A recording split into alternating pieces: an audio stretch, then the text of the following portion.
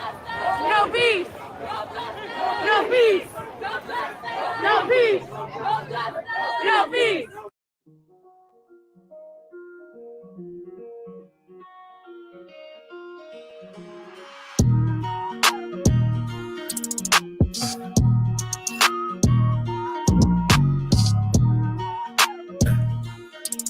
So we gon' die every day. Swear we gon' die every day. They said Jesus gon' save us. Well, I know we die if we wait. I know we die if he can't. They tell us we black, but we ain't. Aboriginal, native, yeah, we gon' die every day. Cause we don't know where we came. We been here, lived here, open borders, got deported, fought for rights. Kidnapped, bitch slapped, blacked out, covered up, washed white. Drugged up, slugged up, beat bread, left for dead, fuck your life. It's all a plan, kill your man, take your land, slave your kids, rape your wife. Why y'all look so mad if all this shit I say is true? Why y'all look so mad if all this shit happen to you? White man quick to tell you was a slave, nothing before. But he himself only been free since 1840. On recording, I'm an ancient Egyptian from Atlantis, headed straight for Canada, that's Israel. Nothing fake about me, no capping rapping, y'all just fed the ink and I'm digital. No caveman, I'm original. Kentucky fried, extra crispy. Where a lot of gold, cause my family history. I'm the guy to know, I bring death to history. Swear we gon' die every day. They said Jesus gon' save us. Well, I know we die if we wait. I know we die if he can't. They tell us we black, but we ain't. Aboriginal, native, yeah, we gon' die every day. Cause we don't know where we came. Swear we gon' die every day. They said Jesus gon' save us. Well, I know we die if we wait. I know we die if he can't. They tell us we black, but we ain't. Aboriginal, native, yeah, we gon' die every day. Cause we don't know where we came. Power, only respect power. Respect power. What's been said can't be said no louder. Stand for something or you die a coward. They bombed our churches, set our kids on fire. Police keep erasing cause they backed up by the nation. Nation ain't complaining cause the Indians still hanging. Comanche, Sioux, Apache, ain't no history in blackness. No reason for that chatting if you bitch up when it's action. AR on my body, tell the bro to grab the shot and loading up that new edition. Finna hit him with this bobby. I can't shoot the shit, but 30 shouldn't miss. 54 races, 104 is click. Anytime in prison, they don't want the shit. They don't want the problems. Snitches get the stick. Talking all that hatred, end up running like a bitch. Quick to call the laws, quick to play the bitch. Swear we gon' die every day. They said Jesus gon' save us. Well, I know we die if we wait. I know we die if he can't. They tell us we black, but we ain't. Aboriginal, native, yeah, we gon' die every day. Cause we don't know where we came. Swear we gon' die every day. They said Jesus gon' save us. Well, I know we die if we wait. I know we die if he can't. They tell us we black, but we ain't. Aboriginal, native, yeah, we gon' die every day. Cause we don't know where we came.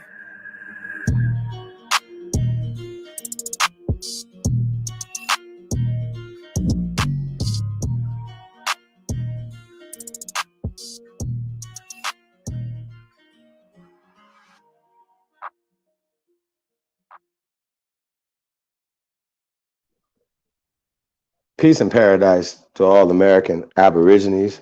Supreme Chief Holidays in the building.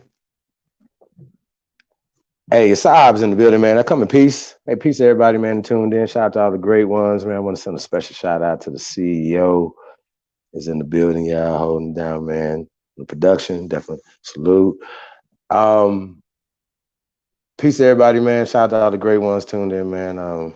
Just wanted to come in and do a quick little live stream, y'all, man. We got a lot going on.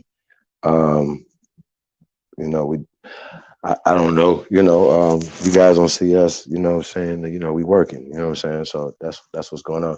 But I just wanted to just say something, before we get started. You don't mind, support the real, y'all. Support, we talk about this a lot, so if you don't mind, go check out AmericanAboriginalShoes.com. Go check out weare2am.com, check us out, man. It's holiday seasons, you know what I'm saying? Do something, man. We're nation building over here, you know what I'm saying? And that's what this is about, nation building. Support the real, y'all, and that's kind of all we can say when it comes to that, man. Love or who love you, you know what I mean? So, and that's kind of the concept, man. And like I said, salute to y'all, man. We definitely appreciate your time and your energy that you bring when you come over here, man. So that's one thing that you can never get back. So I definitely appreciate it. So if anybody ever told you that, thank you. Thank you guys in advance. Thank you guys for gonna be listening to this later on, man. We definitely appreciate you guys. Just want to shout a few of you guys out before we get started, man, on this thing. Um, yeah, man, y'all already know, man. I see Miss Sylvia Williams in the building. Peace, Empress. Yeah, it's definitely gonna be interesting. Ab TV's in the building. Kobe, what it do? Copperhead, Turtle, Oseo, Takeoff, Tyson, Peace King, Mad Love 2020. I don't know if that's an Empress or brother, but Peace, Noble, Peace Royal. See Bronze, Flat Power King in the building. Peace God, Hardline Boss, Peace to the God. Yeah, man, we running a little late, man. You know, it's a lot of things going on, man. You know, we run here looking. We're trying to see what's going on. We're trying to find out what's happening. I see my big sister, Miss Gretchen Helm, is in the building. Peace, Empress. Chicken Hominy Roots. Peace, Empress. Thank you guys for coming. Lamones Jr., Peace King, Pikachu. What else we got in here? Lakeisha Hill, Master Green 8, College Makes You Dumber, Nova the Star, Crystal, Bliss Light, James Williams, Miss Frida Moore, Captain America, Mr. Brooklyn. Peace to all the guys, man. Definitely appreciate you guys. I see Jay Freeway is into the building. Peace to the guys, man. Salute, double hand salute to y'all, man. I already call y'all the great ones. Y'all already know, man. Y'all the greatest of all time, man. And we are Americans, y'all. You know, and I just like to say that, man. Salute to all Americans out there, man. It feels good to be Americans out here, man. I I know y'all. We did the experiment, y'all. You know, but I'm doing this. I'm taking this experiment to the next level, right? We're taking this White Lives Matter experiment to the next level, right? So I think it's interesting because I've been having this conversation with. Hold on, 1 second.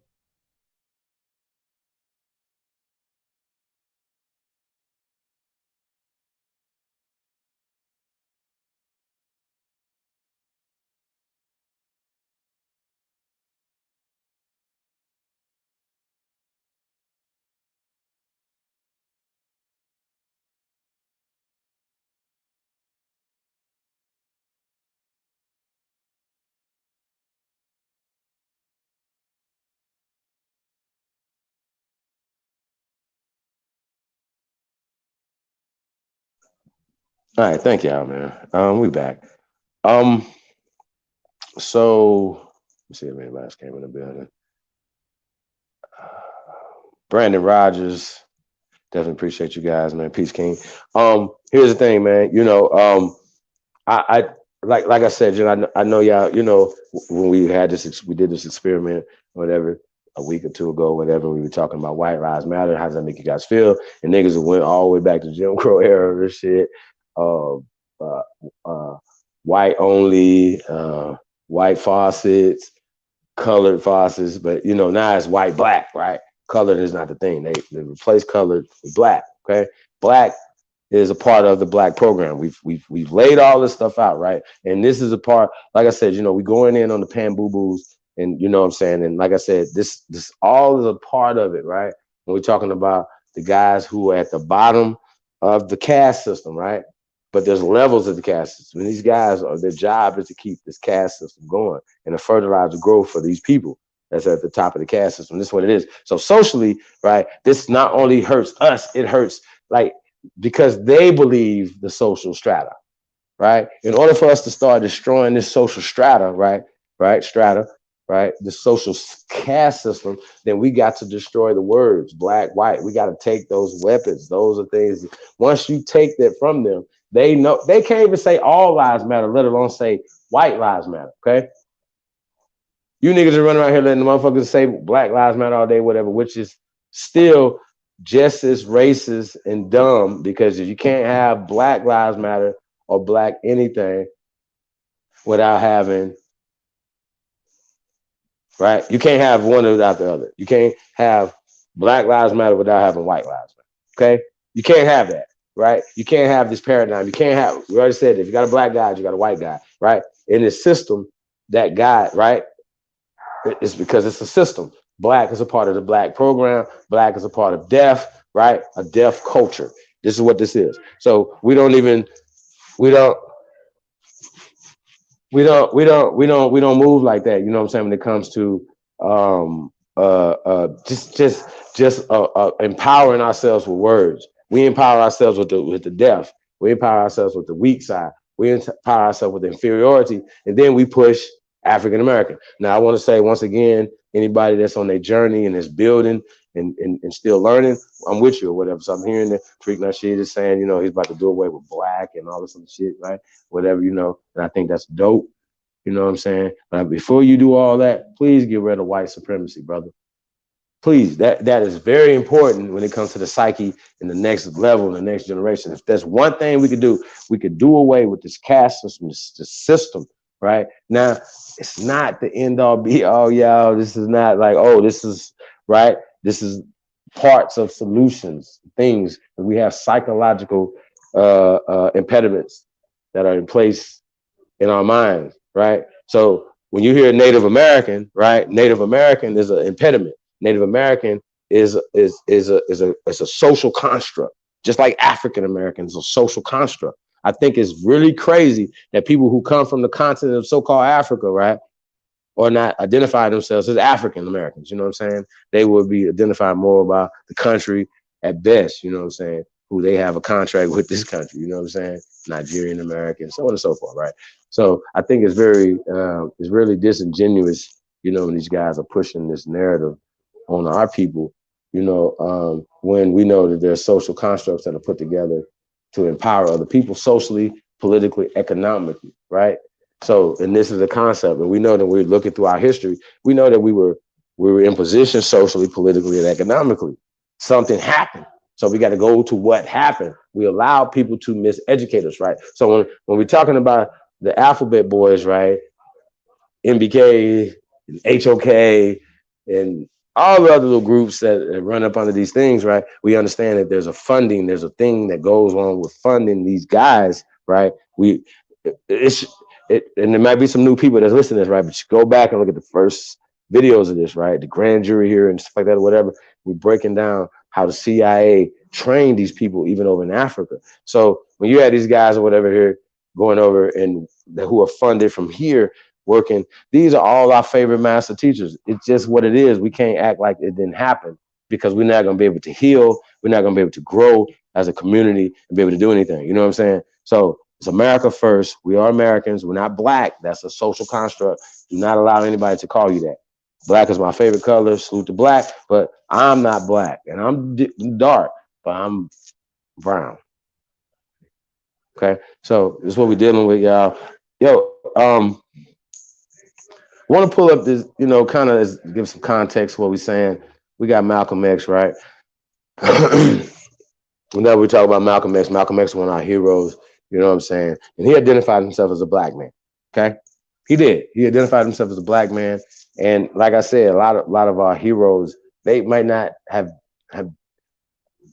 necessarily been privy or to the funding, you know what I'm saying, or what was the structure of the situation, you know what I'm saying? And so, you know, we just want to do a little blast from the past, man. We want to hear from Malcolm X, real quick clip, y'all. So hold on 1 second, man. I'm gonna put this clip up and it's kind of, you know, kind of talk about this, man, because what we're dealing with right now, bro, all this is connected. You know what I'm saying? So when you see these guys that, you know, they wouldn't be with the AME church today.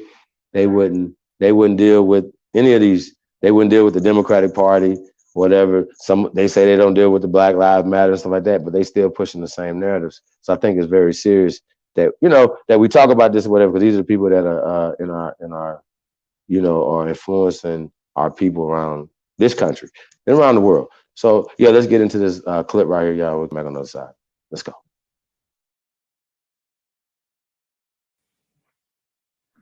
Oh, by the way, fuck fair use. Our politics here in America, the Negro, namely the race problem, integration, civil rights issue, are all nothing but tools used by the whites who call themselves liberals against another group of whites who call themselves conservatives, either to get into power or to retain power. Among whites here in America, the political teams are no longer divided into Democrats and Republicans. The whites who are now struggling for control of the American political throne are divided into liberal and conservative camps. The white liberals from both parties cross party lines to work together toward the same goal. And white conservatives from both parties do likewise. The white liberal differs from the white conservative only in one way. The liberal is more deceitful, more hypocritical than the conservative. Both want power, but the white liberal is the one who has perfected the art of posing as the Negro's friend and benefactor. And by winning the friendship and support of the Negro, the white liberal is able to use the Negro as a pawn or a weapon in this political football game that is constantly raging between the white liberals and the white conservatives. The American Negro is nothing but a political football, and the white liberals control this ball through tricks or tokenism, false promises of integration and civil rights. In this game of deceiving and using the American Negro, the white liberals have complete cooperation of the Negro civil rights leaders who sell our people out for a few crumbs of token recognition, token gains, token progress. In the New York Tribune, in an editorial dated February the 5th, 1960, they pointed out that out of 11 million qualified Negro voters, only 2,700,000 actually take time to vote. This means that, roughly speaking, only 3 million out of the 11 million Negroes who are qualified to vote take an active part. And the remaining 8 million remain voluntarily inactive. And yet it is this small minority, the 3 million Negro voters, who help determine who will be the next president. If who will be the next president can be influenced by 3 million Negro voters, it is easy to see why the presidential candidates of both political parties put on such a false show with the Civil Rights Bill and promises of integration. They must impress the 3 million voting Negroes who are the actual integration seekers. And if so much fuss is made over these 3 million integration seekers, what would the presidential candidates have to do to appease the 8 million non-voting Negroes if they ever decided to become politically active? They hold the balance of power. Who are the 8 million non-voting Negroes? What do they want? And why don't they vote?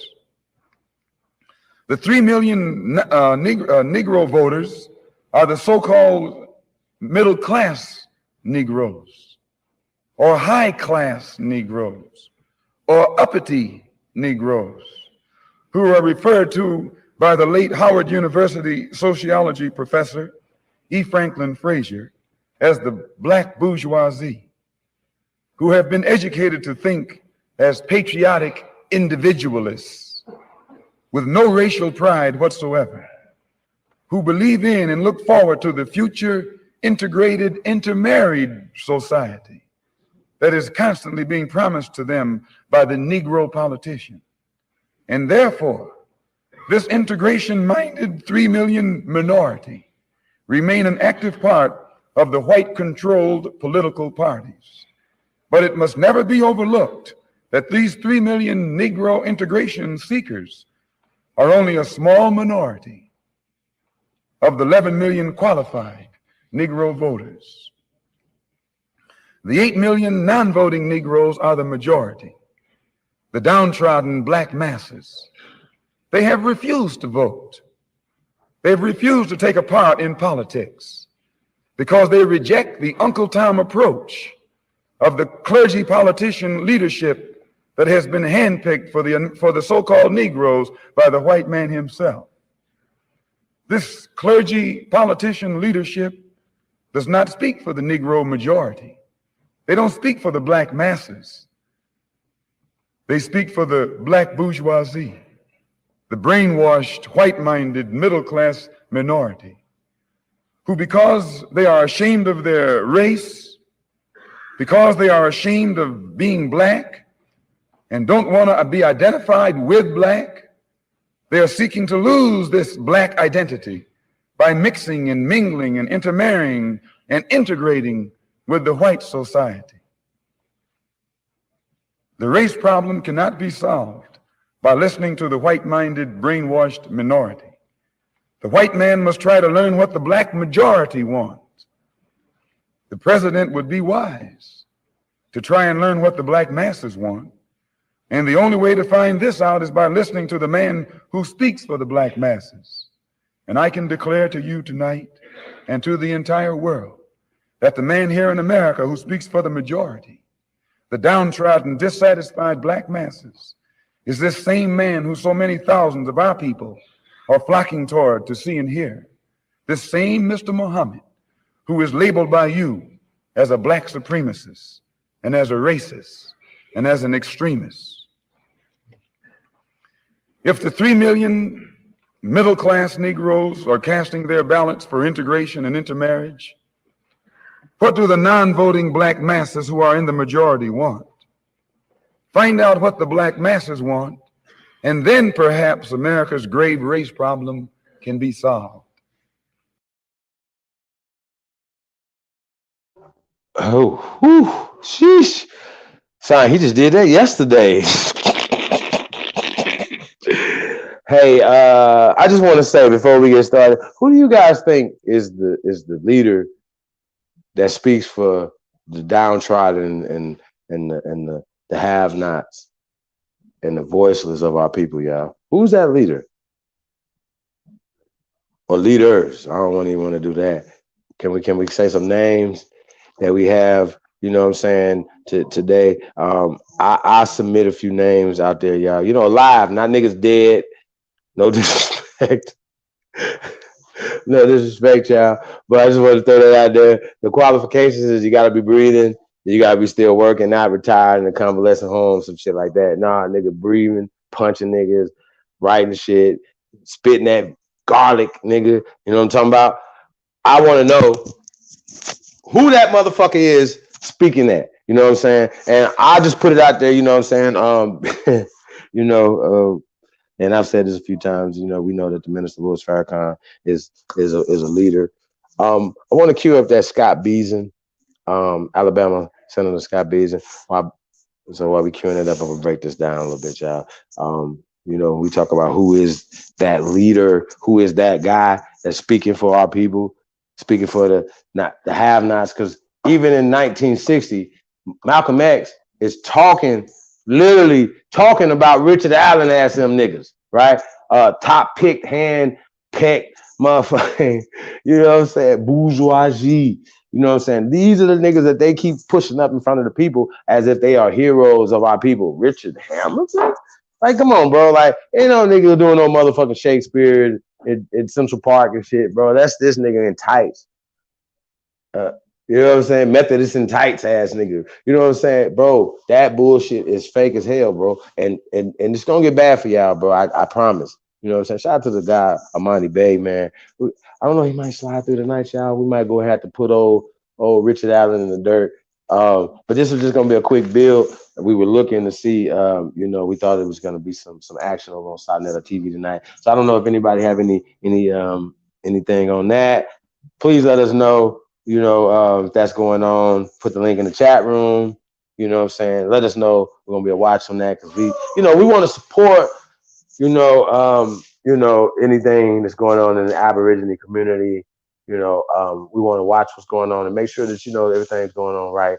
You know, so we can do that from over here, y'all. So we might cover that, you know, because that's what this is for, right? We're doing some other stuff tonight, y'all. So I want to say peace to everybody. I see the dark guy, Christian in there. Who else I missed? Copper Pride. Hey, shout out to Loyal Determined, man. I definitely appreciate you. Take off. We just getting started. Uni One is in the building, Future Generation, you know, Davina Bolden. You know, I definitely appreciate you guys, man. I really do, man. I see the guy, Nicholas Fontenot, is in the building, man. Thank you guys for being in the building, man. We definitely appreciate you. like I said, man, it's a lot of things gonna be changing going into the new year or their new year. And everything that we're doing, y'all, we're doing the nation build. Like I said, man, please support the real.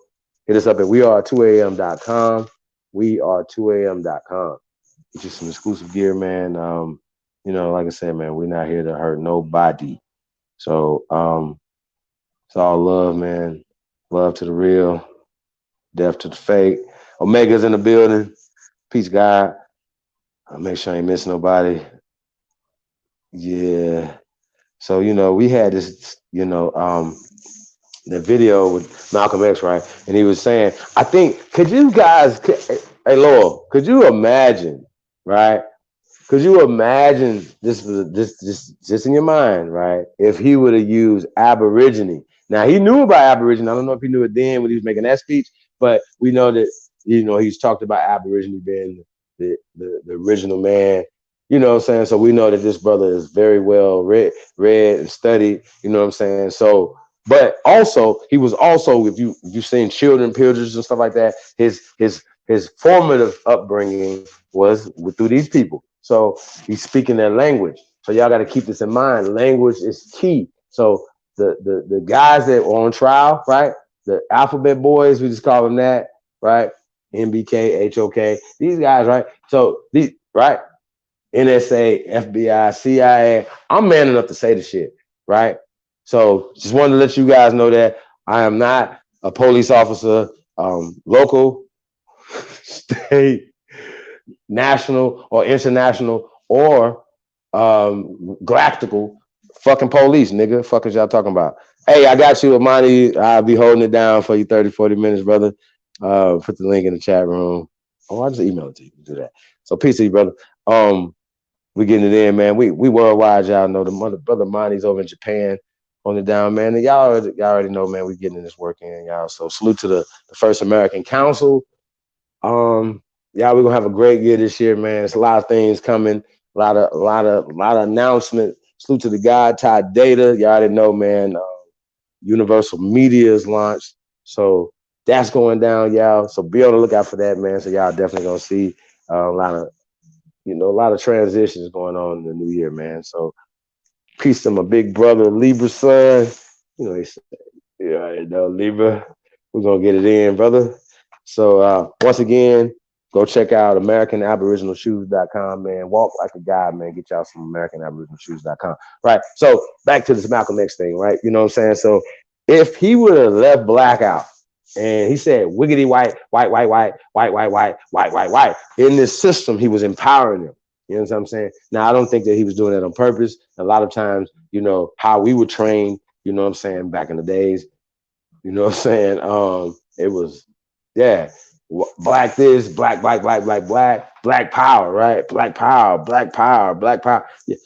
Y'all understand, and I joke about that shit or whatever, but the reality of it is that when you're pushing black power, you're pushing death power, you're pushing bleach power, you're pushing black power, you're pushing blank power. You hear me?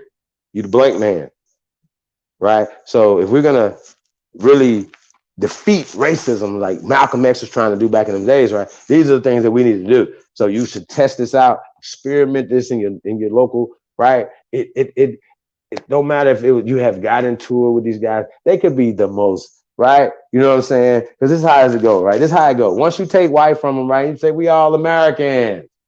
We all Americans. Because technically they're Americans too. American citizens. They've been here a couple years and whatever, right? So according to the law, everything, whatever, they're Americans, right? But here's the thing, right? Once we start talking lineage, people are proud of their motherfucking lineage, dog. Shout out to Lakeisha Hill was in the building. Peace, Empress. People are proud of their lineage, yo. Think about that. Ain't no motherfucker not gonna be proud of their lineage. Ain't nobody over here faking being Aboriginal to this motherfucker. You know what I'm saying? So we'll get back to this, yo, because I got some shit to say. Sheesh. Right? So my bad, yo, my bad. I'm sorry. I'm just getting started. I promise I'm just getting started, right? College though, shout out to college makes you dumber, right? It really do. And y'all gotta understand that, man. Put this on the screen, man. Y'all gotta go check out First American Council, man. We have this thing called the Declaration of Reclamation, right? There you go right there. If you haven't read this, you know what I'm saying, you've been around for a while right now. I don't know what to say about that. I don't know. I don't know what to say. If you haven't read this document right here and it's saved, it's like a screensaver. You email it to people. You know what I'm saying? This document right here is a real motherfucking document. You know what I'm saying? This is a real document right here, y'all. You know what I mean? It really is, y'all. So shout out to Marcus is in the building. Peace, guy. Hey, I definitely appreciate the guys, man. Yeah, no, we having a good time, y'all. I really am having a great time. But back to this concept when we're talking about Malcolm X, right? We're talking about what he was trying to do. Now he could have, well, now I don't think using the term black and then using the term white in that terminology, right? Think about what I'm saying. You know what I'm saying? In his time frame, he was fighting this, but he's using the weapons that are placed in this social construct against himself and against his people, right? He's using black against himself, and he's using white as a weapon, like taking a white billy club, like you have two billy clubs, you have a black billy club, and you hitting yourself with it, and then you taking his hand with his white billy club and beating yourself with it. You understand what I'm saying? Like, fuck it, just take your hand off and let me beat myself with it. This is what we're doing, right? So we're saying that we're gonna take this system, right? So this is how this works, right? Hey, oh, well, you're American, right? Oh yeah. And you get to the lineage, right? Everybody's proud. Niggas is proud. Okay? Niggas is proud of their lineage. Okay, people are proud that they came from France. Shout out to France. If y'all have never been to Paris, you should go. You should go to France, man. Whatever, you know. Check it out. If you've never been to Germany, you should go. You should travel whenever you can. If you haven't traveled, travel the Americas first. I suggest the Americas first. But you know, if you got to, you know, go to Europe or whatever to see some stuff, whatever, so you can kind of see the greatness of not only, you know, the world, but you can see the greatness of your ancestors, how great we are here in America. You know what I'm saying? Because you have to be able to see stuff to be able to compare it to. You know what I mean? So these people, they are proud. They know. So I had a conversation with a guy, right? And he was just pushing the white line, pushing it. Eminem. It started out an Eminem conversation, right? So I was like, oh, okay, check this out, right? So can we do this? Because he was like, yo, Eminem made Dr. Dre. And, you know, we could have went a whole nother direction. A lot of people was going there, right? You know what I'm saying? So I said, look, check this out. Let's do this. Let's throw the black out the door. Let's throw the white out the door, right? Made him admit that white is racist. They know, right? The same, he can't say white lives matter. He can't say, they were saying the N-word, just like all lives matter. They treated all lives matter and white lives matter. I brought it up, right? I brought that up and it shut the show down. Shit almost broke down, right? So the point being is, right, here's my point, y'all, that this is this is a weapon. This is something that the recessive guy, the pale guy, uses to uplift himself. He uses the word white over you because he knows black is a derogatory motherfucking term. He knows black is dead. Okay? He knows this. This is what it is, y'all. I don't want to keep going back and forth with you niggas. This is the problem that y'all going to keep having because this is a fact. This is not like we got to make something up. We have the documentation throughout history that black is not legal in law. Black is not in the Constitution. White is not in the Constitution. So why are we talking white America, black America, green America, purple America? All that shit don't matter.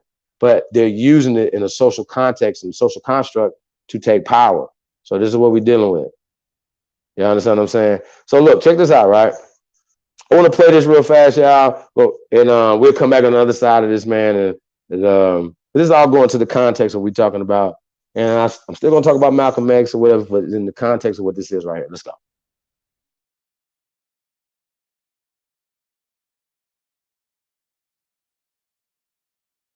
When I was reading to prepare for this interview, I was quite surprised to see you use the word Aborigines talking about African Americans. You know, I've dealt with that issue. I've already, talked publicly about that. And my purpose here today is to say that I'm very sorry, and I apologize to anyone whose feelings were hurt by my comment. I've made very, very clear I don't know where that comment comes from. Well, from your subconscious. Well, I guess. I mean, it's not even a normal thing anyone would say, even if you meant something in a negative fashion. I don't know if you would pull that out. But for me personally, you can't just close down camp and stop trying to do the things that you think are right just because somebody, you may give them an unfortunate bit of ammunition. You still got to continue to fight on and do what's best for the state in the long run. And frankly, it's going to give me the opportunity to talk about things that I may never been able to talk about before. You mean the bill? Well, the bill, or talk about race relations issues, things like that. I mean, I have a freedom that a lot of people don't have because of that. Because you used the word Aborigine. Because I've been through the fire, and I can talk to people, I can relate to people, I can let them know what kind of person I am, and we can talk about things that sometimes have been a little bit taboo. So because it allowed you to reach audiences you might not otherwise have reached, do you not regret saying it? I think it gives me some opportunities. I went and spoke to a group in the city of Birmingham. What does he regret saying? Councilwoman's community meeting, probably 95% African American, and because of things that I regret, offhand remark I should not have made. Using the word Aborigine. Right, offhand remark I should not have made. Which you don't want to say. Yeah, I know better. He only want to say it again. What it allowed me to do, they actually listened to what I said, probably more than they would have anybody else, because they want to see, this is that guy, this is that person. And we discussed immigration, we discussed policy that deals with the county locally, and there was the ability to actually get across some things that may have surprised them, that they realized, okay, this guy's making some good sense on some issues. I don't know if I would ever have had that door even opened if some of those things had not happened. So it really has worked as a positive in a surprising way to me to allow me to interact with people. Your other incendiary quote was empty the clip, the gun clip, juxtaposed with immigration. So people think that's what you meant. So how do you explain that? Well, it definitely had nothing to do with violence against anyone. It was totally taken out of context. The purpose of it was I was telling an audience that we needed to exhaust all efforts to try to deal with a number of issues. By the time I got through 2 or 3 newspaper filters, it was all over the country that I had advocated violence against immigrants. Nothing was from the truth.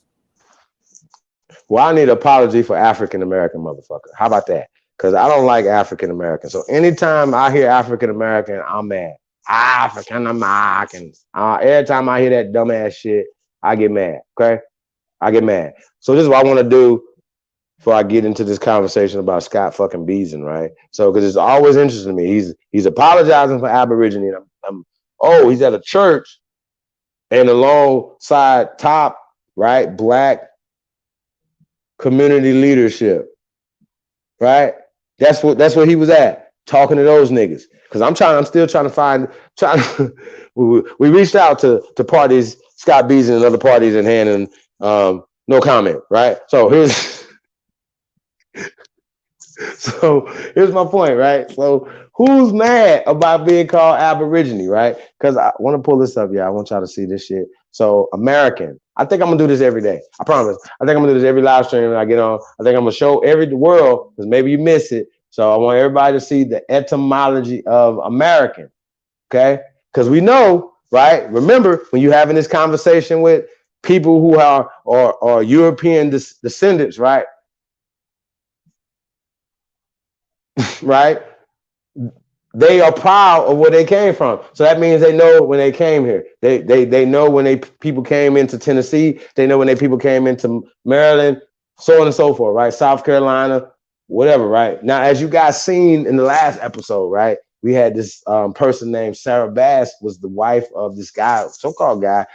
Hey, y'all, I got the drums are rolling over there for this shit, right? Because I can't wait till y'all see this. This is really crazy, right? But then you just think about it, right? I don't know if you guys have seen, anywhere in the world or presented anywhere of pale people, right, being represented as slaves, but whether captured, still in servitude, or freed. But that has never. I don't know if y'all have seen that anywhere. You might have. I can't tell you what you've seen, but I've been around, so I haven't seen that, right? That, and then just for us to get to the etymology of these words, right? Like slave, and then for it to pick these people, and we know where these people came into these things. You have to ask these people, because if they own something, right, then they would still own that. Okay? If they people own something, so they came here poor. If you came here poor with no skill set, you will have to have a master. Okay? So up into the 1900s, when you start looking at the lynching records, right?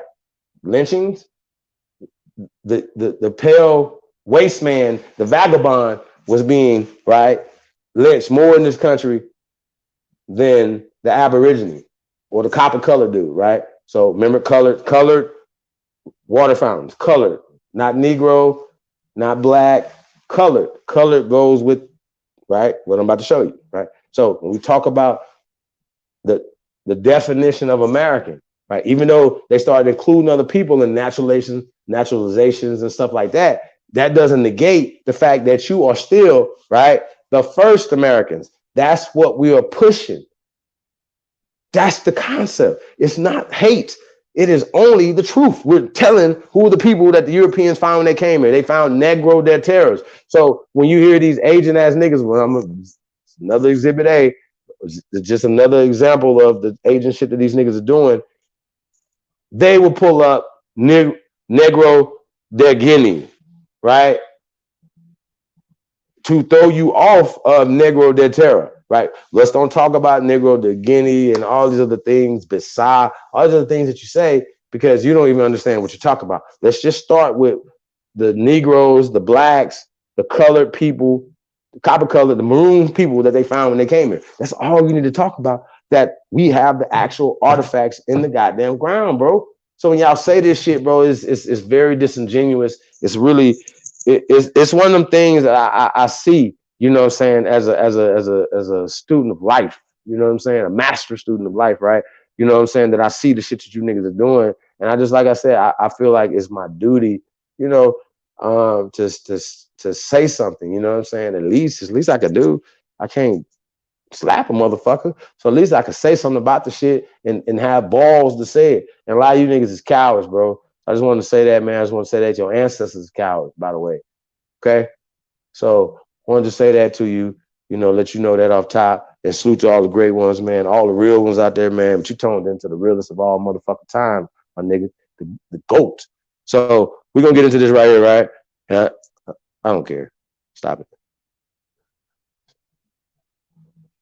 Peace out.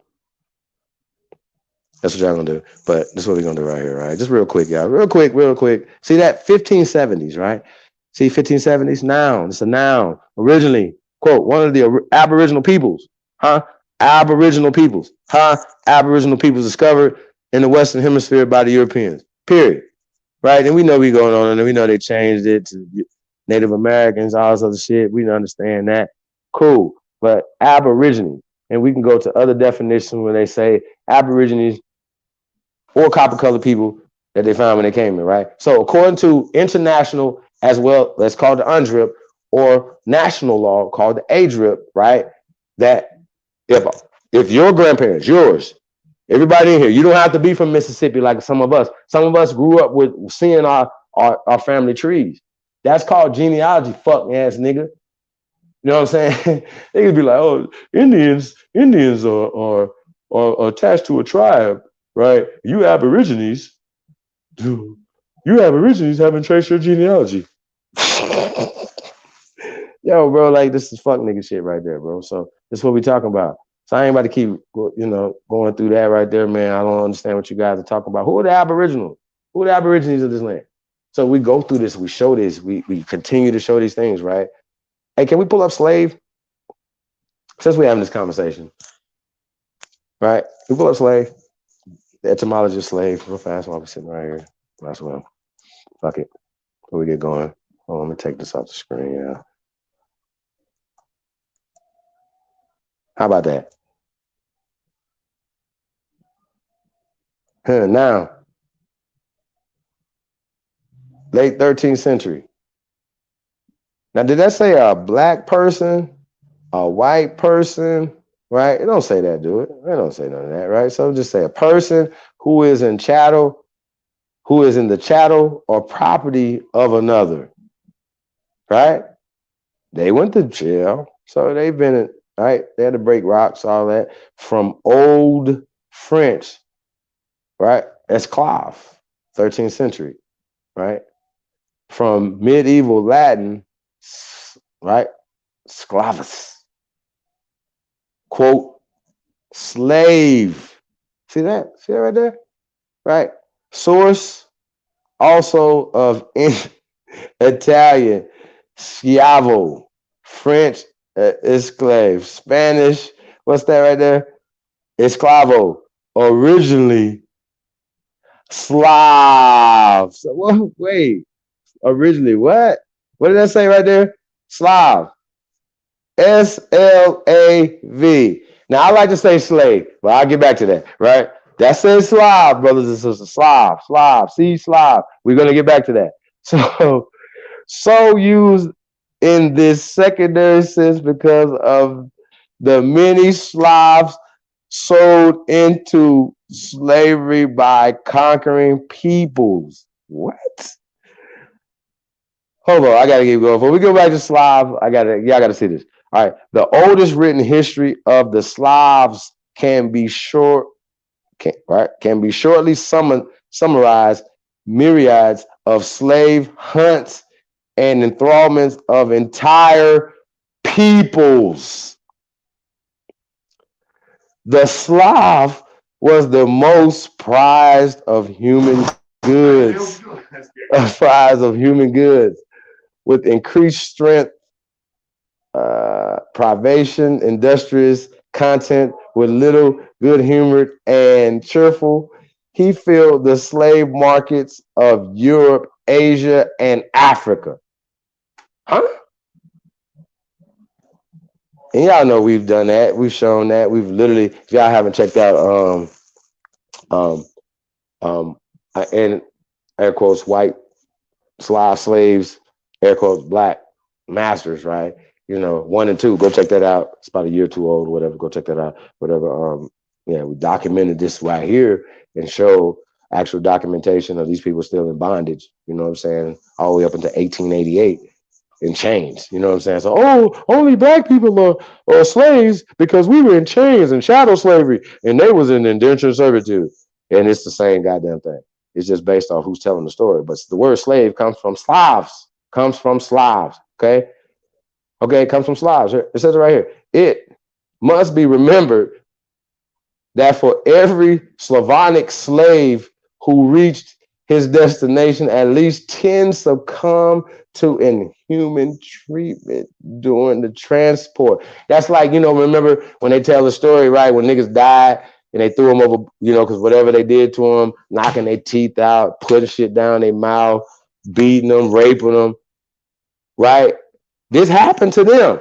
They got thrown overboard, sharks migrating, Jacques Cousteau telling motherfuckers sharks is migrating, all that dumbass shit. This actually happened. This is actually documented. This happened to them. And it didn't come from a Alex Haley story. This is actually a documentation, documented like boats, right? A nigga coming, didn't make it, got thrown overboard. This is actual a documentation of this, okay? So don't fuck with me.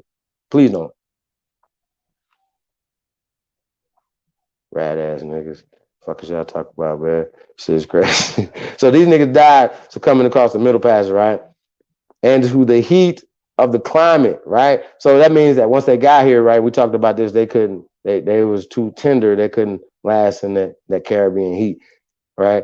Indeed, Ibrahim, 10th century himself, in all probability, a slave dealer says, quote, and the Slavs, right? Slaves cannot travel to Lombardy on account of the heat, which is fatal to them. Hence, what? The heat is fatal to them. Hence, their high price, right? I don't know why they would have a high price if they can't work. God damn it, that's dumb, right? The Arabian geographer of the 9th century tells us how the Mora, I guess that's Magaraya. I don't know. Yeah, I'm country. And the Pontus Steep denominated all the Slavs dwelling near them. Huh? They denominate all. Okay, see what's going on?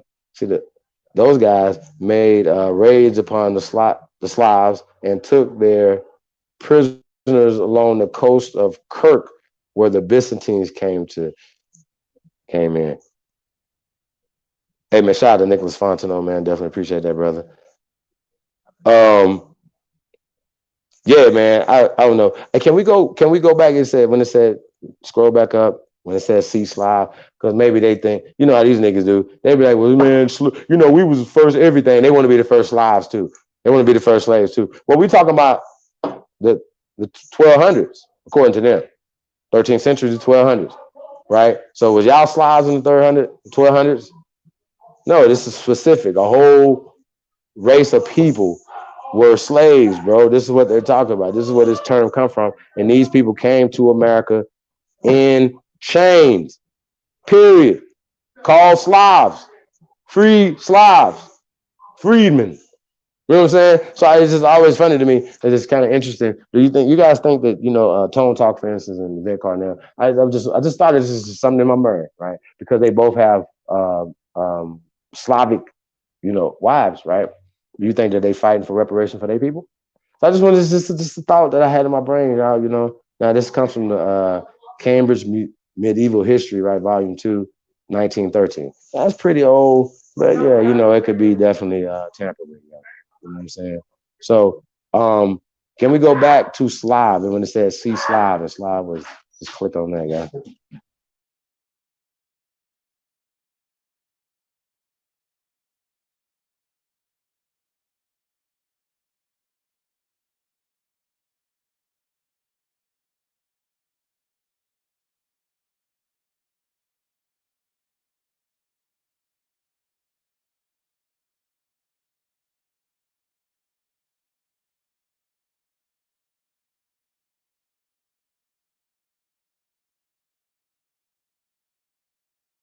All right, so we got Slav, right? It's a noun, 14th century, right? You see that? Slav from medieval Latin, Slavic. SLOB. SLOB. Hey, from Byzantine, Greek. Right? SLOB is a Slav. Slav. No, SLOB is Slav. Slav. We ain't talking about Slav. Oh, Slav. Slav. Let me see the.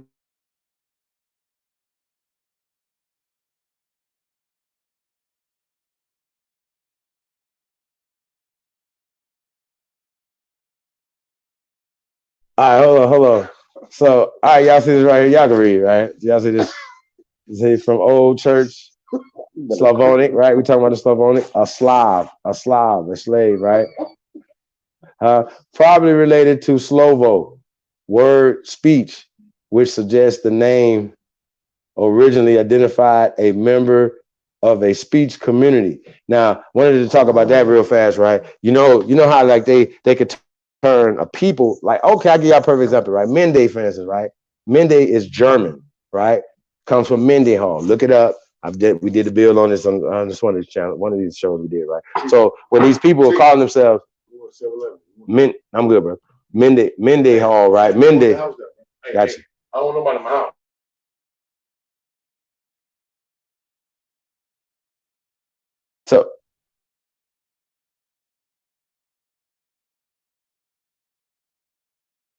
So Mende, right? Mende's German, right? So now you have a whole Mende speaking people, right? Or Mende race of people, or Mende group of people based off of a speech, right? We can do this with Cherokee. We can do this with a lot of different things, right? You know how and this is how they erase the people, by erasing you into your language. You know what I'm saying? So they'll take your language and they push this language into this language that we're speaking today. Okay, this is what has happened. Don't fuck with me. All right, get your weight up. So we talk. Oh, this is Germans. There's Slavonic, the Nietzsche, Germans. Did y'all see that? Germans related to Nemu, dumb. Who? So slave means is related to Nemu, dumb. Greek. I definitely. Okay. Oh, we got heterophonous. What's that say? Foreign, literally of different voice. Huh? And of Old English. See that? Old English. P-E-O-D-E, which meant both race and language. Now they're using race and languages interchangeably. Like I said, we've already pointed that out. I don't know. I didn't see Kunta's name in there on the slave list. Like when we looked up slave, I didn't see that. I don't know if y'all seen that. Did y'all see Kunta? I didn't see Kunta.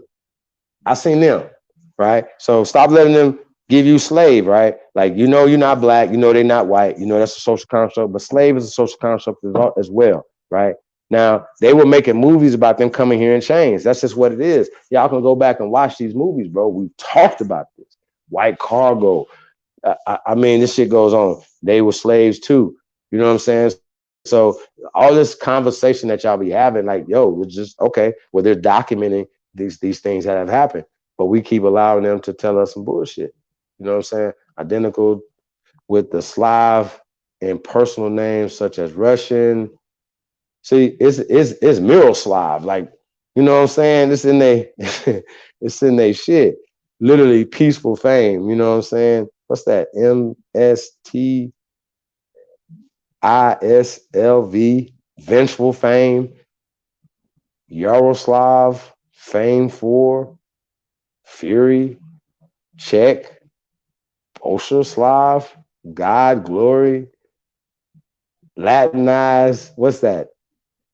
Wenceslas? What is that? WENEESLAS, having greater glory, perhaps from pi root, that's clue, to hear, spelled slave, 1788 through 1866, influenced by French and German, slave. What? Come on, y'all. I'm done. I'm done. We can get out. I'm done, yeah. I'm done. I'm not about to keep going. What was Kunta at? What was Africans at? What was black at? How y'all got slave, black, and African mixed up? Please explain this to me. Please. This shit is really retarded, bro. It's really retarded. Yeah, sorry to disappoint anybody, you know, if there's gonna be no roast on tonight. You know, I think they mad about the information, yo. So we're gonna keep it going. So hey man, peace to everybody, man. But hey, did y'all know this? Some people did, because y'all been around, y'all been watching this. So hey, so I just wanted anybody know, is that thing going down over there on Sinetta's? No? Anybody know what happened? Anybody know? I don't know. My bad. Hey, so I just wanted to point this out right here, y'all. You know, when it comes to this bullshit right here. German slave. So when y'all seen the sister waiting on the brother Amani Bay, in fact, I'm gonna go ahead and spot that time. I'm gonna go ahead and put the link in the chat room. So when he ready to come on, he can just hit the link a couple times. If anybody will come on, man, y'all can come on, chop it up, rapid. I got a few questions. I got questions, right? You know what I'm saying? So, you know, got a few questions, y'all. See how y'all feeling. We got ATF, all-time flatters in the motherfucking building. Peace to the God, man. Ben for X Fox. Okay. What's up, man? Dr. Kadar's in the building. OCO. Definitely appreciate you guys, man. Make sure I miss nobody. FTBIM, what up, though? All right, so yeah, cause we ain't gonna be long, man. I got something else going on tonight, y'all. Peace to my Empress. Love you, baby. What's we got going on? Yeah, man, new show coming soon, man. I can't wait till y'all see the show, man. So hear the show, man. It's gonna be dope. So, you know, 2020, 28, Bonnie and Clyde around this motherfucker, man. So y'all be on the lookout for that, man. Mr. Fluffy is in full effect. Yeah, man, I'm really excited, man. Stay woke, indigenous, OCO. Thank you for coming. Hey, yeah, that link. You guys can come in, man. When the money come in, man, we can let him do his thing, man. We got a little presentation, man. We want to present. You know, it's death for Richard Allen, guys. In the Black church.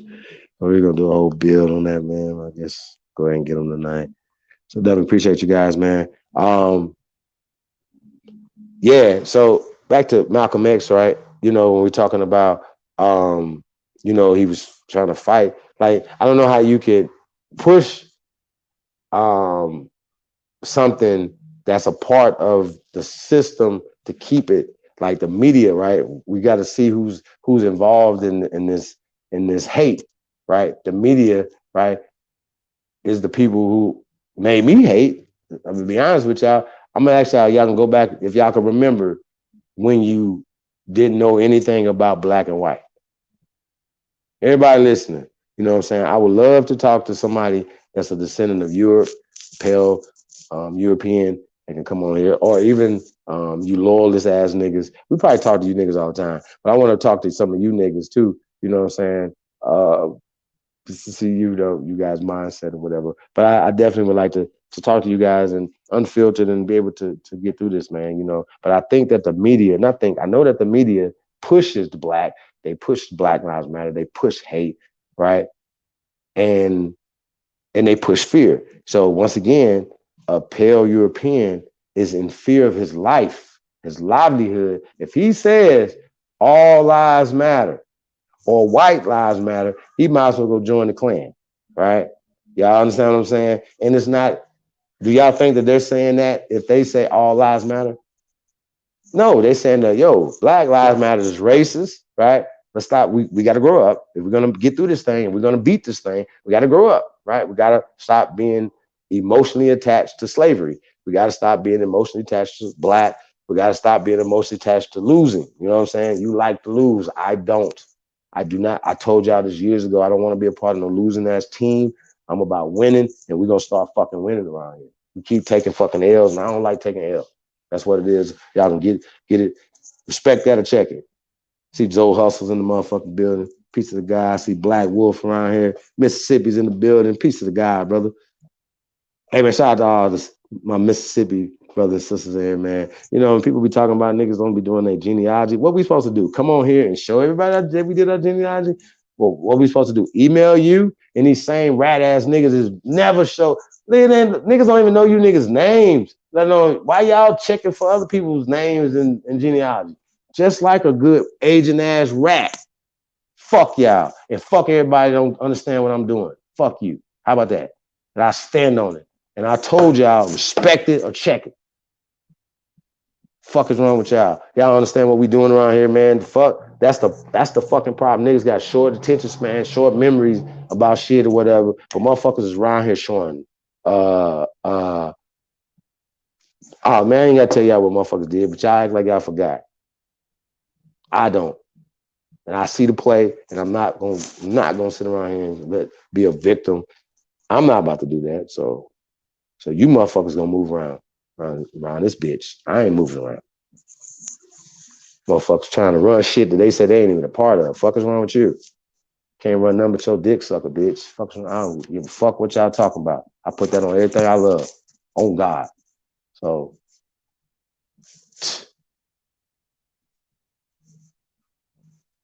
fuck out of here. That's y'all goddamn problem. Motherfuckers don't know nothing about the real. Leonard in the building. Oh God, bro. Y'all don't know nothing about real. Motherfuckers act like they real. Is that real? I be seeing y'all, bro. Like, I don't like that fake ass shit, bro. So I'm gonna let y'all have that shit. I just know I'm watching. So I'm not letting it ride. So just letting you know. So I'm still looking, man. Anybody know if this is just saw another thing going down? So I'm definitely interested in that. Let me see what's going on. What's going on? Anybody coming in? Don't be scared. I don't bite too hard. Shit. Got me fucked up. I ain't sitting around letting nobody do nothing to me. What up, though? Chief. Got me fucked up. Rider Man is in the building. Piece of the Prince, man. What's up, brother? Definitely appreciate y'all, man. Hey, you know, like I said, man, I have given open invitations to your boy, Kui Mayo. Okay, so I'm gonna do an open challenge to him since he don't want to do it behind the scenes. I'm gonna do an open challenge in the public so we can have this conversation. You know, come talk to me, man. You know, we can have real cordial conversation or whatever. Or if we can't do all that, I challenge to a basketball game, like 1-on-1, or you get 4 motherfuckers from Costa Rica and I get 4 motherfuckers from America, right? That's how that works. We gotta take a win.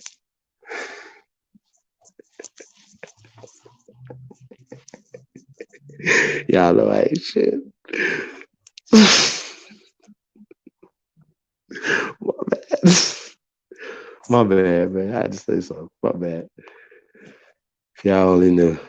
Shit. Hi, everybody. Hey, man, I come in peace. It's your Sahab and I come in peace. Hey, y'all. Just wanted to introduce y'all to the CEO, man. So the CEO is in the building. Peace of CEO. Hey, man, we're going to be launching this new show real soon, man. I'm really excited, y'all. I'm a new partner in crime, man. You know, it's been my partner in crime, but y'all just didn't know about it. So y'all gonna be able to hear that, man, real soon, man. So I'm definitely excited about that, y'all. What else we got coming up? A lot of fly shit coming up, man, for the holiday season, man. Y'all got Black Friday coming up. You already know, man. There's Cowboys and Indians coming. We're dropping 420. We got Cowboys and Indians coming. It's a return of Yesai Doc Holiday. Hey, man, this is Legends Never Die. You know, y'all seen the intro, man. It was the infamous Trey Ali, man. Hey, let's get some status, man. Play some Trey Ali. So yeah, it was the infamous Trey Ali, man. That was Turtle Island, man. That's the first joke, them, you know what I'm saying? Off the project, man. So shout out to the infamous Trey Ali. Y'all go support that, man. Share that joint. That Turtle Island joint, man, is really hot, man. It's really something, man. They say Jesus is gonna save us. You know what I'm saying? So, hey, peace of the tribe, man. Definitely, man. You tuned into the greatest of all motherfucking time. It's your Sahab, man. I come in peace. Beast mode is in the building, man. Yeah, man. They need to get their ass on back to Africa, man, with all that dumb ass shit. Yeah, hey, Hardline, stop playing, bro. Hardline didn't say the shit. All that, nigga. All that right there, nigga. All that. Basketball, boxing, slap boxing, rapping, building, farming. They put us. All that, nigga. I'm from Mississippi, man. Mississippi stand up in this bitch, y'all. I ain't never been. I ain't gonna lie, man. I gotta tell y'all some real shit, man. You know what I'm saying? You know, Mississippi used to just get so fucked up with bad rep and everything, man. It wasn't that I was, you know, wasn't proud of being from Mississippi, but it wasn't like the thing that, you know, to do, man. You know what I'm saying? So you gotta sometimes, man, you gotta put your little town on your back, man. Have some pride for your shit, man. You know what I'm saying? Because most niggas that you know, they people came from Mississippi, Alabama, Louisiana. You know what I'm saying? So it's the socialization process. Y'all get it? Oh, you little country niggas down there, y'all don't know nothing about what we got going up here in the city. That type of mentality. You know what I'm saying? So not wanting to look like a little nigga, but at the end of the day, man, we the root, we the seed. Now I don't rap, bro. I don't rap. I write, I produce. I'm a multi-platinum producer, brother. You know what I'm saying? I've been doing this a minute. I just been gone a while, so I'm back. So I'm coming out of retirement, man. We got records, man. We're doing our thing, man. So if you niggas, y'all rap, y'all produce, y'all make beats, holla at your boy, man, Chief Holiday at gmail.com. And also I want y'all to know, you know, we touring if COVID admits, stuff like that, whatever, man. So the email for that is runwiththebull2020 at gmail.com. Hit us up over there, man, if y'all interested in coming to y'all city, man. Bringing you know, we doing our thing, man. So we're gonna be coming through there. This tour that we got going on, lecture series. We're filming the movie, everything that we got going on, y'all. You know what I'm saying? We definitely gonna bring it to y'all city, man. So hit me up, runwiththebull2020 at gmail.com. Hi to Sahab. This is the one and only Supreme Chief Holiday, man. Like I said, man, I come in peace. Yeah, hardline, man. Let's get it, man. We got this infamous Trey Ali. It's called Status. Let's go. Yeah, man. That way right there, we just play game of 1-on-1, my nigga. Yeah. Go.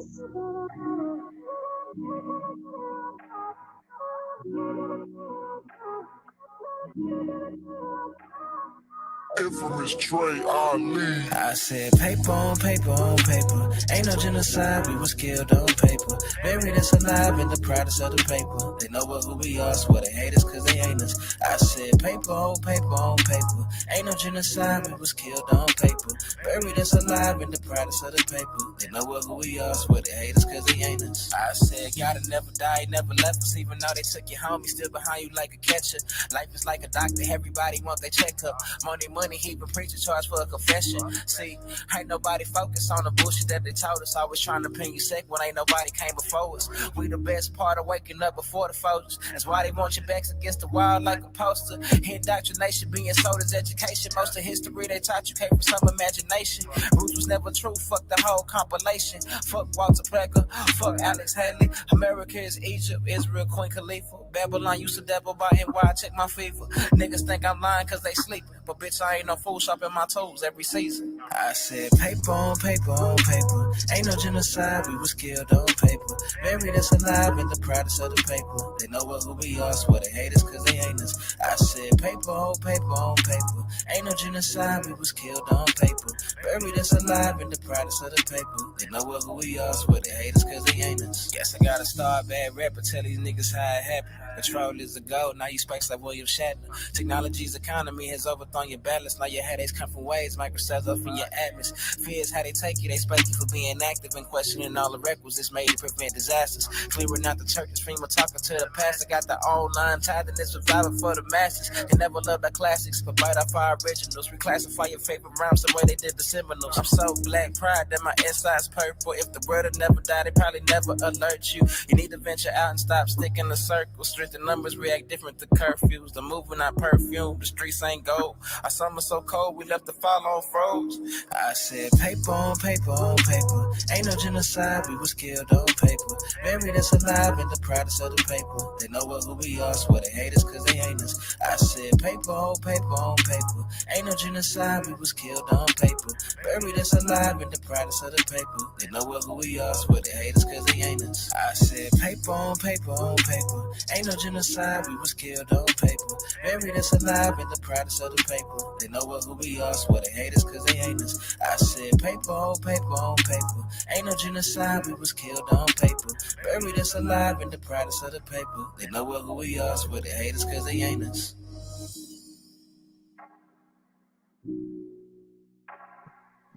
D-Town. Stand up. Yeah, man, it's infamous Trey Ali, man. Paper. Status. It's called Status, man. Yeah, he said, buried us alive in the privacy of the paper. Sheesh. Shout out to Trey Ali, man. Hey, man. Peace, everybody, man. We're in the building. You're not. Shay Pink is into the building. Elizabeth Smoot. That's right. They pencil whipped us. Peace, Empresses. Mama Bear. Peace, Empress. Definitely appreciate you guys. I see Jaguar, Old Mac, Peace of the God has entered the building. What it do, man? I see Beast Mode is in the building. She won't even fly the body back to States. Huh? What happened? What's going on? Love that. That's what's up, man. Definitely appreciate you guys, man. Look, man, you know, we ain't gonna hold everybody up tonight. Really wanted to come in, heard just the side of the thing was going on tonight, and I just thought it would be interesting to cover that, you know. Yeah, so I don't know if anybody knows what's the status of that, you know, y'all can put that in the chat room, let us know, you know, we can look into that. Definitely appreciate you guys, man. Man, we grinding, man, we trying, man, so I can tell y'all, man. So definitely, man, we definitely appreciate all the love and support, man, we get. We're gonna keep it going, man. So Scott Beason, right? Now, I think it's very interesting, you know, that once again, you know, certain words and things they want to use, but I don't know how Aborigine, right, will be a derogatory at any level, right? Like there's any way that you could use Aborigine and be derogatory. Can y'all see that as being any type of way that word could be used in a derogatory term to where you will have to apologize to somebody, right? Like this word has to be the word. Like he didn't say Indians, right? He didn't say niggas, niggers, nagas, like porch monkeys, moon crickets, none of that. This nigga said Aborigines. Why is Aborigines, right? Why? Why is Aborigine the word that this man had to apologize to original people, invisible people? Because once again, we can't find these people who are mad about this, right? Because I don't understand if you're mad about being called the first inhabitants of something, right? When everybody says you, right? So who was he apologizing to? Right, it's just like that the Duchess or whatever over there that wore that Blackamoor brooch. I don't even know if she apologized, whatever she said, or whatever she did, because I don't think she gave a fuck enough to apologize, right? But what that wasn't like she had like a slave with a noose around his neck or some shit, right? Getting whooped or something, right? No, set on fire, and then it was a nobleman, it was somebody of nobility, you know what I'm saying? So why is she? What is going on? So once again, these terms, right? Understand that Aborigine is a term that they don't want out there. Okay. They understand word associations, right? Malcolm X, hey, film out there saying we've played this so many times. Malcolm X saying that we the Aborigine. Now he will turn around and say it's the black man. When you see an Aborigine, you see a black man, right? Like that's facts. That's a fact. We the first inhabitants of every square inch and what's under the water, right? According to science, not according to us. That's just according to science, y'all. We've been everywhere. We touched everything, right? Now, maybe it's something that wasn't touched. So what, right? You're missing the point. The point is, right, that according to we've been here that long.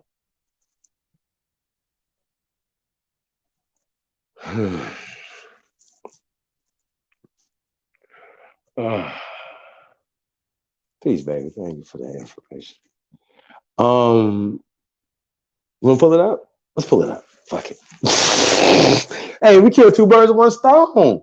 That's what we do. Let's kill two birds with one stone, y'all. Let's do that. I got something for y'all. I got a special sheet for y'all, right? We got the agents.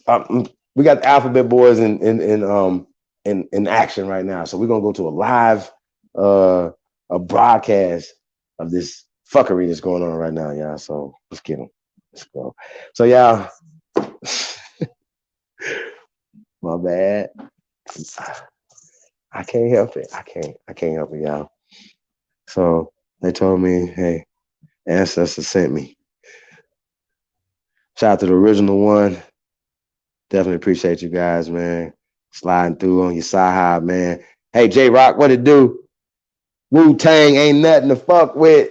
J-Rock, Peace King. Thank you guys for coming through, man. I see Eagle Hawk is in the building. He said I found a brother that's in Scotland. Oh, wow. Peanut, what it do? He said born there. I'm lining up people for this first interview. That's what's up, man. Let's get it. Definitely appreciate that. Eagle Hawk, hit that link, man. Bronze, man, thank you guys for coming through, man. Definitely appreciate you guys. I see Sun Babies in the building. OCO, man. Peace King. Who else we got in here, y'all? Truth over everything. Alabama's in the building. Peace to the God, man. Yeah, man. I definitely appreciate you guys, man. It's always like seeing family, man, when y'all come in here, man. So definitely appreciate all the love, man. And maybe we're gonna get a love. I promise. Hold on 1 second.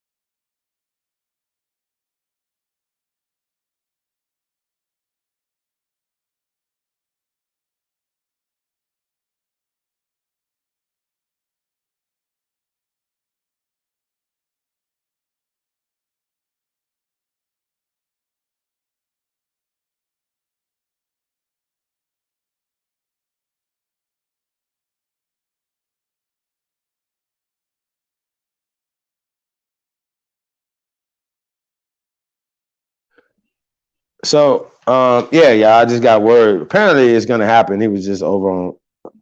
It was just over. And that guy has a chapter on all of the Gullah and the Seminole Wars, and then he starts to break down on why they try to hide this war, and they tried to like just say that it's specifically all Indians, and how after they blew up Fort Negro, that they wanted to hide it because these people, black people and Indians, are fighting this whole thing.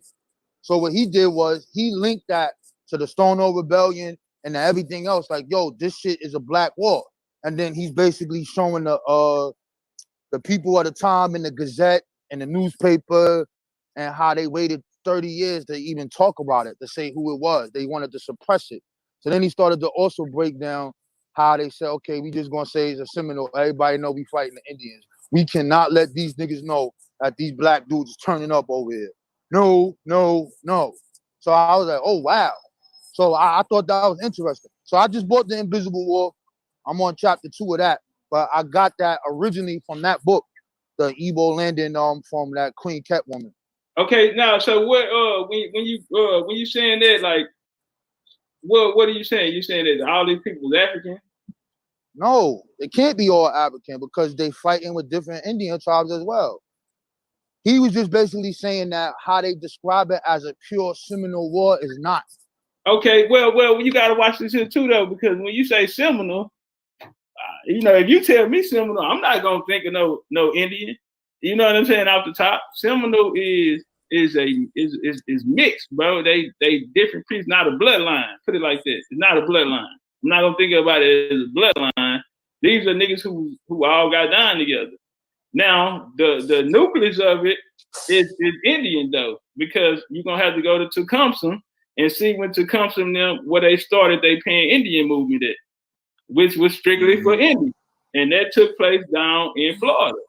What happened was did this nigga say pan-Indian movement? At Fort Mose.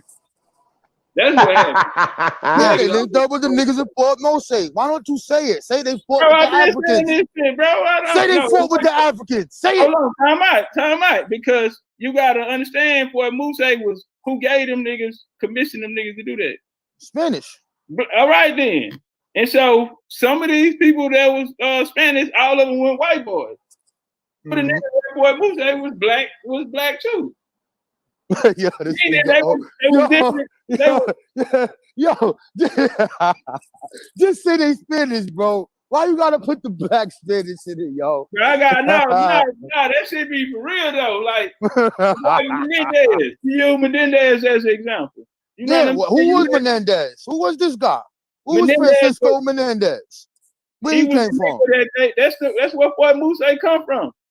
Yeah, but what do they say he is? He was mixed. Do they mix? Okay. He was African and Indian. They say Mandingo, right? And that nigga was Yamasi Indian too. Okay. I don't have no problem with that, though, Rob Boy. Okay. That's what happened, family. I don't need it to fit my narrative. I just want to know what happened. When I read all the shit I found on it, that's what it said. The nigga was mixed. Just like a lot of motherfuckers. This nigga just said you're African American. Hey, African Indian. What's an African? Hold on. What's an African Indian, my nigga? Please tell me. Them niggas used to go down there and jack in South Carolina. They used to hit them Indian trails and go jack them niggas in South Carolina. That shit became a problem for them, and they'll run back down to Florida. Yeah, that shit. Hey, shout out to Chicken Hominy Roots, though. Shout out with the feather crown. We definitely appreciate that. You got some African niggas, them niggas gonna ride. You got some Black, Dutch, or Portuguese, whatever the fuck. Anybody's gonna ride. Them niggas was dead and ride, bro. That's how it went. They say Chanel alive. High garbage. Hey, we finna go over there. Let's run up on that nigga ass, y'all. Yeah, you go do that, not me, Sire. No. It's a good.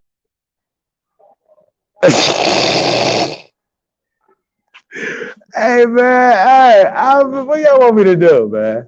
What y'all want me to do? Y'all want me to join the Pan-Indian Society. That's what it is. Y'all want me to be a motherfucking African Indian. That's what y'all want. Y'all want me to be a Mandinka Muskogee. Goddamn Creek. Goddamn.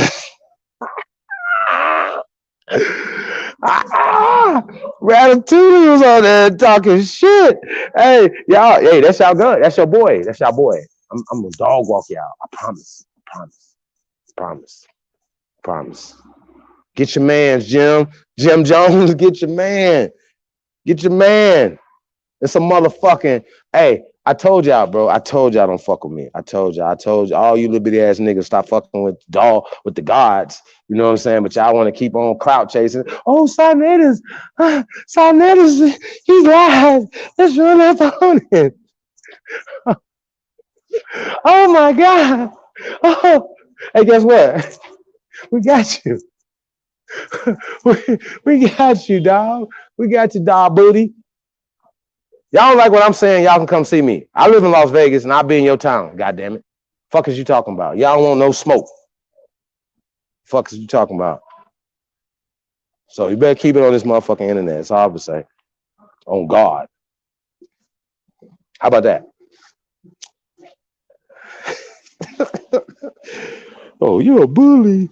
D5, what it do? Said they just coming in. My bad, y'all.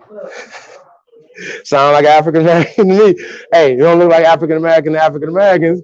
You don't look like African Americans to me. Survivors. I told them don't do it. I told them. They didn't want to listen. I told them don't do it. Hey, but we ain't finished. Y'all. First time participating. Was told I was Blackfoot on my mama's side. That's what's up. So I'm going with that. Hey, D5, that's what's up. So when you talk about Blackfoot right on your mama's side, are you from the South, like Mississippi, Alabama, places like? Hold on, y'all.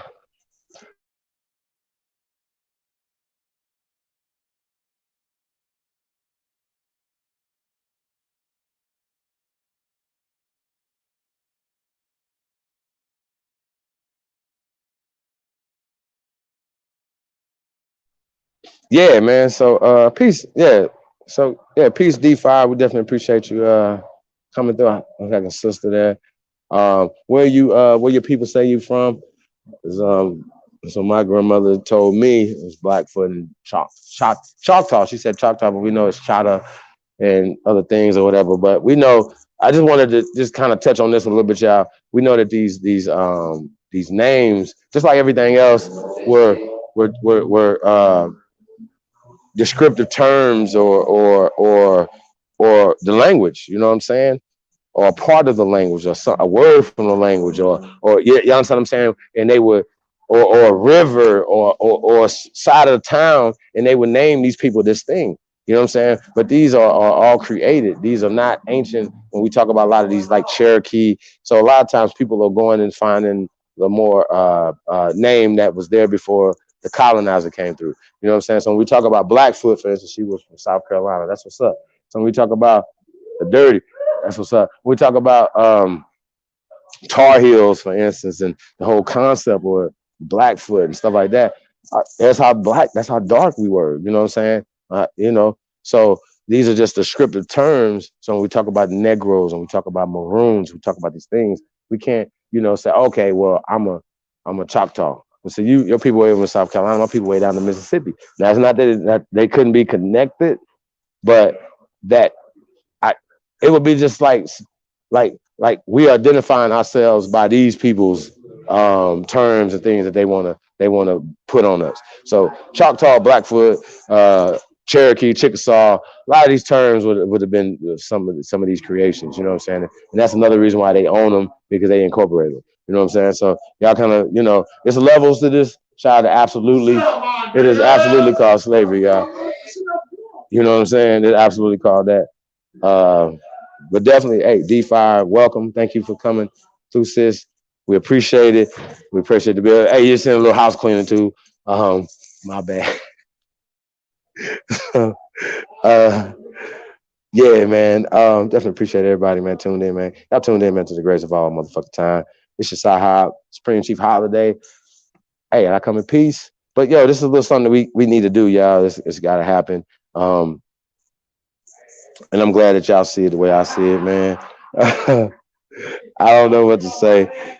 But I guess it's kind of my duty, you know what I'm saying, to I guess to pull people culture out to it. But when we talk about these tribes and all this other stuff or whatever, right? You got people that saying, yo, man, I'm an Indian, and they're identifying themselves with the Native American concepts, the Native American cultures, the Native American teepees and all this other stuff or whatever, right? I'm not saying that those are not a part of culture and stuff. That's cool for you to identify with that, but we're greater than that. We got pyramids, we got mounds, we got things, monoliths, things that they can't explain. We showed you guys the American Stonehenge. They don't know how these people did this without cranes and certain things, because they built the so-called Stonehenge over there with cranes and stuff. So they don't know how our ancestors did this over here in America. You understand what I'm saying? We got great shit right here in North America, bro. So this is the stuff that they're doing. All right, I got you. Put this back in the chat room. Make sure you see it. Money, just come on in when you're ready, brother. We're gonna get it cracking. Yeah, maybe we're gonna go ahead and throw this it's the death of Richard Allen and the Black Church and all the other sellouts. You know what I'm saying? This is all a part of the trial of these alphabet boys, MBK, HOK, FBI, DEA, CIA, NSA. You know what I'm saying? And once again, I'm your Sahab and I come in peace. You know what I'm saying? And like I said, it's our duty to give you guys the truth, unfiltered. And a lot of times, that's what these guys are doing. I don't catch your lives, but I say shalom, praise God. Whatever we say, we are keepers of the whole planet. Can't box us in. Own God. That's a fact, D. You know what I mean? I feel like, a lot of times, some of the stuff that the rest of the world follows us, skin bleaching, for instance, a lot of the negative hip hop and stuff that now that is filtering around the world, a lot of the negative culture that comes from America, a lot of these guys emulate our culture around the world. So they emulate some of the positive things, they emulate a lot of negative things. So, so I feel like, once we can get it together here, that the rest of the world can catch the vibrations and get it together as well. We need to start doing business, not only with each other here in America, right? With each other, everybody on the line, hit me up at chiefholiday@gmail.com. Interested in the tour, Run with the Bull 2020 at gmail.com. You hear me? That's what we're doing. Yeah, that's fact. Slavs. Blocked out people, bleached out. And that's the whole concept, yo. You know what I'm saying? It's as serious as that. And they're using the positive energy and the positive vibrations to affirm themselves, right? White hat, white gloves, right? White lie, right? All this is always affirmative, always pure. White is pure, white is good, right? But black is negative. Black is a negative thing. And so these are the things that we pointed out as a part of the black program that Raw Born has officially said that he's a part of. So that's just what it is. Shout out to Camp Power Houghton, Islam. Y'all understand what I'm saying? That's what it's about, y'all. You know what I'm saying? We got to get it in, let the people know the truth. So that's what we're dealing with. We just said, we the gods. Peace to the gods. What else going on now? Brother Monty Bay is going to be joining us real soon, yeah. Hey, man, like I said, man, be on the lookout for the new show coming soon, man. 2028, Bonnie and Clyde. Y'all already know what it is, man. It's going down. Peace to my goddess. Definitely appreciate you, baby. Holding the brother down. Hey, man, I'll tell y'all this, man. Y'all better get y'all American Aborigine, man. I don't know what y'all got going on, brothers, but y'all better get y'all good copper-colored Aboriginal woman, man.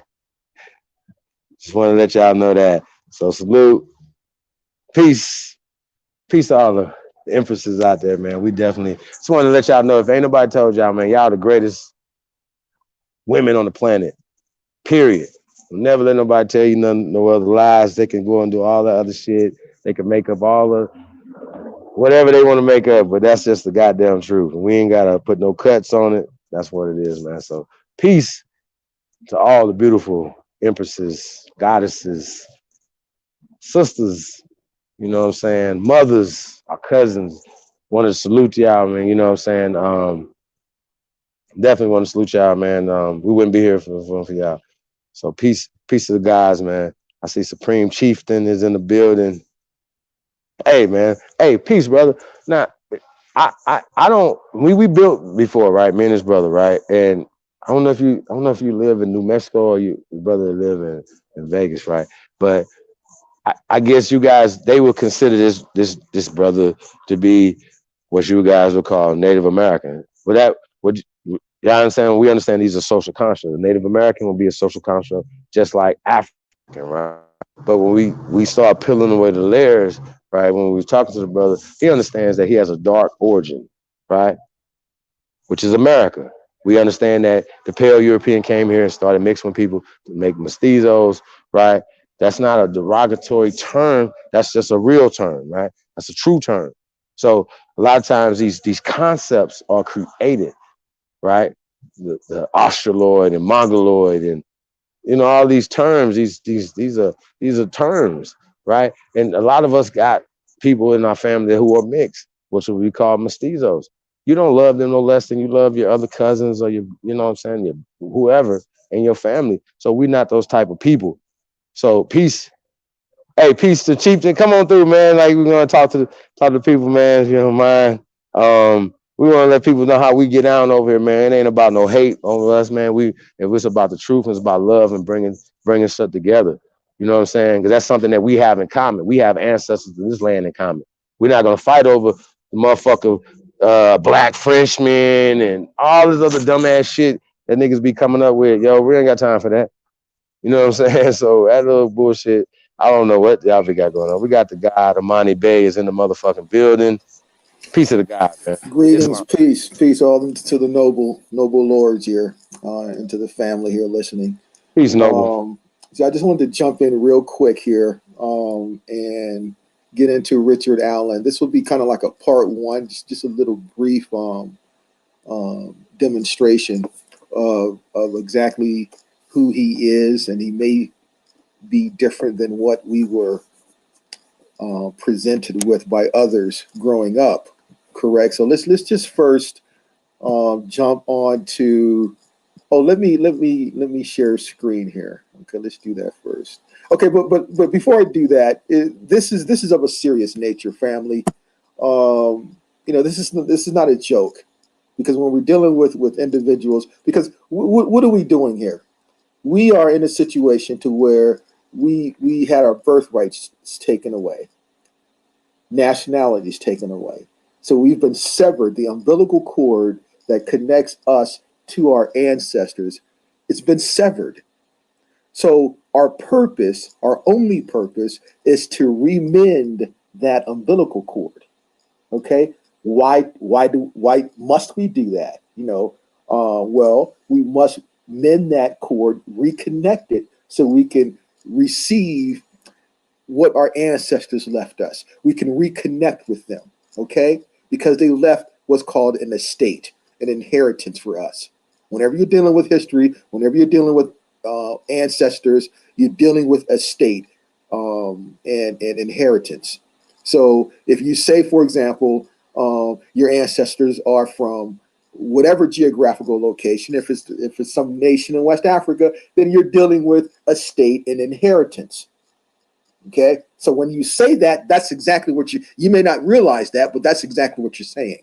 All right. So when we're dealing with this stuff, this is of a very, very serious nature and of an importance. And we're all here. Our job is to make a contribution. Everyone makes a contribution.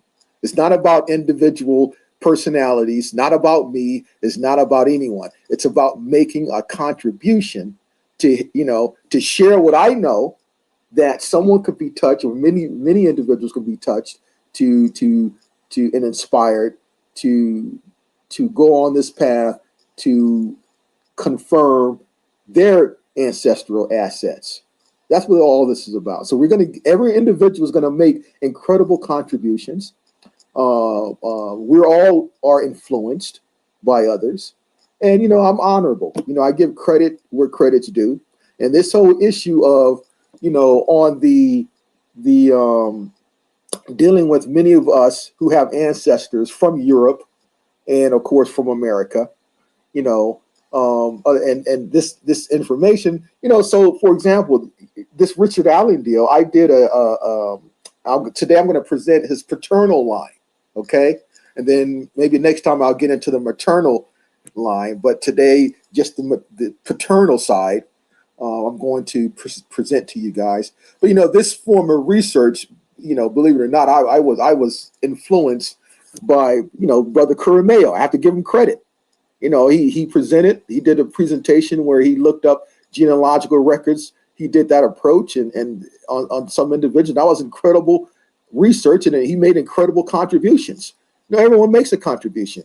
And so when, you know, that information basically exposed Ivan Van Sertima, the shit he did 35 years ago, and exposed many of those guys back in the 80s and 90s of what they were doing to us. And I was there with those guys side by side, so I know what they did. And so, you know, I just want to give credit for that. And you know, this form, I added that to my arsenal. You know, so genealogical research on any individual you can do, and it's important. So I did a genealogical research on Richard Allen. And so we for example, let's put his name in here. I'm going to put his name in here. I'm going to share my screen. But whenever we put his name in, right, they're going to give us information. Let's say, for example, Richard Allen contribution, AME Church, right? That's what they call it, the AME Church, right? So, and you know, the Supreme Chief was breaking it down last time about him when he was reading up on his bio, basically, right? So let me share screen here, and we're going to do this here. So this is what you call a cover story. And so let me share my screen, share screen here, share screen, hit that there. And I hope I'm sharing, okay? Can you guys see that? Richard Allen, Bishop, just a basic search, right? This is what they give us about Richard Allen, okay? Let me know if you can see that there, Chief.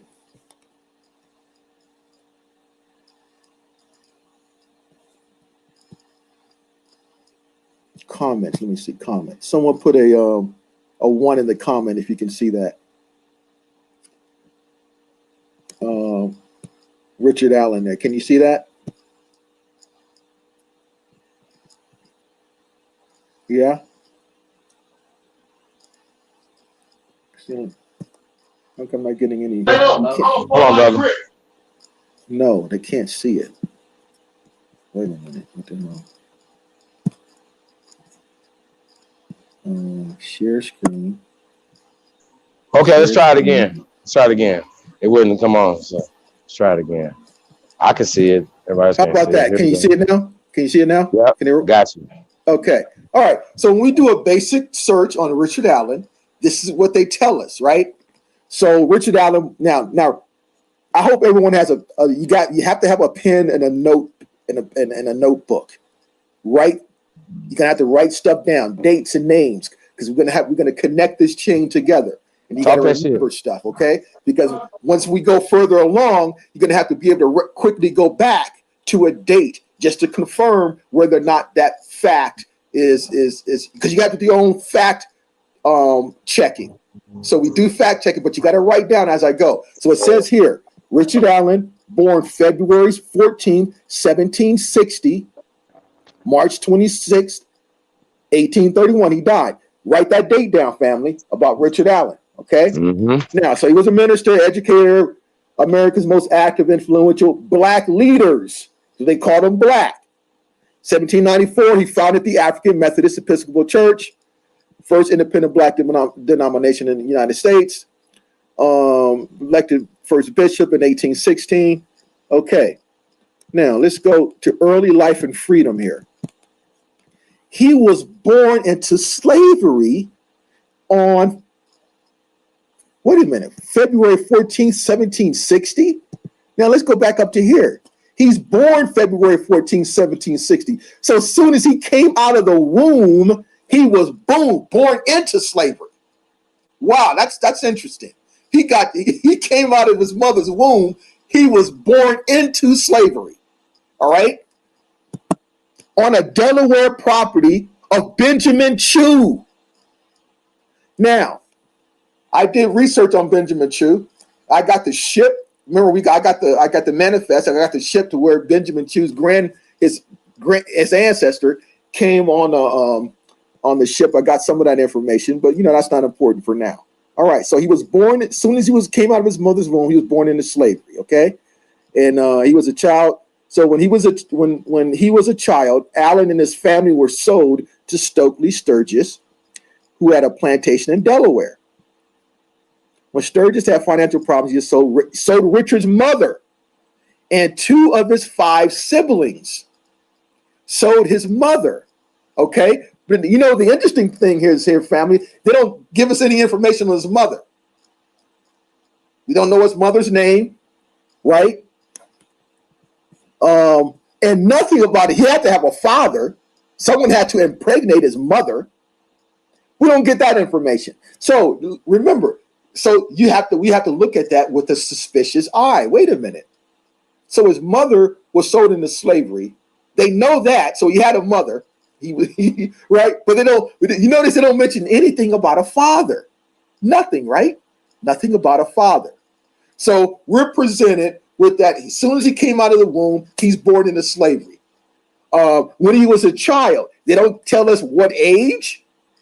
No information. When he was a child, his mother was sold into slavery. So they don't tell us when he was 11 or he was 12 years old. We don't know anything. So we know he had a mother, nothing about the father, right? So let's continue here. Let's go over to the right here. We got I guess this is an artist rendition. We don't know if that's his real photo image, right? But let's see here. Personal details here, buried there, Pennsylvania denomination. Now, so it has his spouse. Write this down, family. Look like he got married twice. But write this one down, Sarah Bass, okay? Bass is her maiden name, Sarah Allen. Okay, that's his wife. Now write that down. So they give us information on children, but again, nothing about his mother's name or father's name, right? Nothing there. Okay, so we get into all this kind of stuff here, right? This is all their story here. Okay. But we look down here, still nothing about a mother or a father, right? Nothing down here about that. Nothing. Okay? Yeah, nothing about the mother or father. There's a reason for that. Family, there's a reason why they don't disclose his mother's name or father's name. And we're going to find out why. Okay? So let's just get out of there. Okay? And let's go over here. I emailed a lot of this stuff. I had to email all these attachments here. All right, so let's start here with this one. Okay. All right, remember that date, February 14, 1760, right?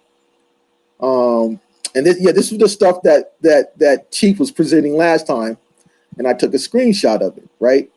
You see that there. Died March 26, 1831. So we know that that's the same individual there. All right. So this is what Chief was putting out here, right? Spouse Sarah Bass. Okay. All right. Now, let's keep moving up here.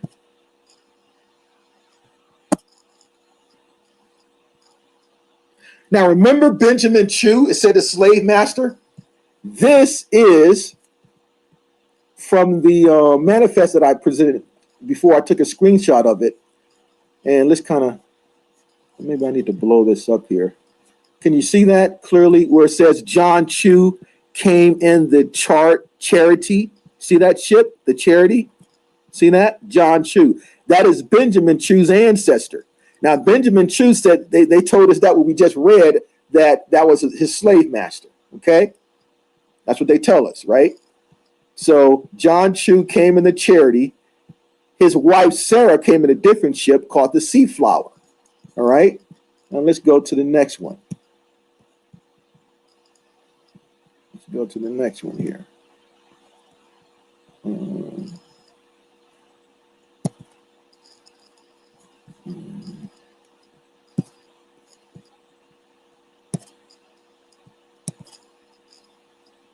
Okay, well, that's before we get to that one. Let's go to this one here.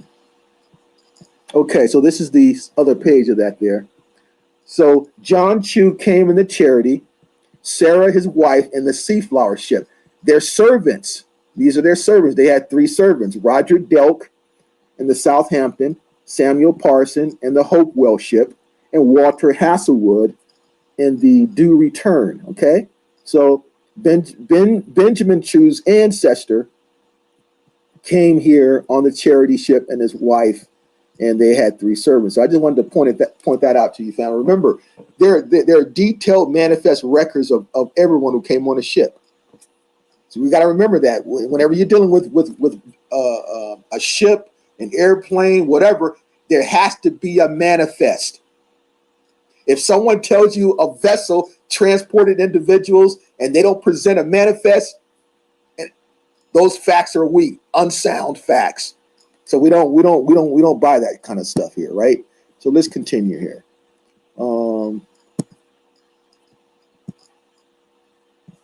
Okay, that's what we just presented out here.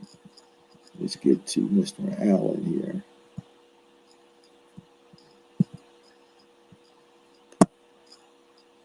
Okay, let me just do that.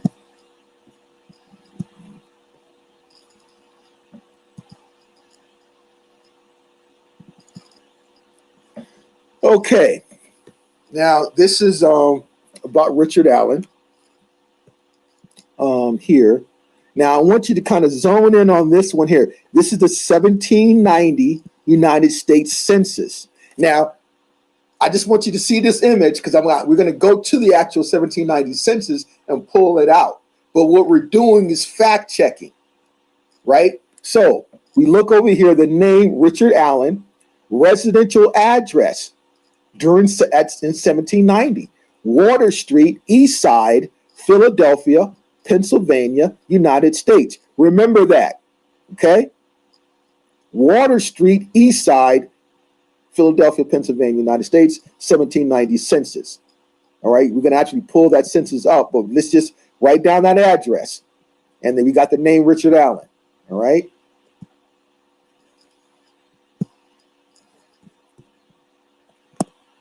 And all this here is useful for us because when you do your own genealogical, you put your own records, this is stuff you need to know. Now, this is Richard Allen,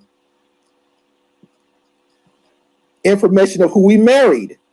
Now, remember, they gave us information on his spouse, Sarah Bass. Remember that? I hope you wrote that down. You see? Marriage to Sarah B. Allen, maiden name Bass. We saw that earlier, even in the cover story information on Wikipedia there, right? They gave us the spouse and his children, Sarah Bass, Sarah Allen. And they got married here, it looks like in 1780, right? In Virginia. Look at the residential address, Water Street, East Side, Philadelphia, Pennsylvania, United States, in 1790. So we got another piece of evidence and we cross-checked it against the 1790 census. We know it has to be the same person because it's the same residential address in 1790. Okay? Now, so since we got that information, let's dig in a little deeper. Hope you're writing this down. Sarah Allen, maiden name Bass. All right? Now, but remember, what did they tell us early on in the cover story? They said that, let's continue. Okay, he was born a slave, but at 20, he was born in 1760, but at 20 years old, he got married, right? So, I guess the slave master allowed him to get married, and you know what people do when they get married? I mean, you know, they're baby making a lot, right? So I guess the slave master is okay with that. Maybe he had worked on the schedule. Okay, you work maybe 9 to 2 p.m. After that, you do your thing with your woman. You guys can have your good on to whatever, right? But let's get these facts here. And then we can juxtapose all the real facts up against the cover story, right? So he got married at 20 years old because he was born in 1760. All right. Wonder who paid for all that stuff, by the way. Since, you know, slaves, they don't make a salary or anything. Okay. Now, let's continue here. Let's keep going down this rabbit hole, right? Keep going down this rabbit hole. We got the, oh, now look at this right here. Oh my God, look at this right here. Okay, so we got that. Okay, now look at this, family. And see, this is how we confirm more shit, right? Boom, we got information. Same address, Water Street, East Side, Philadelphia, Pennsylvania, United States. Same year, 1790. Look at this, family members. Oh, parents, Clifton Allen. See that? Born 1736, 1777. And oh my God, look over to the right. There's his mother.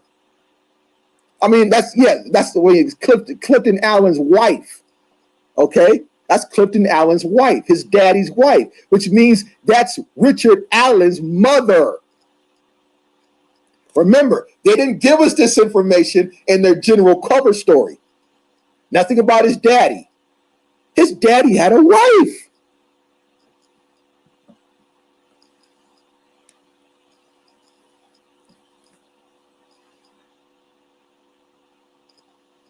Okay.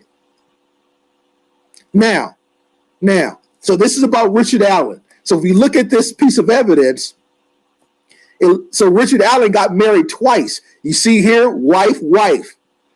So, but we here it is, Sarah Allen, born Bass. That's his wife. We just confirmed it with the marriage certificate from the previous piece of evidence. See that? So it looks like he got married again to Elizabeth Allen. But here's Sarah B. Allen, here, wife. Parents are up here. Clifton Allen, the father. Susan Allen, born Jones, the mother. Okay? And these are his wives. And then his siblings are down here. Let's continue.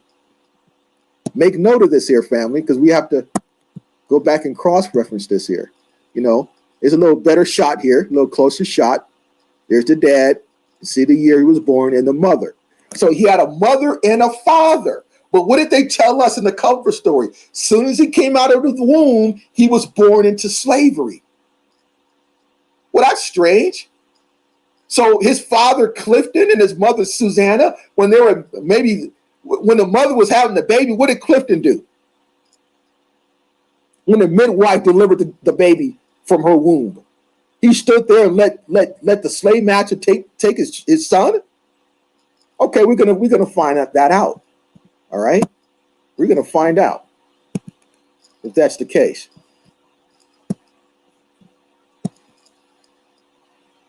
Okay, let's go further down here. Let me scroll up here.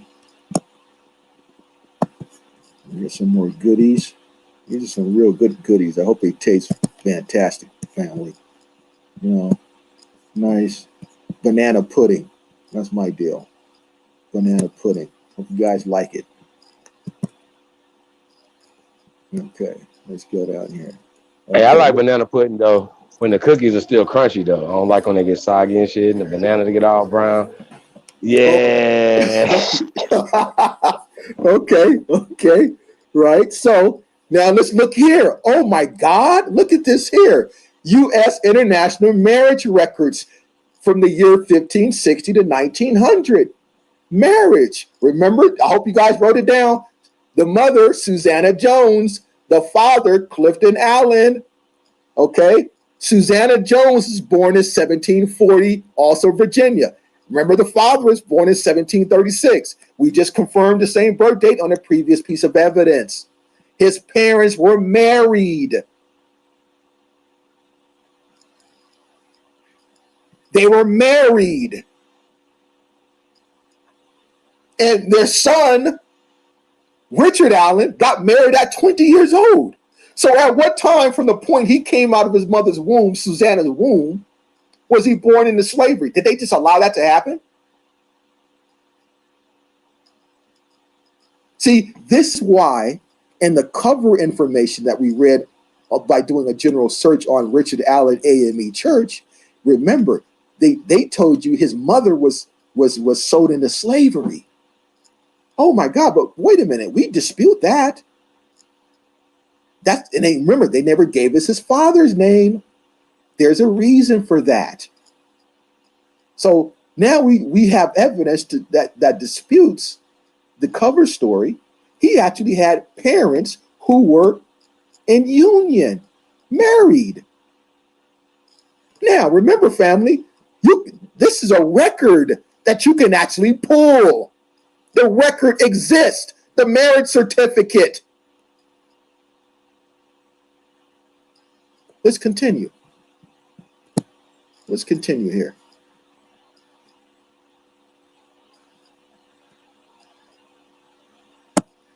I believe that Chief was reading some information that his mother was from was this a different guy? Something about a princess from West Africa somewhere, something like that, right? Didn't you read something like that, Chief, about Richard Allen's mother? Was that Richard Allen or someone else?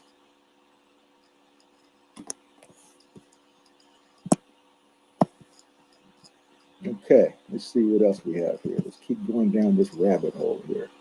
Okay, more information on Susanna Jones. Here it is, Susanna Jones, international marriage record there. Okay, same year, 1740 there. Okay, Virginia, and the record over here. Okay, so the mother was married. The mother was married. Not sold into slavery. Slaves can't get married. They don't. Come on, people. This is 1740. Let's continue here. Got a whole lot of goodies here. A whole lot of goodies. What do we have here? Okay, now this is more information about the father. So I did, I'm standing on this paternal line, right? My heritage. So we get more information about the father. Okay, look at this. Same year, family. I hope you wrote it down. 1736, Virginia. Okay, his death, 1791 in Tennessee, colony of Tennessee. Now, oh, by the way, there's property and land patent records owned by his father and the offspring. So this is why, remember, everything we do has a purpose. And my overall purpose is to help everyone get paid, claim your estate, okay? But you're going to understand why they had to. Now, we don't know if Richard Allen was part of this Alex Haley op, or maybe he didn't have anything to do with this. Maybe a couple hundred years later, they fabricated this fiction about him. We don't know. Let's just continue. So this is Daddy here. Now, we get information on his father's parents, William Allen, and the mother, Mary Ann Allen, maiden name Hunt, Mary Hunt. Okay? And then here again, Clifton Allen's wife, Susanna Allen, born Jones. So we with another piece of evidence, we can make a link chain connection. So we're just pulling out different pieces of evidence that all link together. Now, Susan Allen, born Jones, and Clifton Allen, here's a list of their children. And oh my God, who do we have here? Richard Allen. He had a brother, William Allen, a sister, Sarah Barbara Browning.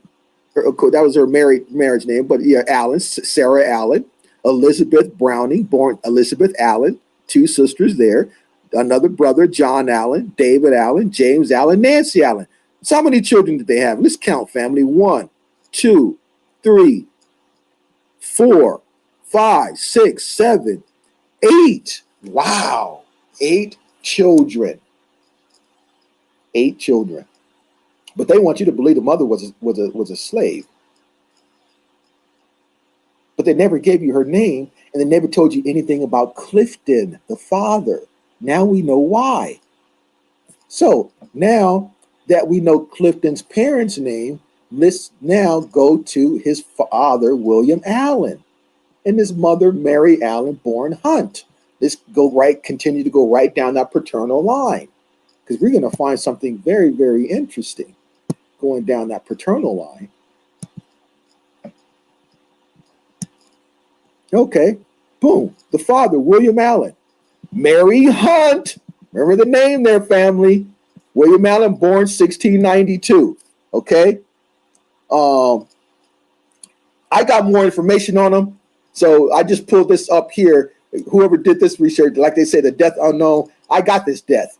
He was born 1690, around 1690, died 1752. Born in Virginia, but he was died in Virginia, but buried in Lancashire, England.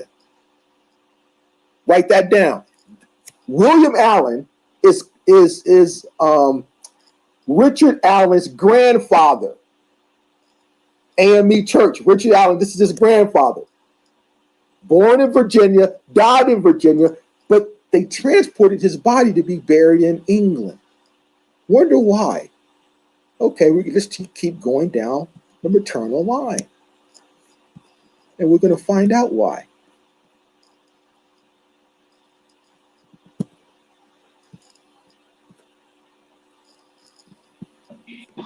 Hey, real quick, right? We went over slave earlier, correct? You mean the definition? And yeah, the definition of it, the etymology of it, right? But we know that family, for instance, right? You know that we know they like to use these little terms, but family means subjugation. So what do we say about that, brother?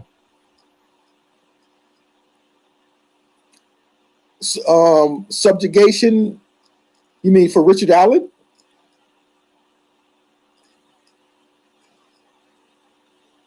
I mean, what this evidence is going to show that Richard Allen was not born into slavery.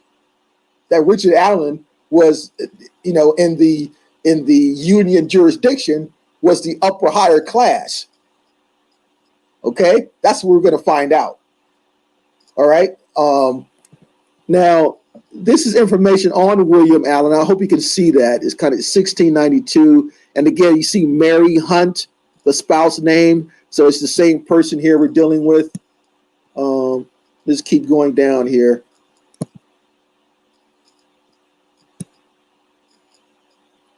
Okay, now wait. Okay, now this is okay. Now this is Richard Allen.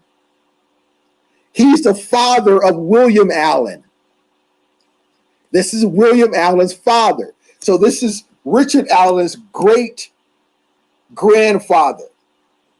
Okay, William Allen, born in 1690, we just saw, married to Mary Hunt.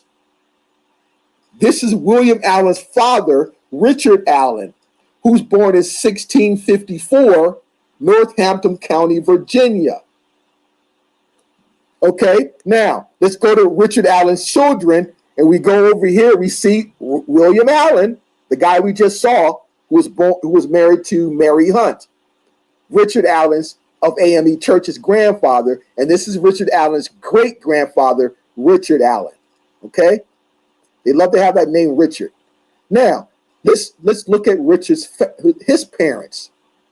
Boom, right there, another Richard Allen Sr. They love that Richard. And of course, his wife, Elizabeth, born, I guess that's Hale. Okay, Richard Allen Sr. Now, let's keep going down a paternal line and pull Richard Allen Sr.'s records.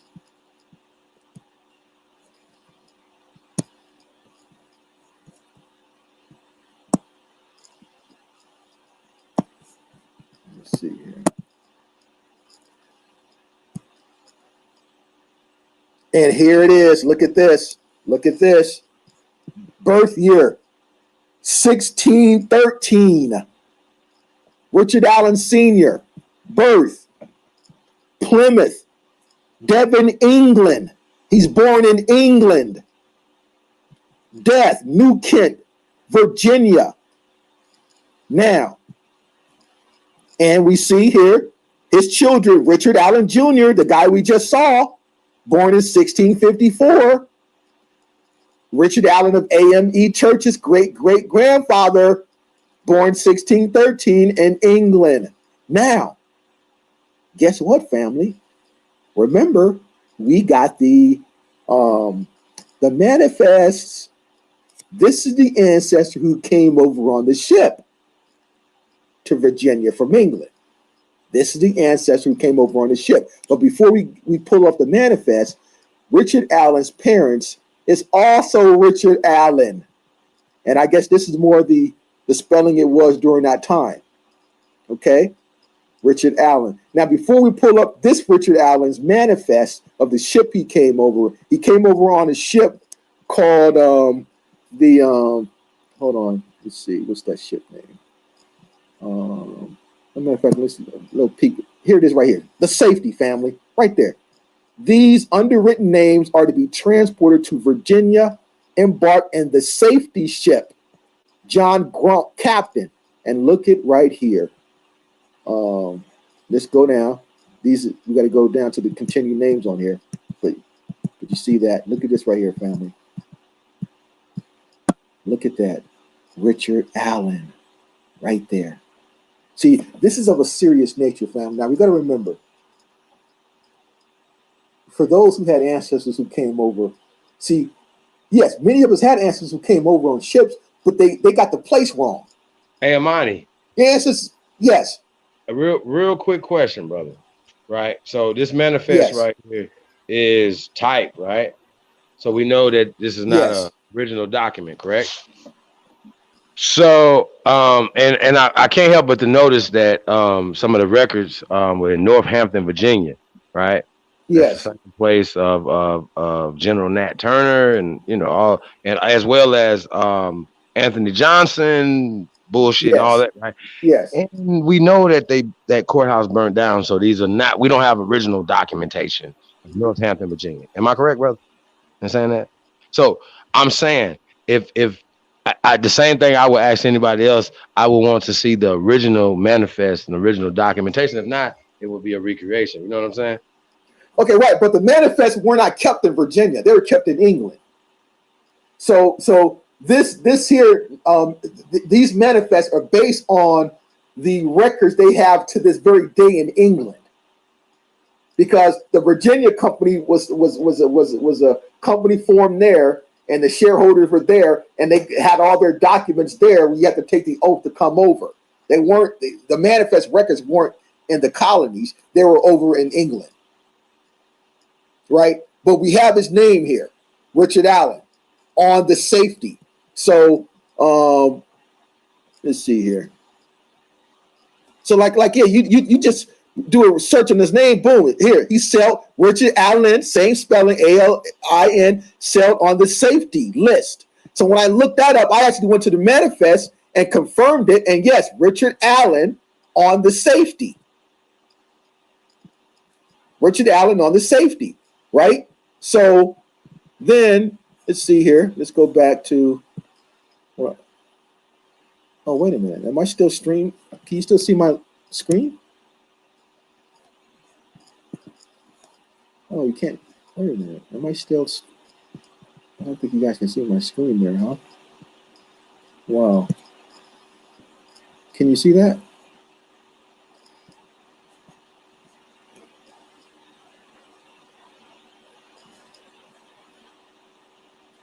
Can you hear me?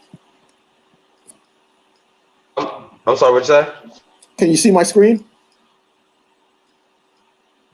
Yep. Okay. All right. Richard Allen there, right? You see that? Right. Okay. So let's go back here. Richard Allen. Now, Richard Allen's father is Richard Allen here. Okay. And mother Christine Allen, born Smith. Okay. Now let's pull up this Richard Allen. This Richard Allen was born in 1613. Let's pull up his father's information.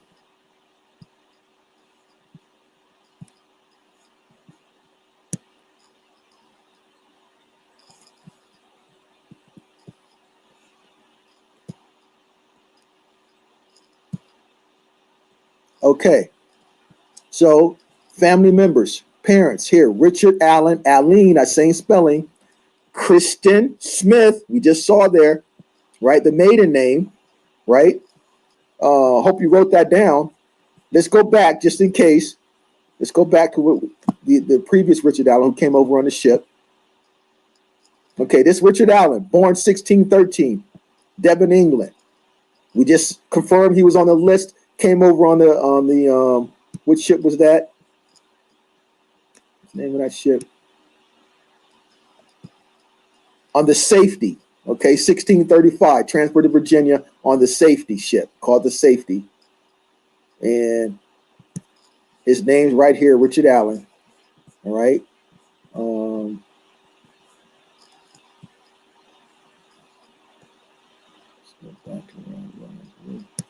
Okay, here. So this is the same Richard Allen who came over on the ship. This is called the Safety, born 1613. Okay. Now we can see family members, but it's hard to see that there. That's why I got a better shot here. Okay, so here, right here, his parents are Richard Allen, spelled Alleyne, and mother Christine Allen, maiden name Smith, using the old form during that time, Smythe, but Smith, okay? Richard and Christine. Now, so let's pull up his father.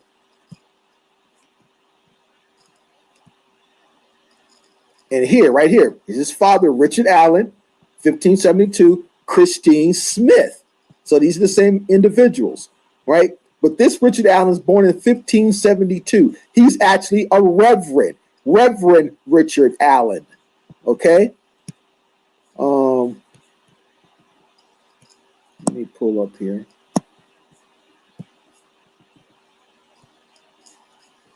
Let's see here. This is here. Yeah, right here. Richard Allen, 1572. There's the wife, Kristen Allen, born Smith, same individual here. Okay.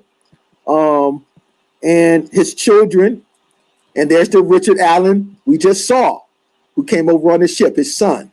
Okay. So we can go all the way back from Richard Allen of AME Church to his great-great-great-great-grandfather, Richard Allen, also a Reverend, born in 1572, Lincolnshire, England, 1572. All right. So let's see here. What is this one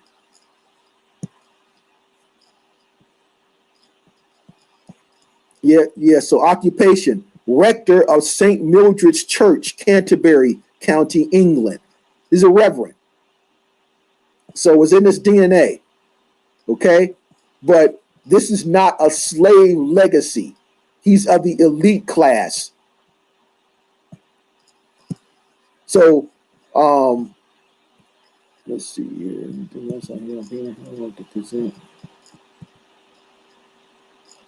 Okay, that's his father there, Clifton Allen, and Mother Mary, birth year, died in Tennessee there. So yeah, so this is what I wanted to present. So family, we here have information of evidence on Richard Allen of AME Church, his paternal line. Nothing during his paternal line suggests he was a slave the way they told us growing up about this so-called black pioneer leader of Pan-Africanism and all that crap. So what the cover story says, oh, his African brothers and all, whatever the stuff that they made about him, when you juxtapose all that stuff that they say about his Pan-African, heroics, juxtaposed against his family and his ancestry, paints a different picture, doesn't it? Now we understand why when they said he was, as soon as he came out of his mother's womb, he was born into slavery, but they don't mention the mother's name. They don't give you a daddy's name, nothing about his father to make you believe that, oh yeah, because the slaves don't have parents. They were all separated. They were just used for breeding. And, so this, as soon as he came out of the mother's womb, he was just snatched up and he's a slave, right? But what's the use of a child that's just born 2 minutes old? What can they do? How can they make money for you? They're useless. But this is the shit that we've been buying all this time, okay? But this is the real deal, family. Why is this important? Whoever are the present day descendants of Richard Allen, what if they don't know this information? What if they bought the cover story that their ancestor was a slave? And so what that means is they've abandoned their estate. So the property that they own in Tennessee, that they may have over in Pennsylvania, a vast estate, they can't claim it because they've been under sorcery to think that their ancestor is some black from Africa who was a slave. This is one example, family. This is the game to cut you off from your estate so you can't claim it. That's what's going on.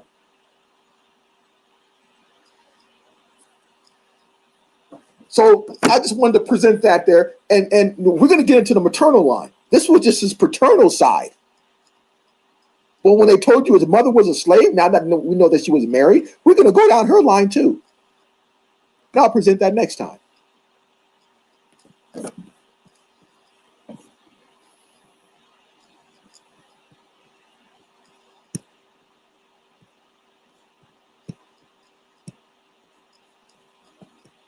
All right, so we can jump back up into the chat here, I guess. Let's see. Let me do that. Okay, I'm in the show there. Eagle Hawk. Yeah, slaves didn't have marriage license. Well, of course, dude. If you got slaves, you can allow them. Come on. I mean, that's a good deal. Think about that. You know, you're a slave. Think about the benefits they had. You know, you can have you give birth to a child. Someone else is going to feed you and your family. You don't have to feed 5. Remember, they had 9 children. You don't have to. The slave master is going to take care of all those mouths, feed those mouths for you, and allow you to procreate. Oh, that's a damn good situation, and give you land and help you out.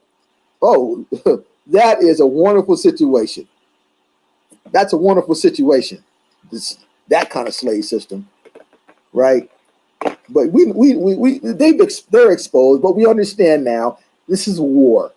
So we know what their mission is. Their mission is to sever. Well, they successfully severed that umbilical cord, but they don't want you to mend it back, okay? Because if you mend back that umbilical cord, boom, you can claim your estate. They don't want you to do that. They want you suffering. They want you suffering in the hells of fucking all these cities that we're living in, killing each other, drugged out, ignorant of any of crap. That's this condition they want you to stay in.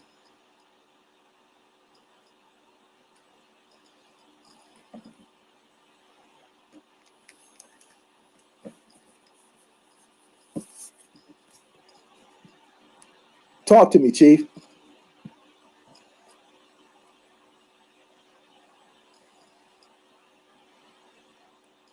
Eagle Hawk, come on in. Well, I guess Chief had to give you a link there. But yeah, I mean, so and this here is an example of again, it's all about your estate. Now, I'm sure that the Allens had an immense estate. Okay, he was well off. His family was well off. So, but I wonder what's the fate of his present day descendants. Maybe they are aware. Now, and this is another question here, family. We have to. Who was responsible for this Alex Haley op of creating this fictitious script? Because it's a script about Richard Allen. Maybe this was not his life at all. This was probably just made up. We don't fucking know. But I'm sure if we do a deeper dig, we can find out. And a deeper dig, we actually, we would have to go to the states and counties where he were and pull records up. The records could tell you a totally different picture. Maybe it was never, but it looks like and see a lot of our ancestors who came from Europe were persecuted for religious practices. Now remember, many of them actually came from the Iberian Peninsula during when many of them had to leave out of Al-Andalus and those areas, and they went into places like France, England, Germany, and then they later came over to the Americas. All of them melanated now. Oh, wait a minute. I forgot to do what I told you we were going to do. We could actually pull up the 1790 census, family. So let me get back on stream here, because this is important here. Yeah, because remember we had the address, right, of Richard Allen in the year 1790. I got to show you this. This is a mind blower. Okay, let's let me share screen again here. Let me share screen. I hope you guys wrote that address down, Water Street, Philadelphia, Pennsylvania, the residential address in 1790. Hope you wrote that down. All right, now, let's see. Let me know if I'm sharing screen there, Eagle Hawk. Can you see that list, that passenger manifest list? Put a 1 in the chat if you can see that.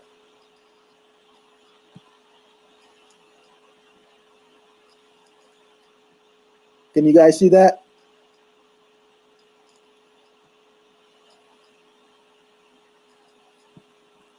Let me know if you can see my screen there, Eagle Hawk. Okay, great. Okay, so now let's go back. Yeah, the Water Street address. Remember that? Hold on, because this is very important here that we understand that. Remember, that's why everyone want to write this stuff down here. Hold on, let me go back and pull it. Okay, so let's see. Let's see here.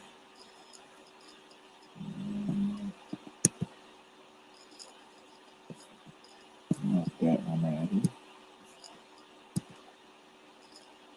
Okay, here, see that? Now, 1790 United States Federal Census, Richard Allen, Water Street, East Side, Philadelphia, Pennsylvania, United States. That's his residential address in 1790, okay? Remember that. Let's see here. Okay, so Richard Allen there, you got that address there, right? And hold on a second here. You got that address. Let's go up a little bit higher.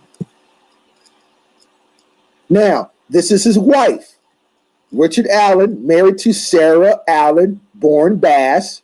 Okay, I hope you guys wrote that down. And they got married in 1780 when he was 20. Residence, Water Street, East Side, Philadelphia, Pennsylvania, 1790. So we confirmed that this is the Richard Allen because this is his wife. That's his wife. Maiden name Bass, 1790. So now that we confirmed the residential address, that's him and his wife, let's look at the 1790 census now. Okay, let's look at that. 1790 census, Richard Allen. Look at this here, fam. This is here is a mind blower. Let's see if I can make this bigger here. Okay, right here. Let's make this bigger. Okay, let's make this bigger. Right here, like that. Okay. Now, look at this here. Names of the heads of the families. Heads of the families. Okay. Can't be a slave. You're the head of the family. This is 1790, people. This is the first United States Census, federal United States Census. The federal United States Census first came out in 1790. Okay? You can't be a fucking slave. And here it is. Richard Allen. Right there. Richard Allen. See that? Head of the family. 1790. We know it's him because we confirmed the address. All right. Look at this. And let's pull this over here. Wait a minute. 1790. You know what? So we see him here, Richard Allen, right there. Okay. So it looks like there's 6 in this household. So look at him and his wife, and I guess 3 or 4 children. But I want to pull something else up that you got to see here. Let me do something here. Let's go to the actual. Let's pull him up actually, because you need to see this here. Let's do this here. Let's go like this here. Let's search him up here because you need to see this. So remember the address there on the 1790 census. Okay, so let's do this. Let's go. Richard Allen,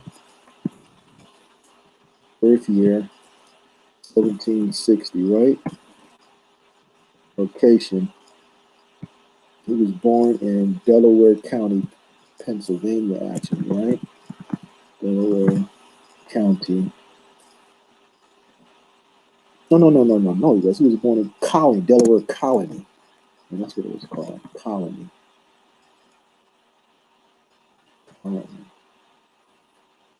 Pennsylvania, here, right there. Okay. Male. Let's put that in there. You need to see this census here. Okay. All right. Now we have a grave. This is the same Richard Allen, February 14th. Remember that date, 1760. According to the cover story that we read initially when I first started this presentation, they said he was born February 14th, 1760, into slavery immediately after he came out of the womb, right? Remember that? All right, so now let's go here. Let's go to the census section, right?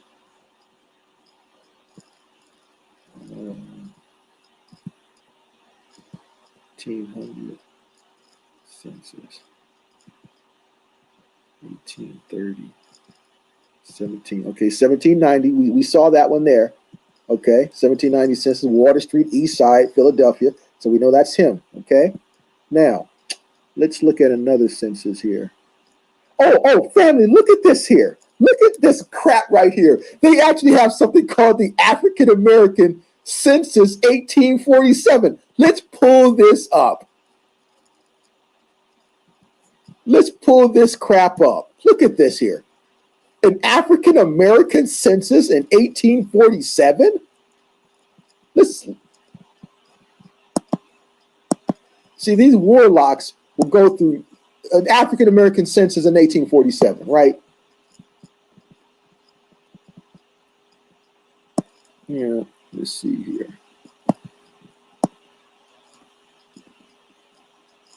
There, Richard Allen. See that? Look at that. Right there. Richard Allen. Richard Allen. See that? Let's see what's going on up top in the categories.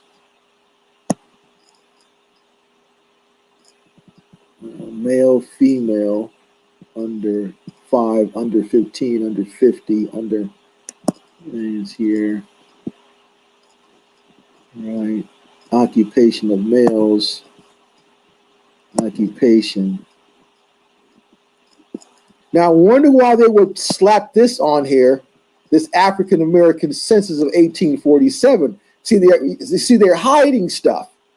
So it looks like we have in 1847, these are regular free nationals or citizens, right? But to cover it up, you know, a warlock, a present day warlock, to confuse you, will slap African American census on it. Now we got Richard Allen on here, but we already know that Richard Allen's paternal line is brutish, right? But I thought that was interesting that they have something called the 1847 African American census. I mean, they don't leave any stone unturned, these sorcerers, right? But let me see here. Let's pull Let's see here. 1790, 1830. Let's pull this up here. Let's see, Allegheny. I think he was actually in Allegheny. Hold on a second, family. Let's do some research. I think he was in Allegheny at one point. Yeah, Richard Allen, A&E Church, Allegheny, 1830.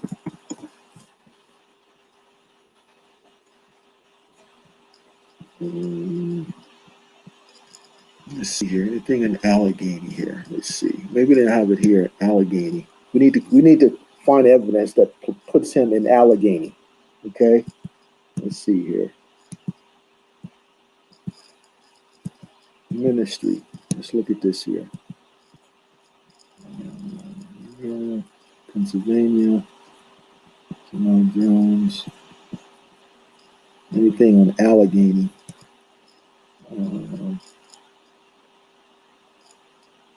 1816. Allegheny. Okay, how about right here? Settlements. Okay, nothing about Allegheny. I know Chief may know that.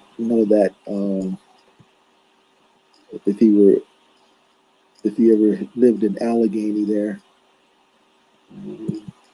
that's what we need to confirm. But let's go back here. All right.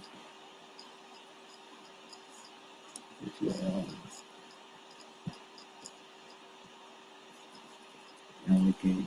See, I don't really know if that's him or not in Allegheny. Philadelphia Cedar Head. Okay. Well, I guess, yeah. I can't pull any kind of evidence, family. I can't fact check or confirm. So you have a lot of Richard Allens here, like here's Cedarwood, Pennsylvania, Butts, Pennsylvania, and there's Allegheny, Pennsylvania, but I don't know if that's him because I can't find any other evidence that puts him in this location.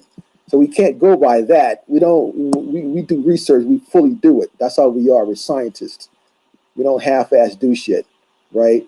So the only thing that we can confirm this Water Street East Side address, residential address for the 1790 census, right? So that's the only thing we can confirm here. Oh yeah, look at this. Oh yeah. This is what I wanted to show you. See that? Free white persons. Males 18 and over, 1, which is him. Free white persons, females 2, which means probably his wife and a daughter. See, so in 1790, Richard Allen was in the classification of free white person. Now, I believe I gave the legal definition of free white person from the Black's Law Dictionary in my previous presentation, where, let's see here. Do I have to pull that up again? Okay, let's just pull it up again. Free white person. So everyone's clear on what that actually means, right? Let's see.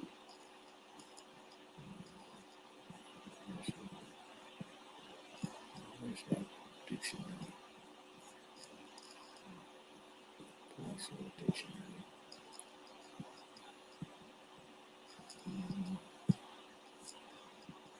Pull up that dictionary for you. Let's see. Okay, let's not do it this way.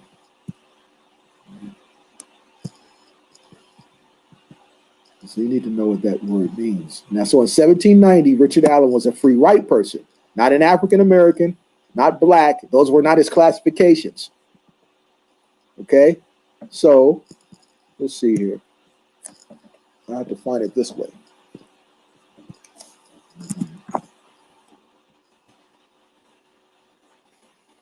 Okay, I got so much stuff I lose locations, but I do remember sending. I'll find it here. Here it is here, Black Law 4th. Okay, so let's pull this up. I presented this before. We're just going to do it again. Okay. Definition of free white person.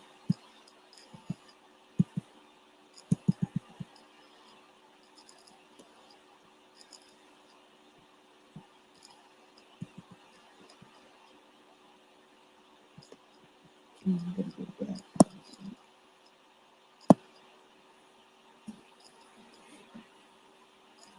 let's see. All right. I'm looking at the stuff here. So, hopefully this will be the last time so everyone's clear on what it actually means. Because they didn't adopt that title until the late 1800s. FR.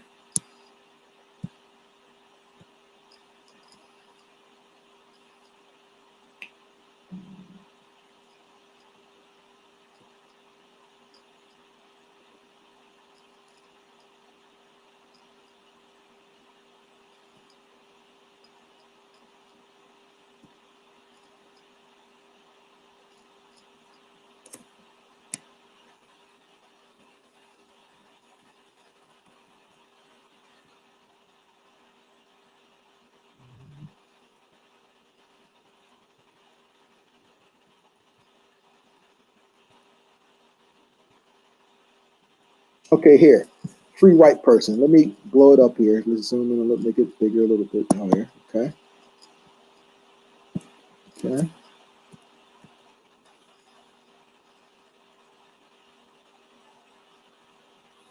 Okay. Okay. And I did tell you guys I'm going to get into the Naturalization Acts on my next build there. So, Free White Persons Act referred to and Naturalization Act as amended by Act July 14th, 1870. But now let's get down to this here. This is the important part of approaching it. Okay. Here, it includes all European Jews, more or less intermixed with peoples of Celtic, Scandinavian, Teutonic, Iberian, Latin, Greek, Slavic descent. It includes Magyars, Lapps, Finns, Basques, Albanians. It includes mixed Latins, Celtic, Iberian, Moorish inhabitants of Spain and Portugal, the mixed Greek, Latin, Phoenician, North African inhabitants of Sicily, the mixed Slav and Tartar inhabitants of South Russia. It does not mean Caucasian race, Aryan race. Okay? Does not mean Caucasian race or Aryan race. They co-opted that after this 1870. So when we have here on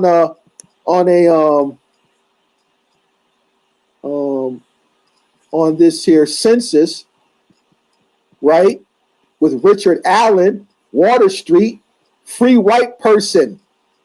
You can't think he looked like Bill Clinton or Brad Pitt in 1790. That was not their classification.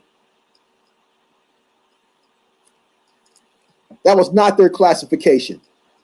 So this directly disputes the Black African stuff from the Pan-African stuff.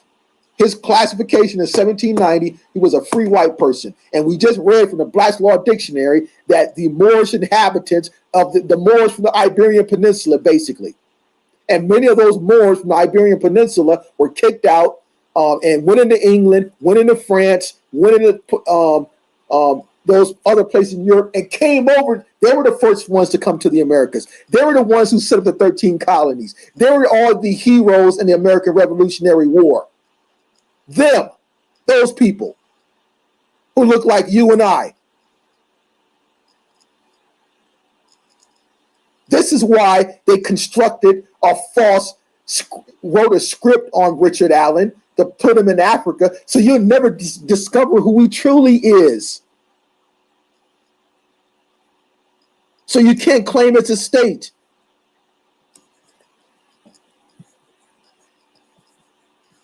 He was in a free white person category and during his time, not Black or African American. He wasn't a Pan-African.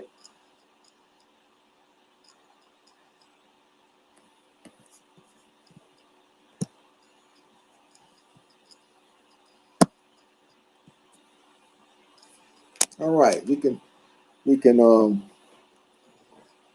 close that part out of Richard Allen here for today. So I hope, we presented some very strong facts, material evidence about Richard Allen. That's just a paternal side, family. We didn't even get into his maternal line. That's just a paternal line. So we can go all the way back, his paternal ancestors, to 1572. Reverend Richard Allen, also a pastor.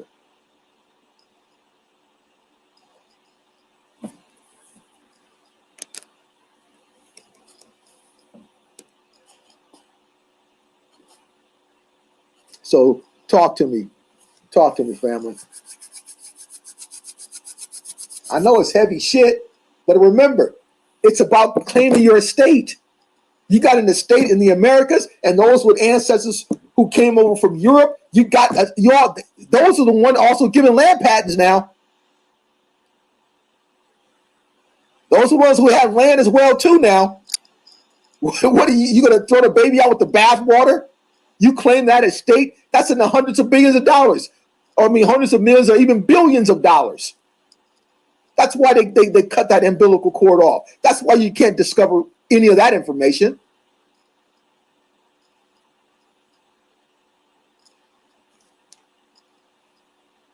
And we're going to get into details about the estates, what type of estates they had. We're going to get into that, the legal stuff.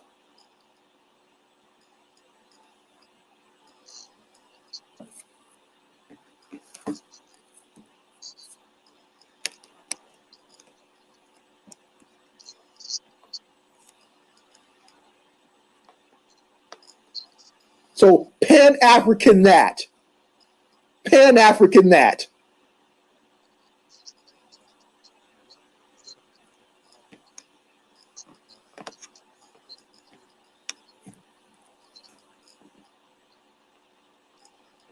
I'm going to switch to my hold on a second here. Can you hear me now? Oh, okay. I just have to take my headphones off. You're not coming in clearly, Chief. I think something's wrong with your mic.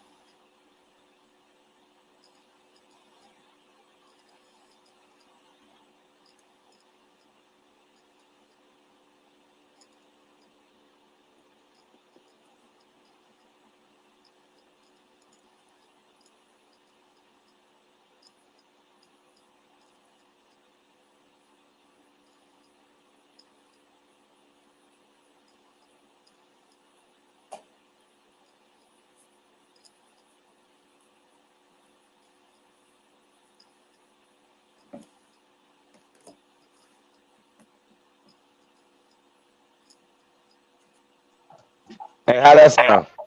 Oh, that's better. There you are. Okay. Okay, cool. Hey, look, we definitely appreciate the information you just dropped, brother. We got like some breaking news right now. We're gonna pull up this live stream of Tariq Nasheed. He put Aboriginal in his title. You know what I'm saying, referring to Thanksgiving and his culture and stuff like that. So I think it's really interesting. Basically, like Aboriginal is the root of something. I don't know. We're gonna read the title. We're gonna get into this. All right, cool, Noble. I'm gonna fall back. I gotta eat lunch. I'll be listening. Okay. All right. Salute to you, brother. Thank you very much. Peace. See you, Noble. Peace. Yeah. We're gonna check this out, y'all. Shout out absolutely. It came on earlier, brother. I'm gonna put the link back in the chat room. But we're gonna get into this Tariq Nasheed, y'all. See what this brother's talking about. I think it's very interesting that he's using Aboriginal in his talking points. And his title of his book is video. So salute to the Aborigines, man, that's out here putting in this work. We definitely appreciate y'all. I just want to send a special shout out to the CEO, the one and only, y'all big homie. Hey, man, peace to the gods, man. We definitely appreciate y'all, man. CEOs in the building. Yeah, man, we're gonna pull up this Tariq Nasheed live stream, y'all. See what we got going on, man. Peace to the gods. Yeah, brother. I see Sean Israel in the building. He said, hello, Tariq was like, we from America, yet we all came from Africa at one point. Oh, yeah, that's really, really retarded. Out of Africa is a racist concept that comes from Darwinism, comes from monkey people theories and all this other bullshit that they're pushing. You know what I'm saying? So we'll get into this. Hold on 1 second. I see Grills in here, and we got Absolutely in here.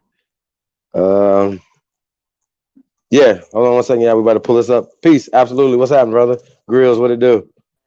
What's happening, Cal? Same shit, different stool, man. We just pushing it out.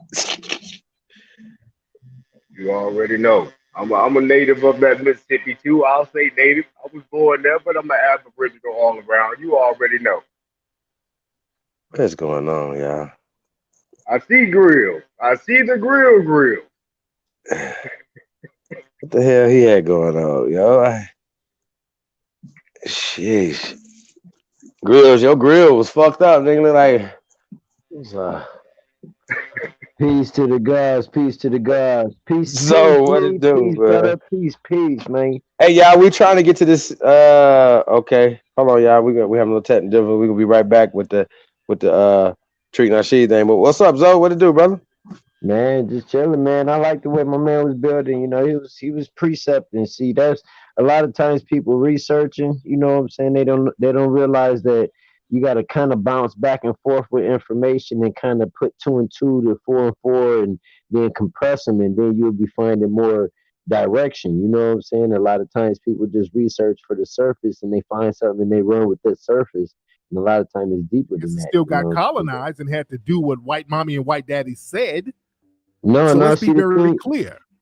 They colonized Africa, and they know the land, and they have to do what they have to be told by the white supremacists. So the same thing here. The Native Americans, they could have ran here, ran there, but if you got caught and they took you to another plantation, which they did, they took a lot of the indigenous people to plantations and then renamed them. Let me ask you a question.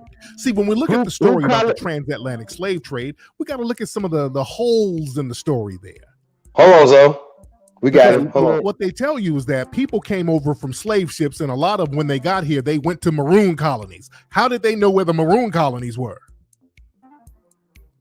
Come on, let's start asking some real questions here. How did these African people, the minute they got off the slave ships, they start running to the hills and they knew exactly where to go where they wouldn't be found? Okay, let's start asking some real questions here. These maroon colonies were all over the place because these were the indigenous people. These were indigenous people, so they knew where to go because they did know the land. They did know how to go in certain swamps. They did know how to go to certain mountains and certain hills. Yeah? So they did know where to go because they were familiar with the landscape. So in the year 1740, you know, they start putting the slave codes together. This is the 1740 South Carolina Slave Code. It says an act for the better ordering and governing of Negroes and other slaves in this province, whereas in His Majesty's plantations in America, slavery has been introduced and allowed, and the people commonly called Negroes, Indians, mulattoes, and mestizos have been deemed absolute slaves. So they're showing you in the law, they're just mixing everybody together. Okay, they're showing you in the law. They just I want to point out that's not a motherfucking law. Mulattoes, mixed Indians, mixed Negroes, and put everybody in one pot, made one big nigga, and enslaved everybody. Definitely says slave code. Okay. So we got to understand the con game that they run on us now. And when we talk about people like Crispus Attucks was the first brother to take a bullet in the Revolutionary War. He was a black man, and when the British came, the British shot him first. Crispus Attucks, we know he was a black man, but a lot of folks don't know his mother was a full Native American. There are a lot of black people who, especially older, will tell you that their parents or their grandparent is full Native American. Now, for a long time, we would kind of chop that up as them trying to be exotic. I remember when Skip the Truth Gates did his special, he did a DNA test on a couple of celebrities who thought they had Native American ancestry, which they probably did. I don't know what markers they were using to do the DNA test, but he told them that they didn't have it, and he tried to use that to say, well, most black people don't have Native American ancestry. How the hell do you know if all you did was interview and test Oprah and Tina Turner and a couple of celebrity Negroes? You can't speak for all black people because you didn't test all black people, dude. But Skip Gates, we know he's a pawn and a tool of the white supremacist establishment. And they put that out there for a reason. so that black people will stop looking into their indigenous ancestry, so that we feel like we're not owed anything. They've run a major con game on us, guys. They run a major con game on us. And the picture right here is from the main pictures from a book. This is America, by the way, just so there's no confusion. The image that's on the main page here, this is from a book from this was in the late 1800s, early 1900s. I forgot what year this is, but it's an old book showing what the indigenous people look like. He's showing you. And we got more images. This is from the 19th century. Look at the African, and then look at the Native American right up here above the African person. They look the damn same. The Native American person, this is white people. This is how they depicted black people and Native Americans. Okay? This is them. See, in the early 1900s, a lot of white people would tell the truth about certain things. They started codifying their lies a little bit later. They had to get their lies straight, but there were a lot of white people messing around and telling the truth. This is another image. The Indian races. Look at what the Indians look like interacting with the white supremacists. This is what they look like. This is what the people, America, look at these these are images and paintings that white people did in the 1600s, 1700s, 1800s. This is them. This is in California, where you had jet black Aboriginal Americans in California. This is their artist renderings. This is what they do. Okay?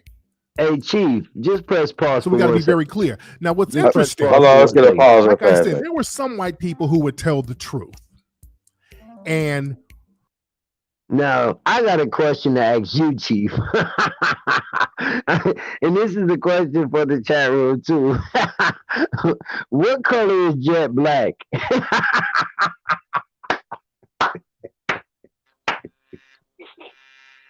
That's a good question, player. How can a black be jet black? Like, what color is jet black? It's called wings, you know? Man, I'm just here getting that beard. Is that ashy black? Is that like grayish? Is that like charcoal? Is that like dull? Or I don't know. That was just a question. Hey, Chief, I need me a beard. Oh man, he said jet black. I was like, dude, you're an agent, man. Fuck that. When it was time to get on code, they had to stop. But this was the thing. Darwin wasn't the first person to talk about evolution. The first person to talk about evolution, who Darwin got it from, he got it from this guy named Constantine Rafinesque. Now, Rafinesque was a professor, a scientist. He was from France. Now, Rafinesque, a lot of folks don't know about him, but he planted the seeds of Charles Darwin's game. Okay, let me show Constantine. This is Constantine here. Now, the thing with Constantine Rafinesque, and I want y'all to write that name down. The problem with him, he dropped a lot of game. He told a lot of truth. The problem was he told too much truth. Remember, he was French, and he came over here, and the French, you know, they scientifically, they told the truth for the most part because they weren't on the white supremacist code yet. When they got over here, they really got on the white supremacist code. But Rafinesque, he was talking about the truth about plants and animals and evolution and all that. But he also said, by the way, North America, the indigenous people are a bunch of black folks. And he wrote about this extensively. This is one of his writings on the right, Primitive Black Nations of America. So this guy talked about in great detail about all the black tribes who were here before Columbus.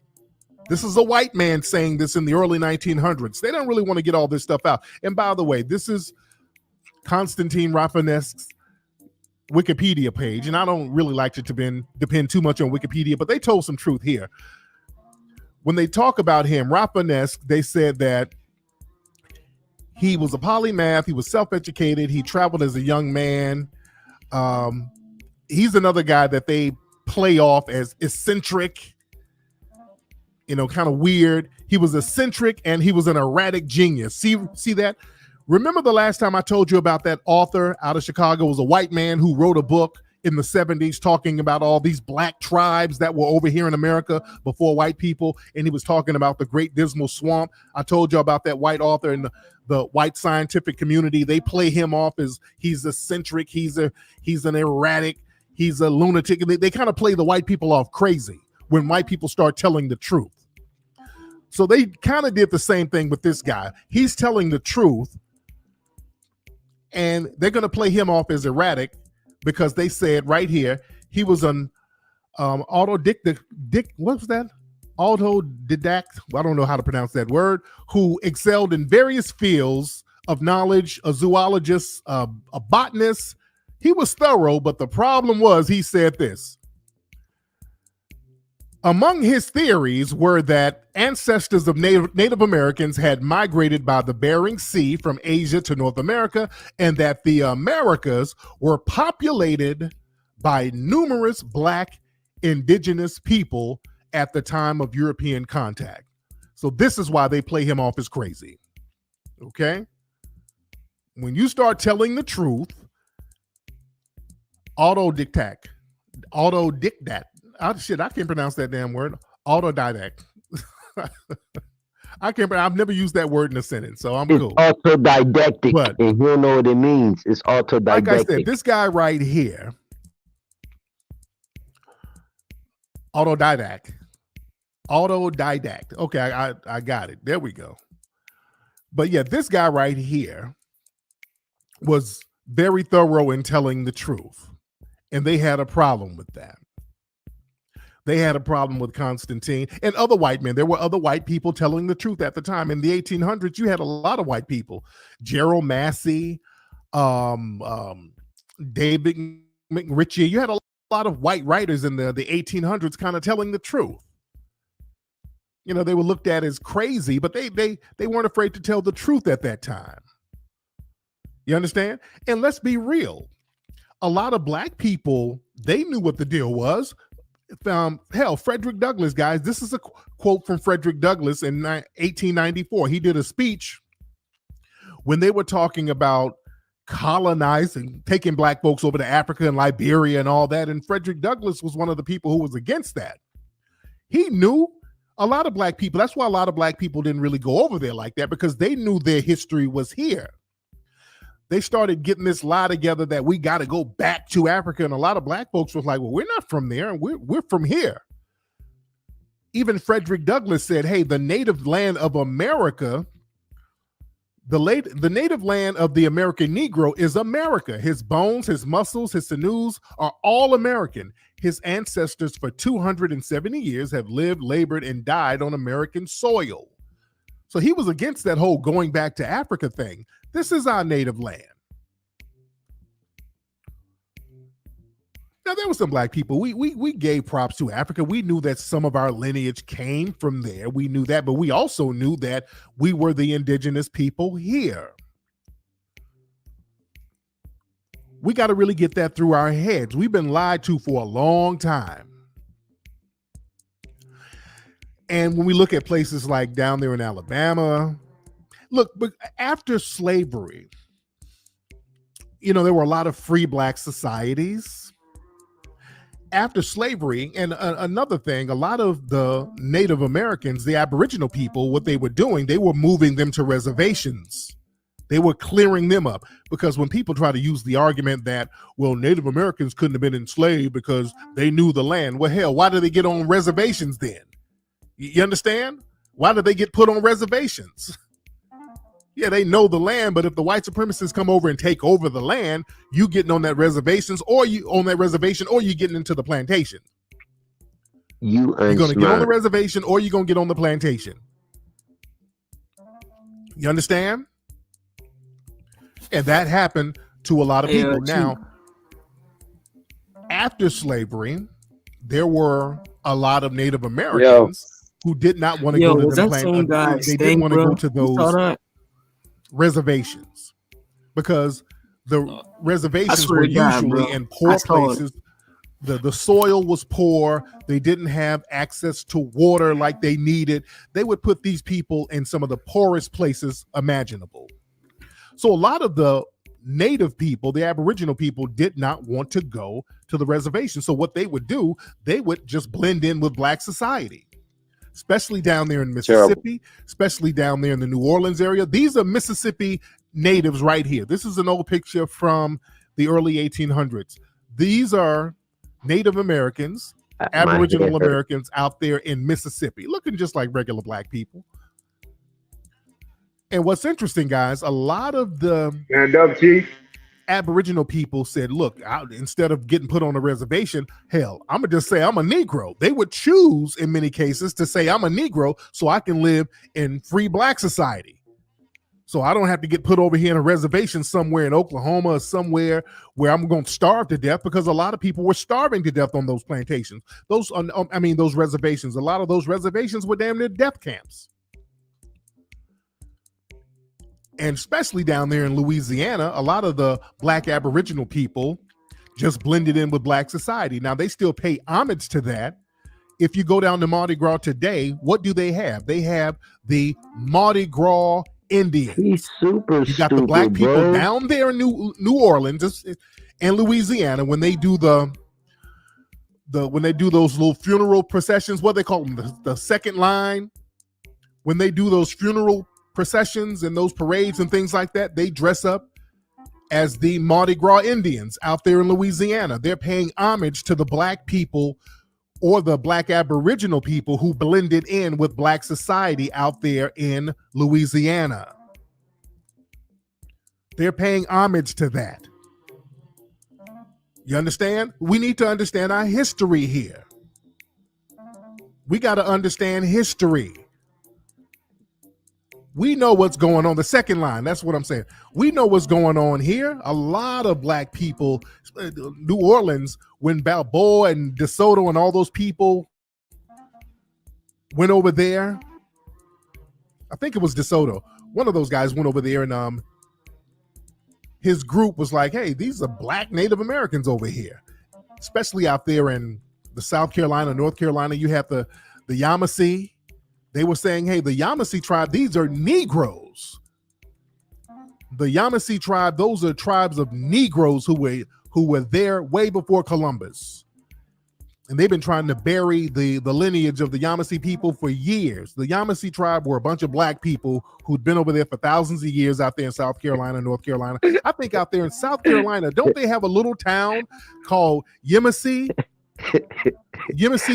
South Carolina, where it's a predominantly Black area. I think the majority of people who live there are Black out there in Yamasee, South Carolina. So there's still a town out there. You dig? And somebody said Creek Indian in the chat. See, we got to understand a lot of those tribes, they were different tribes, and the white supremacists just call them one name. If you live by the creek, they'll just say, hey, those are just Creek Indians. Yeah? This is why we have to understand our history. And we don't even have to get into California. California, I mean, we look at what they said about the California Indians. This is in the early 1800s. They said a few years later in 1806, Langsdorff described the same Indians in California with more detail as follows. These Indians are middling or rather low stature and of dark brown color approaching to Black. They have large projecting lips and broad, flat Negro-like noses.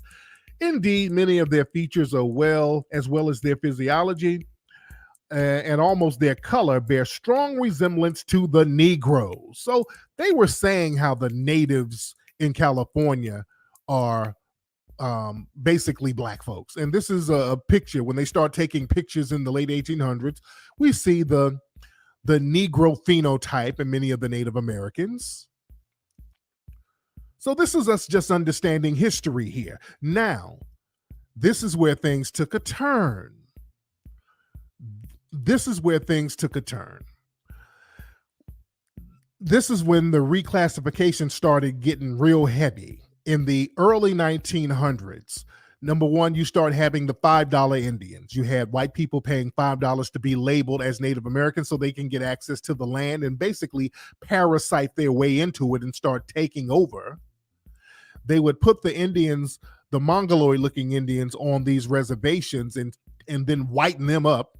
They would send them to these Victorian-type schools to teach them how to be more white. They started whitening them up. And what they started to do in the early 1900s, they started to reclassify en masse Native Americans as Negroes. Family, I want y'all to write this guy's name down right here. This is Walter Plecker. This white supremacist here, and he was a white supremacist, not a suspect. This was a hardcore white supremacist. Y'all hear this shit, This is bro? an article. Yeah, this is crazy. Says how Virginia's white supremacist still threatens the future of Virginia's Indian tribes. This guy right here, Walter Plecker, he was a part of a lot of white supremacist groups in the early 1900s, and he was a eugenicist. He was a part of that whole eugenicist movement. Okay, Walter Plecker. That's this guy's name here. I'm black. I'm black. I'm blacker than the black. Yo, yeah, that's crazy. That man said black like 100 times in 10 minutes. I was like, dang. Man, this dude is hilarious, bro. I'm sitting in the back chat. I'm sitting with my mute on, crying, laughing, man. I couldn't stop laughing. It was like he was unconsciously just going in, like, dude. Then he gonna show a book page cover that he didn't really even know the name of the book or nothing about the book. So he just found a book cover. Hey, Chief, take my guy off the screen, bro. Some dude need to be taken off the screen. Whoever's showing the bottom screen.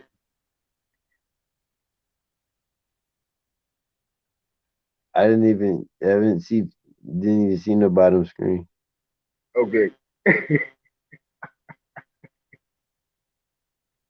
Yeah, what he was on. Yo, man. What is this, man? Hey, what's up, ex-Chicago Crip? Hey, what's up, man?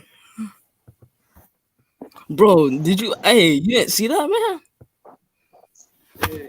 Nuh-uh. Yeah, I was trying to tell you earlier because I saw it last time, bro. Right there. What was it? It was like right in the bottom of me. Someone, I don't know what his name was, but he had the exact same logo. Like he didn't change.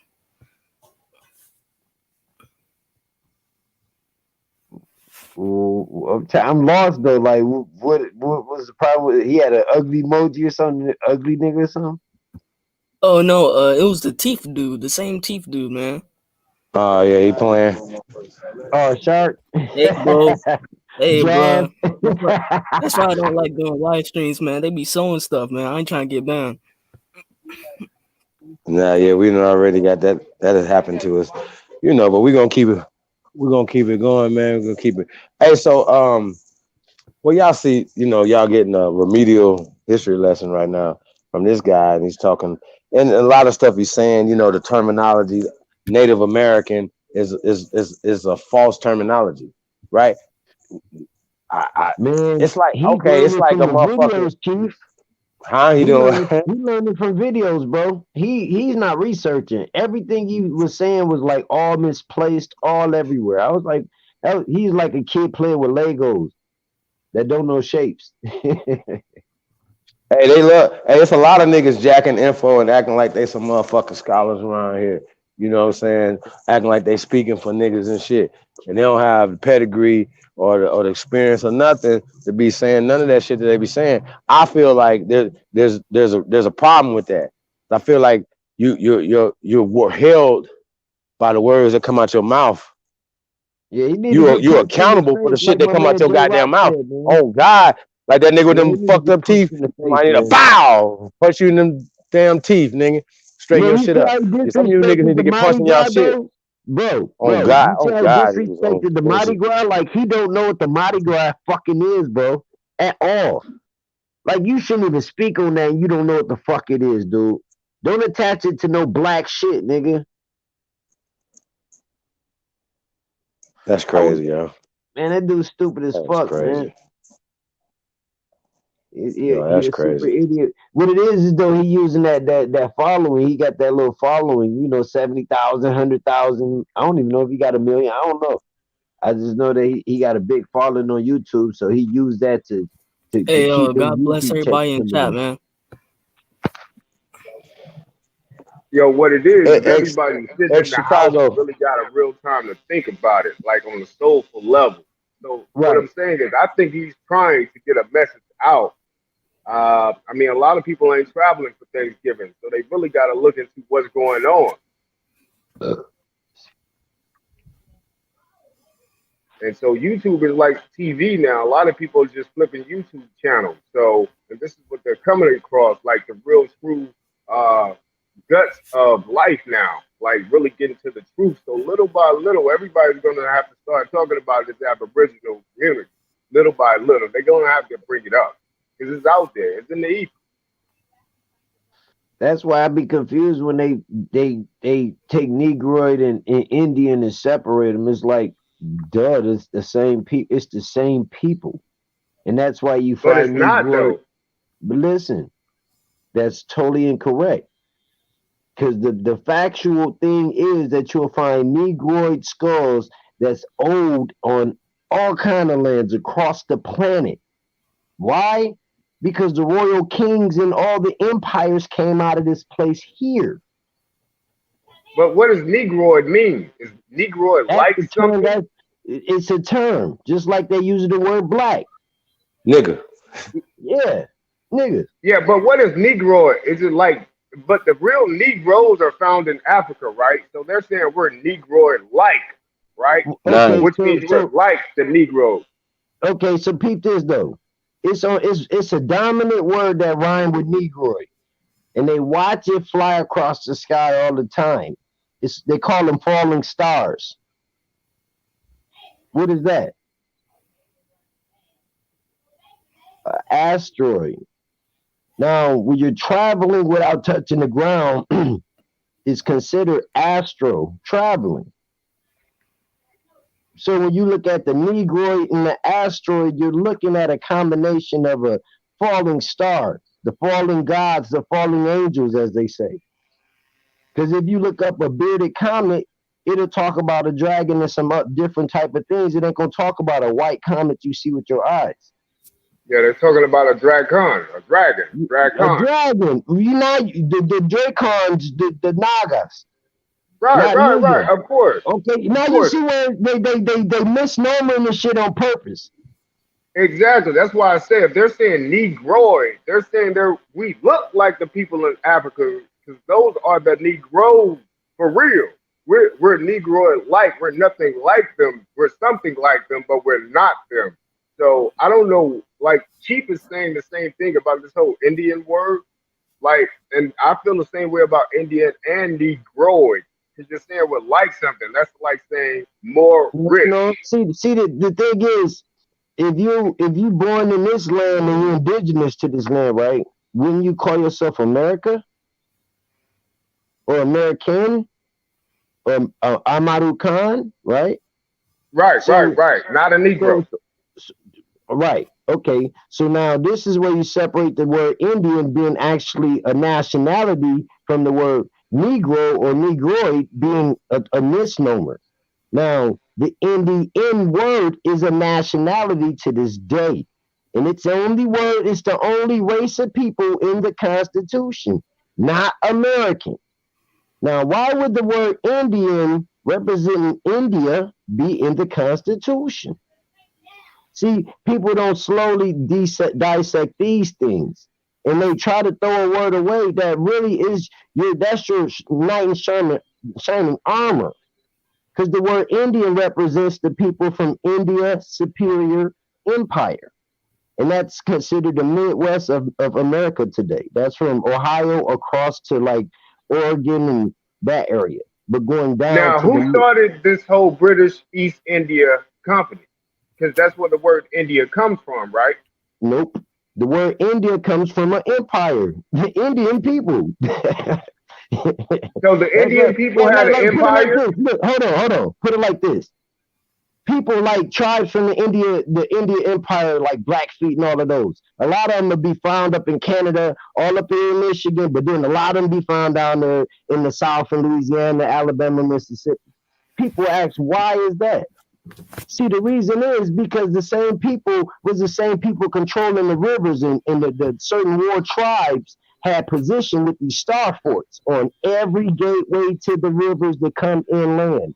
So you had mentioned it earlier. I'm kind of glad that y'all did open the doors because I wanted to kind of bring this to attention.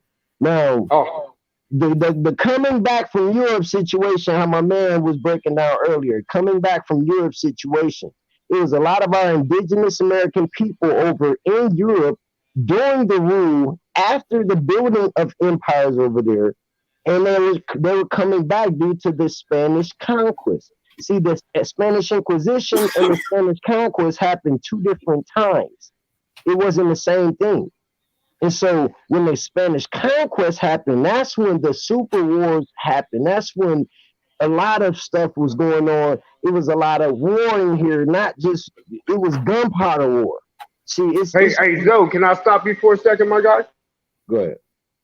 Sorry, don't mean to interrupt. So you said when the Spanish came, weren't they the first ones to call us Negroes, Negro de Terra, or something like that?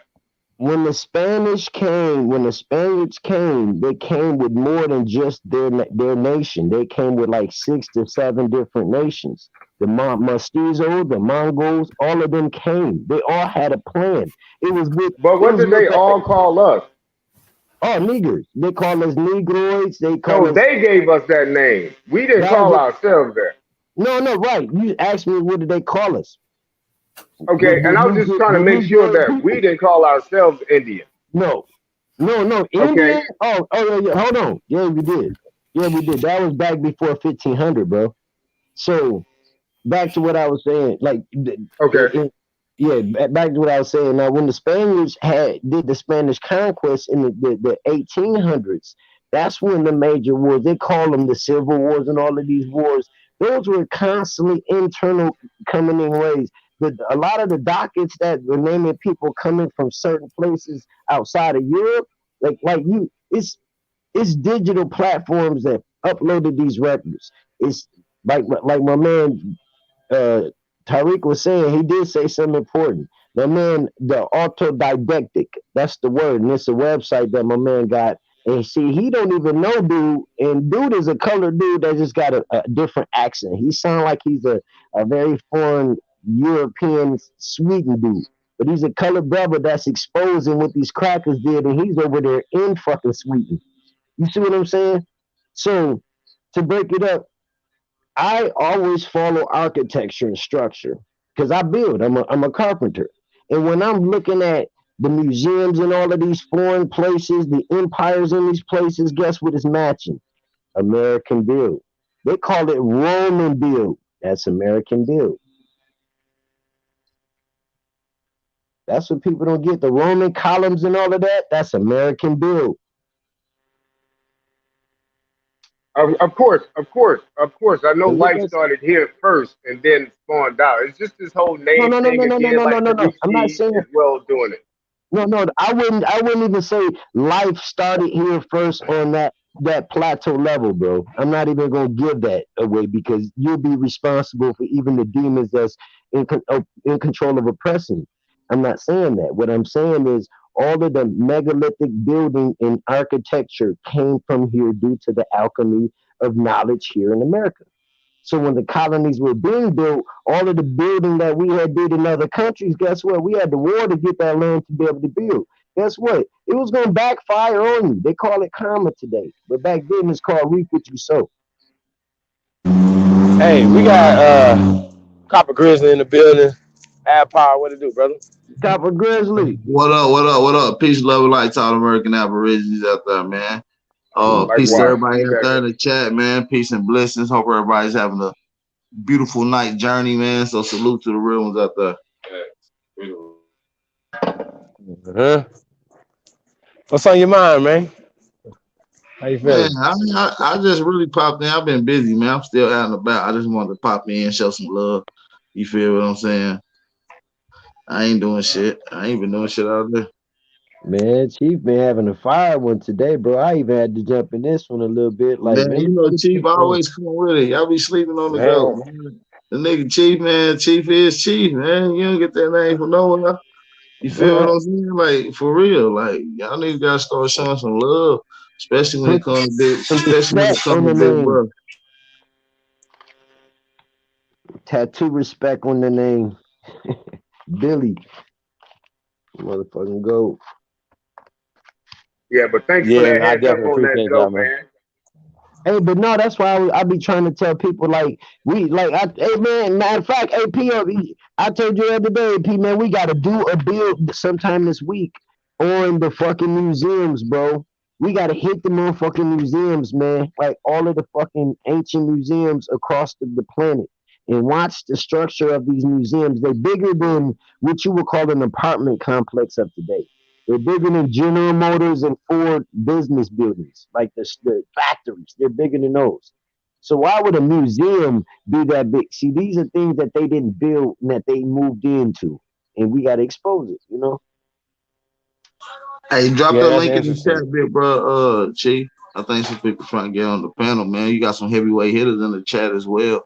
You know what I mean? That might want to be in contribution to. I ain't got too much to say. I ain't really get to catch all of it, so I'm just sitting back. I know Chief always got some fire put together, man. So he always got some fire for the family, man. Shout out to everybody out there. Make sure y'all hit them like buttons. Hey, man, Hold on. Make sure y'all hit that. I'm in the gym practicing my left hand free throws, nigga. Make sure y'all hit the like button. Make sure y'all support the channel. I know he came with fire. How many of y'all donate at least $2 to the brother time for his time and content? Like, for real. Support the brother channel. Peace to love to all y'all, man. Let's get it, man. Let's get this shit cracking.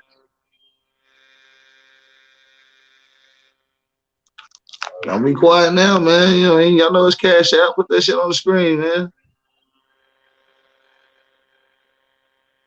Real talk. For shit show. Hey, I definitely appreciate that.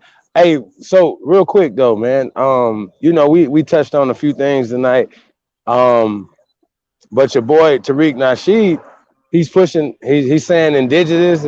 He even put Aboriginal in his title, bro. Like, and you know, we were just listening to him and he was saying some stuff. I mean, I'm gonna say he was about 65% right. A lot of stuff he's saying, but when he uses terminology like Native American, right? But it's not only Tariq Nasheed, right? It's a lot of other people in the Aborigine, and I want to say, I guess we can say Indian. I'm gonna call you niggas bougie ass Indian community, right? Who, you know, that think like this, right? That think like Tariq Nasheed does when it comes to saying terminology like Native American. How much of a problem is Native American, brother? Native American. Before I answer that, please put your Cash Out link on the screen so that people can have that, so they can donate, please. And moderators that got that, please put that in the chat for the family. The reason Native American is a big problem because demographically it talks about a group of people coming from another landmass. Socially, it shows you another people that does not ethnically look like you, nor do they have cultural similarities to you. So that's two big problems with Native American. Facts. That's facts. That's heavy. I agree with that for sure. I was gonna say something different, but he said it better than I did. I was gonna say, well, you know, because the Native Americans, the motherfucker can move here and be born here and call himself Native American. Absolutely. It's just a funny title, man. The titles just throw everybody off and not really look into like being original.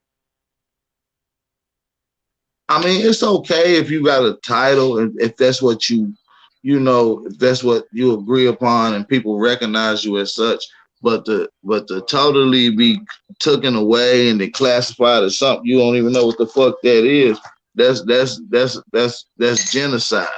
That's an act of war. You see what I'm saying? And these are the things that has been committed amongst our people. And we sit around act like it's cool, twirling our thumbs, being a lapdog to all these foreigners. But when you get around these people, you afraid to speak the truth. But get around your family and start letting off the shit off your mind. Nah, don't tell us we been hearing this shit. Go tell them folks, them white folks you keep sitting around. Tell them folks that. Tell them other foreigners that you keep sitting around. You understand me? Let them understand what's really going on, how you feel, what's really good in America. We got to start being what's the word I'm looking for? We got to start having more pride in what we dealing with. We got to start walking with our chest out and our head up. You understand me? Because a lot of you guys be having that wet noodle back syndrome. You know, you guys won't stand for nothing and fall for anything. You understand me? So, you know, we really got to start switching that up. I'm going to mute my mic.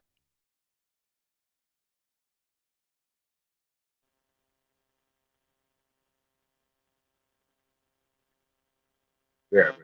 Think tank. That's all it is, man. That's how we get this rise back going. These type of think tanks that you guys started like years ago, paving the way for a lot of young cats that don't know about it yet. So, yeah, man, it's gonna reach a lot more people as they study sit at home and really get to knowing who they are. I see the original Copper Empress Hobart in the building. Pieces. Pieces. I was gonna say, man, congratulations to the motherfucking GOAT, man. You done saved Tariq, bro. I'm gonna say you turned him around, bro. You know what I'm saying? You bringing him home, you know what I'm saying, Chief Billy? You know what? Isn't Tariq this Nah, like it a ain't just Moor? me, brother. Definitely. It's everybody in the chat room, brother. Yeah. What'd you say about a Moor? Is Tariq Nasheed like a Moor? He didn't even mention Moor when he was talking about the Abo. I thought he was a Hebrew. I don't know. Because I hear root words always talking about Tariq Nasheed as if he's a Moor and he follows that lifestyle. So I was just wondering, he didn't mention the word Moor or anything religious. He just mentioned Native American, indigenous. So he's on the right path. He ain't mentioned anything else with it. He just mentioned the Indian. He might want to start reading the books he's finding the covers of. Absolutely. You know, but what's so crazy is though, right? Like this, I mean, you know, bro, we can go to any book, right?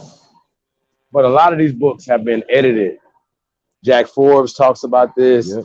You know what I'm saying? Like they made him change his title.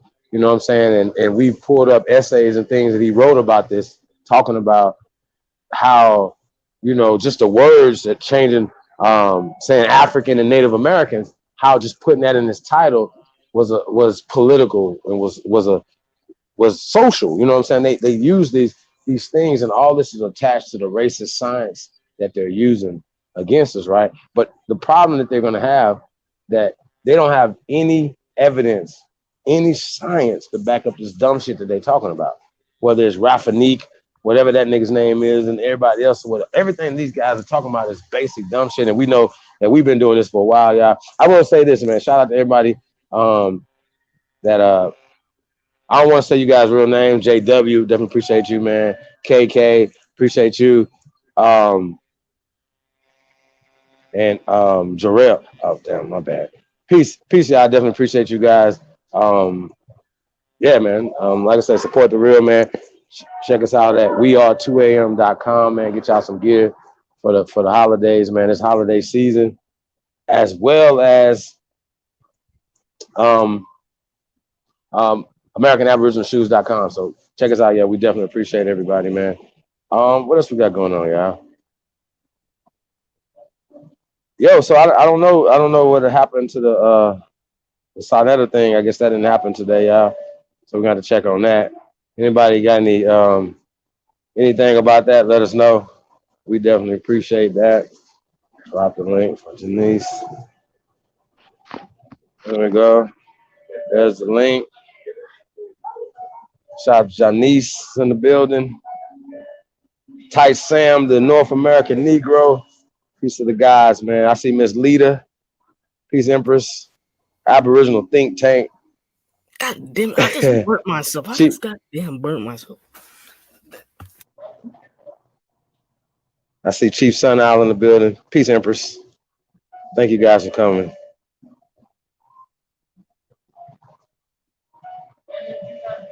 Yeah, man. We definitely appreciate everybody. I see the chosen one in the building, James Gilmore. So I know it was Peace supposed to to the guys. Nah, we was gonna do a live. Hold on, absolutely back in there. My bad, Chief. Halito. Halito. Peace. So Peace. I just want to jump in right quick because I just saw the last part of this Tariq shit show, and I'm just not. I know y'all giving him the benefit of the doubt, but here's the thing that we must understand. Tariq is, and I like him because he's funny. But when he's doing his documentaries and he's not really educated on subject matters, he hires historians to come in and speak on the subject matters. But instead of getting one of us, because he's following all of us, instead of getting one of us to come and speak to 17,000 people who just viewed that shit, he just got on there and confused the hell out of all them people.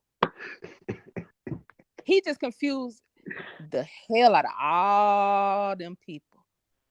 And so, not only that, today the CNN did a piece. I don't know whether y'all caught that. I posted it.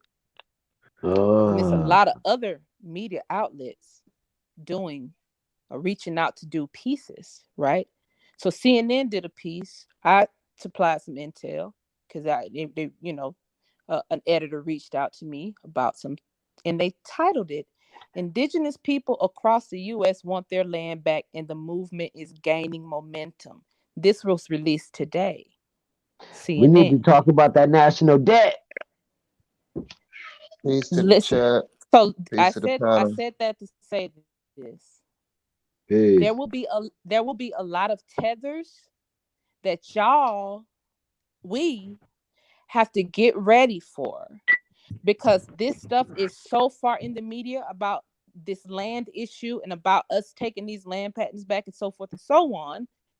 The powers that be are putting their little tethers in place to put out half-ass misinformation and so forth and so on. And so it's just us. And now we have a whole slew of tethers who's about to start this shit, right? So how are we going to then combat this movement with these platforms who are way bigger than us at this point? Because even with the intel that I supplied to CNN through a PR rep, they put a whole lot of other shit in the article. And so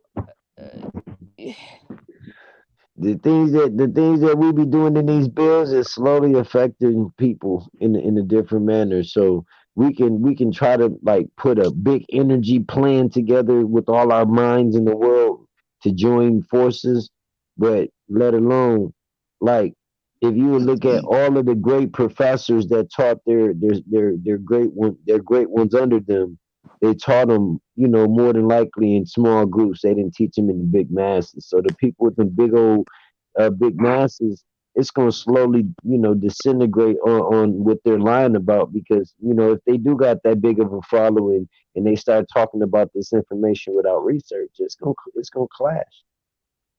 Well, that's exactly what we just saw with the Tariq Nasheed bill. Now, mind you, I have a connection with Tariq because I did a documentary, Wilmington on Fire. I was the music supervisor for that documentary, and Tariq Nasheed funded it.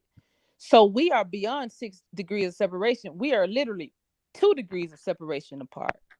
And so Tariq is very familiar with what's going on because he follows me. and so he follows y'all too, right? And so that's why I hopped on the panel. Sorry, sis, I don't mean to cut you off or break, but I wanted to piggyback off what you were saying about him not getting one of the empresses or the gods, the one of the greats, the goats, to get up there and to even speak or even giving a shout out to him, to even letting the people know where he's getting this information. So I came on here just to give Chief Holiday, the GOAT, Ab Power, Ab TV, and A1, Empress Hobart, and a couple more people that's out there. I wanna thank all y'all, because y'all turned another one out, and this one got a nice build of people that don't want to know. We showed up over there and we was in them chats. I got blocked for a minute, but I want to thank y'all for that, man. Y'all keep doing the work y'all doing, keep putting it out. We're gonna keep staying in these chats, keep putting this information in the chats, keep doing what we do. Yeah, I mean, yeah. And peace to everybody. I'm sorry. Can you imagine? I'm just trying to think about the what could happen here, because Tariq is a person, and we really should be talking about this off of YouTube, but we out here now, so fuck it, we live. Tariq is a person who has the power, and a lot of other people who have the power, who are kind of, our age, around our age range, who kind of cool like us, they can put a documentary out to kind of thwart this movement. And so how are we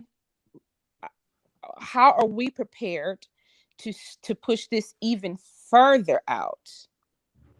Because we have to make this bigger at this point. Yeah, you're right, because they looking now. Now that he and dropped that, it was a lot of people in there. Mm-hmm. And we definitely was dropping names in there who to go to. And Ab TV, I see he hopped in there. And so they about to look for us. They definitely about to look for us. And I definitely agree with you, Chief, when you said he did a good about 65%. You feel me?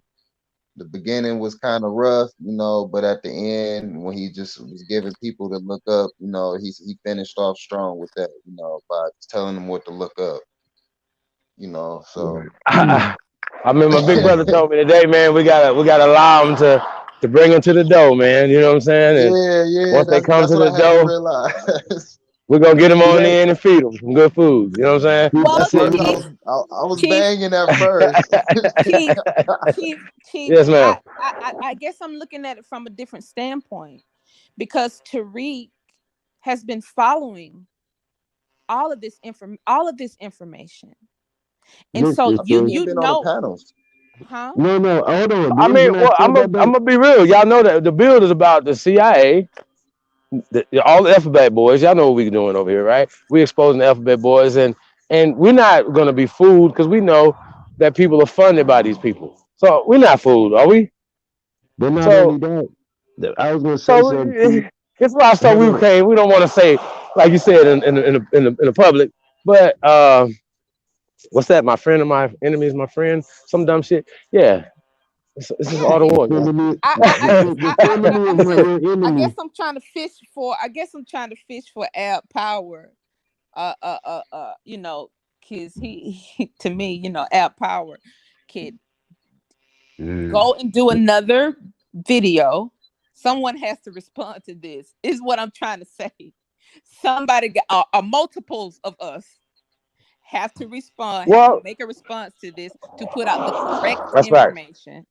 Because Tariq has watched enough of our documentaries and enough of our videos to know that Native American and American Indian, you know not to mix those words up. That's that little stuff. He definitely know that. Not to do that. And so that almost looked as if you did that shit on purpose. Yeah, that's what I was saying. Yeah, as for his title, he kind of mixed the title. Y'all gotta remember, he it's not that, but he gotta feed the people out of what he's been teaching them already. It's like young Pharaoh too. He had you can't take a Christian start and stop telling him people from that being it a was Christian. black people over here. Y'all, You feel me? He got to feed the people into it because he coming into it. I was damn near completely wrong on all my shit, and this is the truth. And I've been following these group of people, and this is where I've been getting the information from. That's what he should have just completely said. yeah, exactly. That would have been That's great what I because was. when I we, was trying. That's why I brought it up, really, because I was bringing it up to saying like, I know a lot of the information he was speaking about was from within his community. I can tell because even when I was talking to some of the bros, Look at the I was pictures. telling them, the pictures, to hold, talk about hold on, not just reclaiming the our pictures, not land. just the pictures. Hold on, peep this though. All of us, all of the guards in the motherfucking in the community over here, the guards, then the kings coming up. We all got our own style of doing certain things, and it's we can retrack our own shit. Am I right, Chief, or wrong? On God, you can. Yeah, see what I'm saying? That God, I know for a fact. You know what I'm saying? You know how like you paint a picture and then motherfuckers or you write a verse or something, you write a song and everybody biting your shit, and then they don't even want to be like, yeah, I got this from this guy. I don't do that. You know, we gotta come on, y'all. Anyway, Nice it's gonna build be today okay. too, Empress Holbert. That was a It's good gonna build be today, okay. Empress. You're so positive, Chief. I love that. Well, Oh Very yeah, Chief, positive. I'm Very really Chief, I not. positive. wanted to give you the info on Side Matter. Hey, let's talk about it. What's up? He I took didn't that. see He took that and ran, basically. Wait. Put the He did what, Hebrew Rand? Israelite. He took that and ran. Damn. He didn't So put he him on there. basically He kept the he other guys basically still put on there. he put the Hebrew on there instead of top. So Yeah, they still on there, huh? yeah, he took that and ran on that.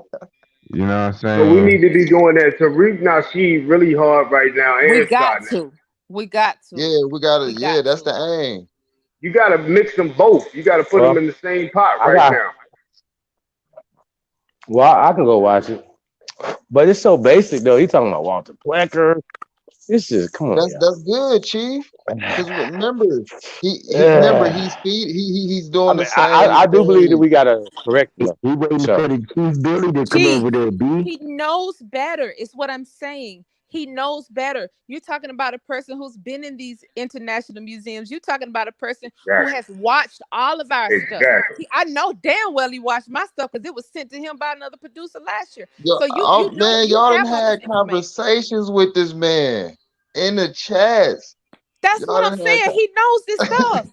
So you knew not to reintroduce that Walter Plecker shit because everybody done already said that 2, 3, 5 He years ago. he just can't tell the people he was wrong.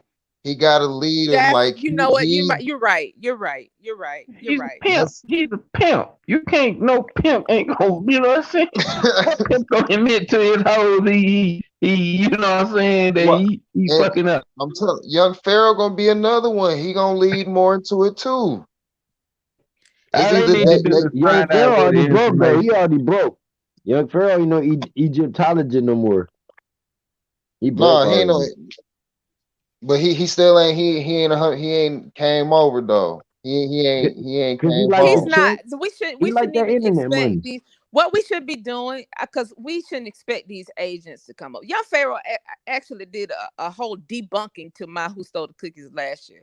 And I haven't liked him ever since, but that's neither here nor there. Some of these people you just got to push off in a ditch. And he's one of those people that when we know people are paid agents, when we know people are Yep. strategically put in place to thwart a movement that you're pushing out in front damn. successfully, Yep.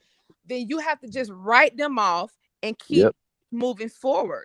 You know, and I This is prior to what Tariq just this is did, why we got the queens, the empresses, the leaders. prior to what Tariq just did, I thought that okay, well, Tariq may be closer to towing the fence to our side.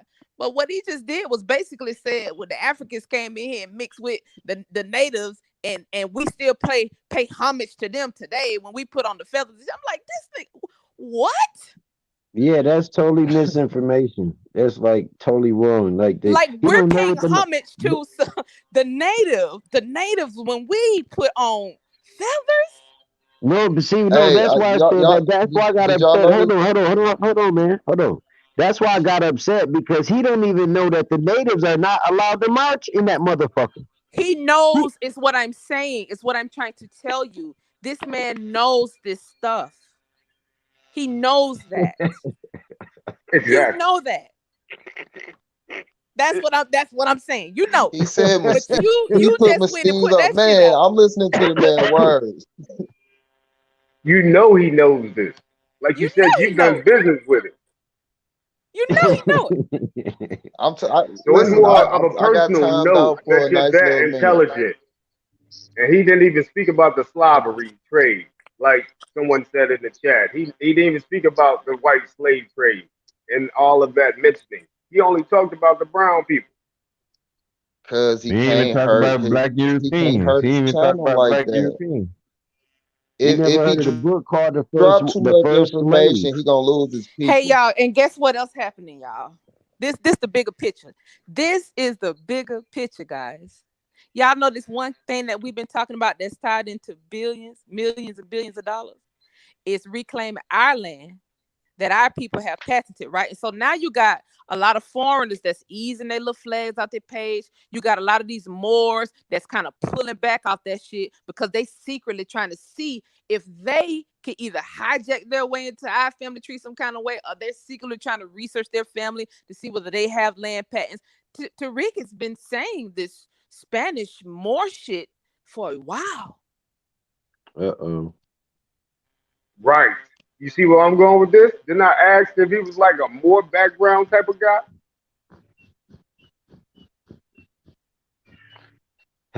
Like if you're not doing it the right way, more means you're from across the pond. The MOOR. That's when they got mixed. The more that more. But I think the MUUR is more of the Americanized type of thing. The originals here, like in Washington, it was MUUR, not MOOR. It was more like MU''UR. It was Mu'uru. Yeah, absolutely, Zoe. Absolutely correct. What it meant was a high priest, and those Moors are not high priests. So, like Queen Calafia, she's from the line of the Mu'urus people. And her parents and stuff was, the high priest. Or matter of fact, her grandmother was Queen Sheba, and she was from the Great Lakes. So she was from India Superior, where Lake Superior land is at up here towards Michigan. So when Michigan. yeah, and that's why the lake is still called Lake Superior after Yes, it the is. India Superior Empire. You know what I'm saying? So all of that stuff is connected, but that's what a lot of this confusion. But that's internal though. That's okay. No. Hold That's on. yeah. No. What I'm saying is, what Sis is saying is right, because the Spaniards are hiding behind Moor and other titles now, but they're Spaniards. Absolutely. So when we look at the Hispanics, we think of those are the Hispanics. Those are the descendants of the You talking Moors. about the dark ones that first came. Yeah, the dark ones that first came, and the new Hebrew and Latin languages. And those are the ones that called us Negroes de terror. Those are the same ones. Yeah. Negro to them meant slave. Shit. Because Spanish and Latin is not the same language. Negro. See, the word El Negro means dark. That's the difference. El Negro in Latin means dark, but the word in Spanish is negro, which means black. So they see Latin and Spanish is two different languages. Like that's why a lot of times you see these Hispanic Mexican so-called beefing with the Puerto Rican Dominicans that speak Latin. They don't like each other because they're two crossbreds. They're two different crossbreds. You know what I'm But saying? Negro means black though, right? Huh? Negro means black though, right? Yes, but not as a person. It means by like a complexion. Yeah, like a dark. But that means black. No, the word dark does not mean black. The word dark. But Negro don't mean dark, does it? It means black. Right. That's what I'm saying. In Spanish, it means black. In Latin, it means dark. In Spanish. I'm just trying to figure out why they called us that if they were dark too. You see what I'm saying? Because our complexions range from you gotta. I'm out here. Hey, but they Hold on, writing hold on, hold on, hold on. they writing Hold shit on, hold back in on. history Let though. me say something real quick. Let me say something real quick. Call us a Because our colors range from a high yellow all the way. Hold on. Our colors range from a high yellow all the way to They'll dark call you a brown. Moreno. Oh, okay, but here's the point is though, right? That these are just descriptive terms, and what they're doing is we know they're writing terminologies back in time.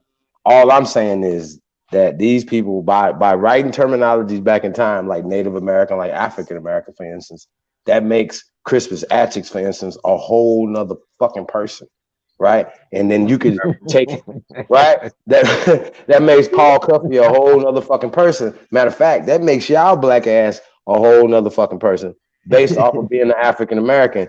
And so we got to act a fool every time a motherfucker call us an African American, right? Absolutely. We got to act a fool. Like we got to be trying to sue motherfuckers. So class action, like, you know what I'm saying? Like, yo, every time we hear it, motherfucker, they hit that.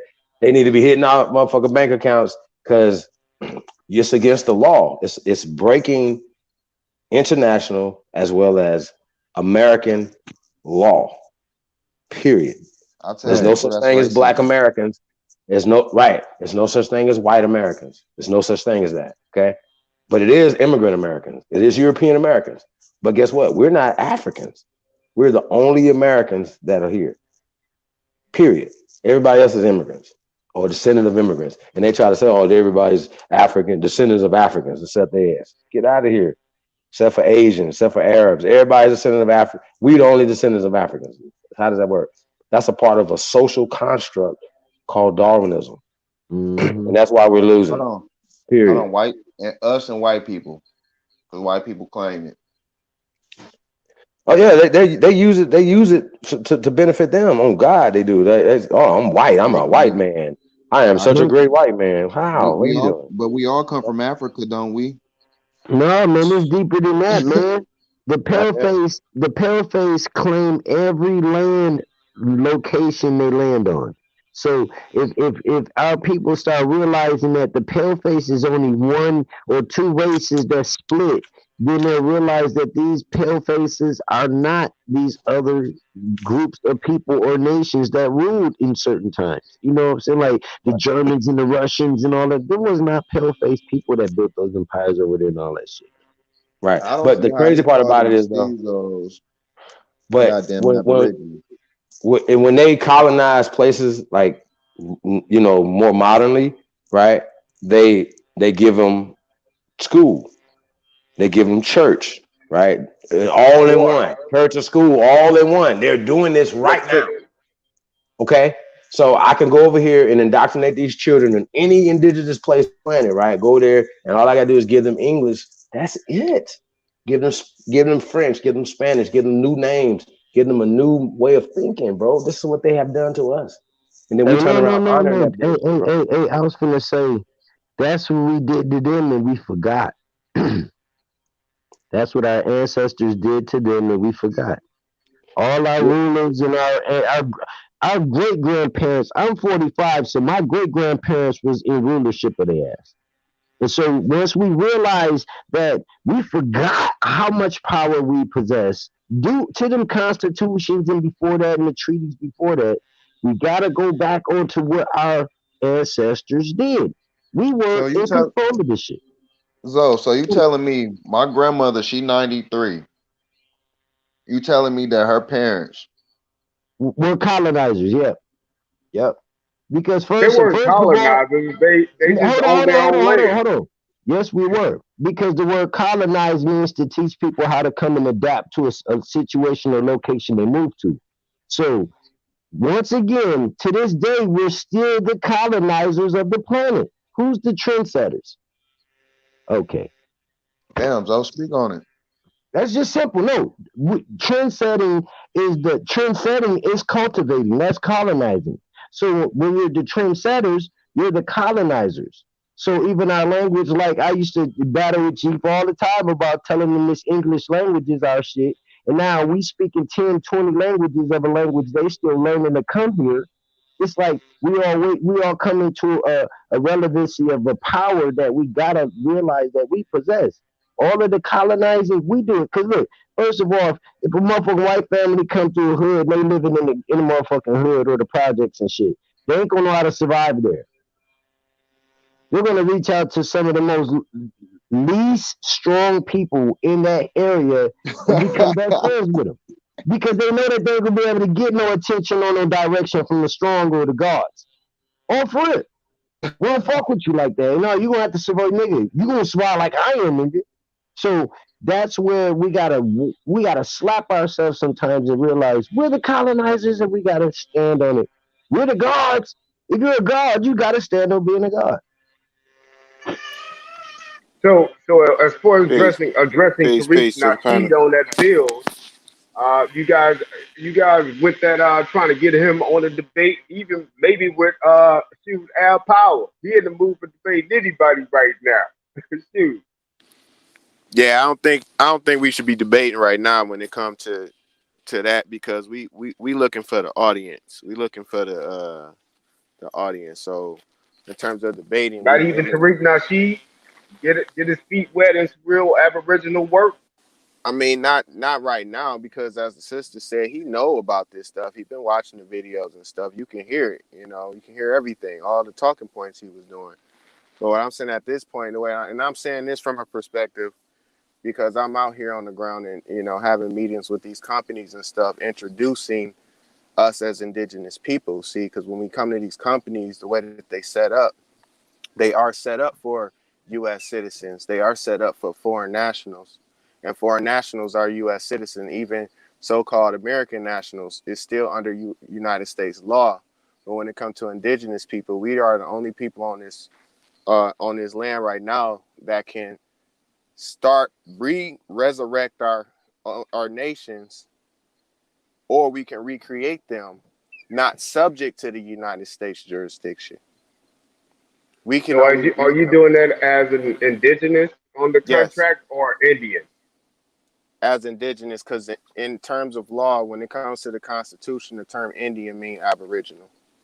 Period. So what does that have to do with the Constitution in India? So why is that such a great factor for some people? Well, because Article 1, Section 2, Clause 3, and excluding Indians not taxed, that phrase is a separation clause, meaning we not a part of the United States jurisdiction. The jurisdiction that was created for them was for commerce. And then you can go into Article 8. So you want to go into commerce as an Indian when you're doing public shit, like you want to be that Indian in the public. Brother, this is my question. Brother, this is my question. Is a title. This is my question, brother. What's up? When you say Indian, do you bring up Aborigine when you explaining it to him? Absolutely. Well, no. We said he uses indigenous. We use it. Are you using Indian and Aborigine together so they understand that they both are the same?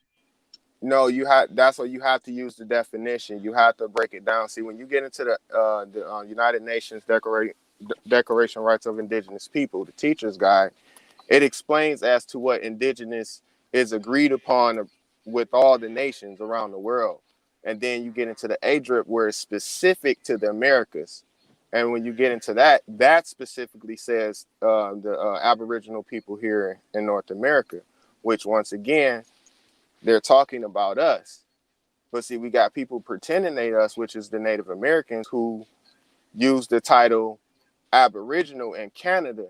And see, it's different in Canada and here in the U.S., though both of those bodies of law are both foreign to the indigenous people.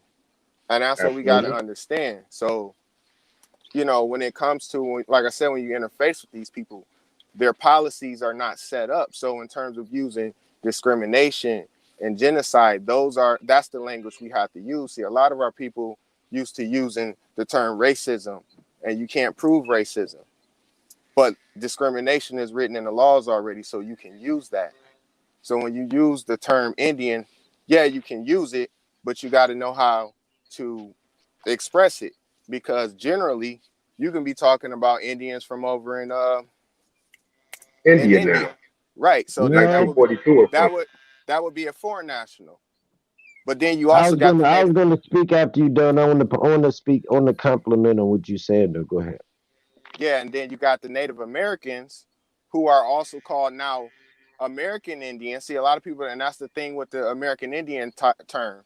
When you look up the Federal Directive 15 and the census, how they defined it already, it said American Indian or Alaskan Native. So when you look into what American Indian is, when you go into the United States laws via Title 25, or where it's defined that because of the Alaskan Settlements Claims Act, which is in Title 43, it defines a native as the Alaskan people. So that term Indian was reduced in under United States jurisdiction to only mean the Alaskan natives. So that's why you got to be Wow. careful.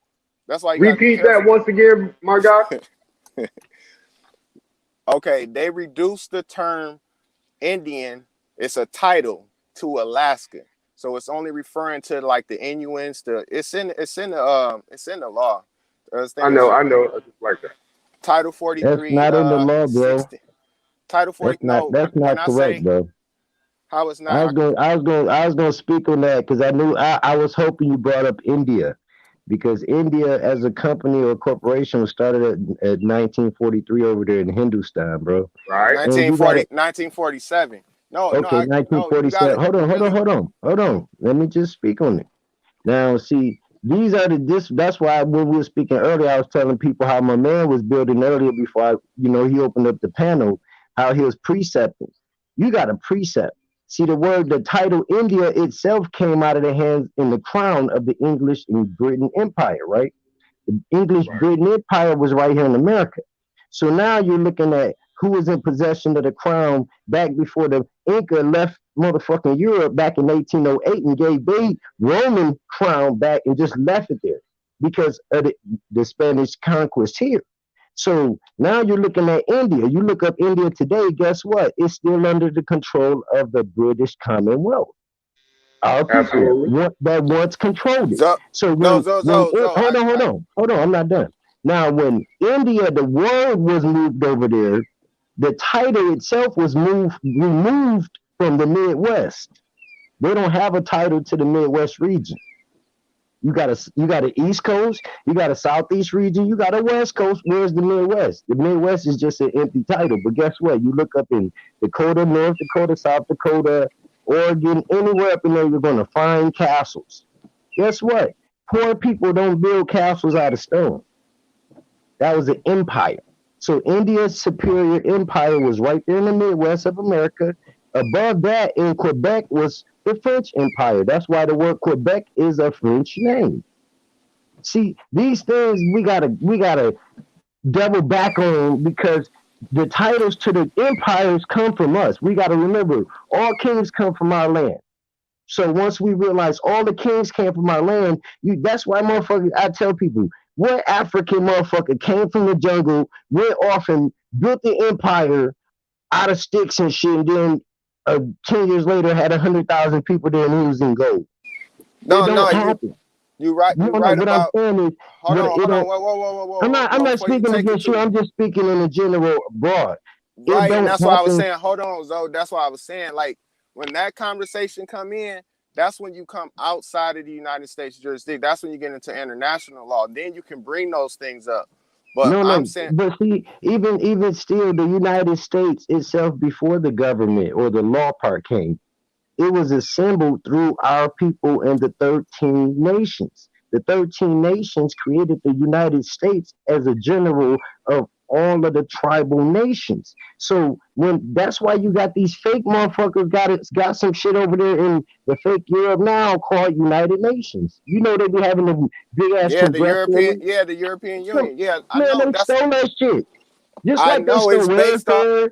It's based off our shit. No, I'm with you though. I remember we talked about this. Like, what was that a couple weeks But ago? we're talking about the Indian title right now. Right, Which yeah, is the best one to use right now? The title. That's the point that I'm trying to make. I get. Okay, go ahead. Get these social political terms. Shout out to Chief with that, man. We really gotta put them into its proper context and when we're using them. So when it comes to the United States right now, because a lot of our people are under the social political constructs, be it whether Right. it's Black, African American, or some of our people may be a part of the tribes, but they're Gotta still start them under, somewhere, yeah. right, but they still under the United States jurisdiction. So when we learn to come out from under their jurisdiction, and remember, not just by the titles, a lot of the times we in a jurisdiction by way of contract too. So even some of those Indians that know License. that they're Indians, they also use those treaties, but those treaties still put them under the United States jurisdiction as today, because now we're dealing with the INA, then you're dealing with the BIA. So, and then that used to be the Department of Interior. So it's a lot of things that people don't know. So to keep it Bureau of simple, Indian Affairs, that fake ass shit and all that. Yeah, no. well, that's what I'm saying. But Congress It been had gave. stole, man. But you know what I'm saying, though.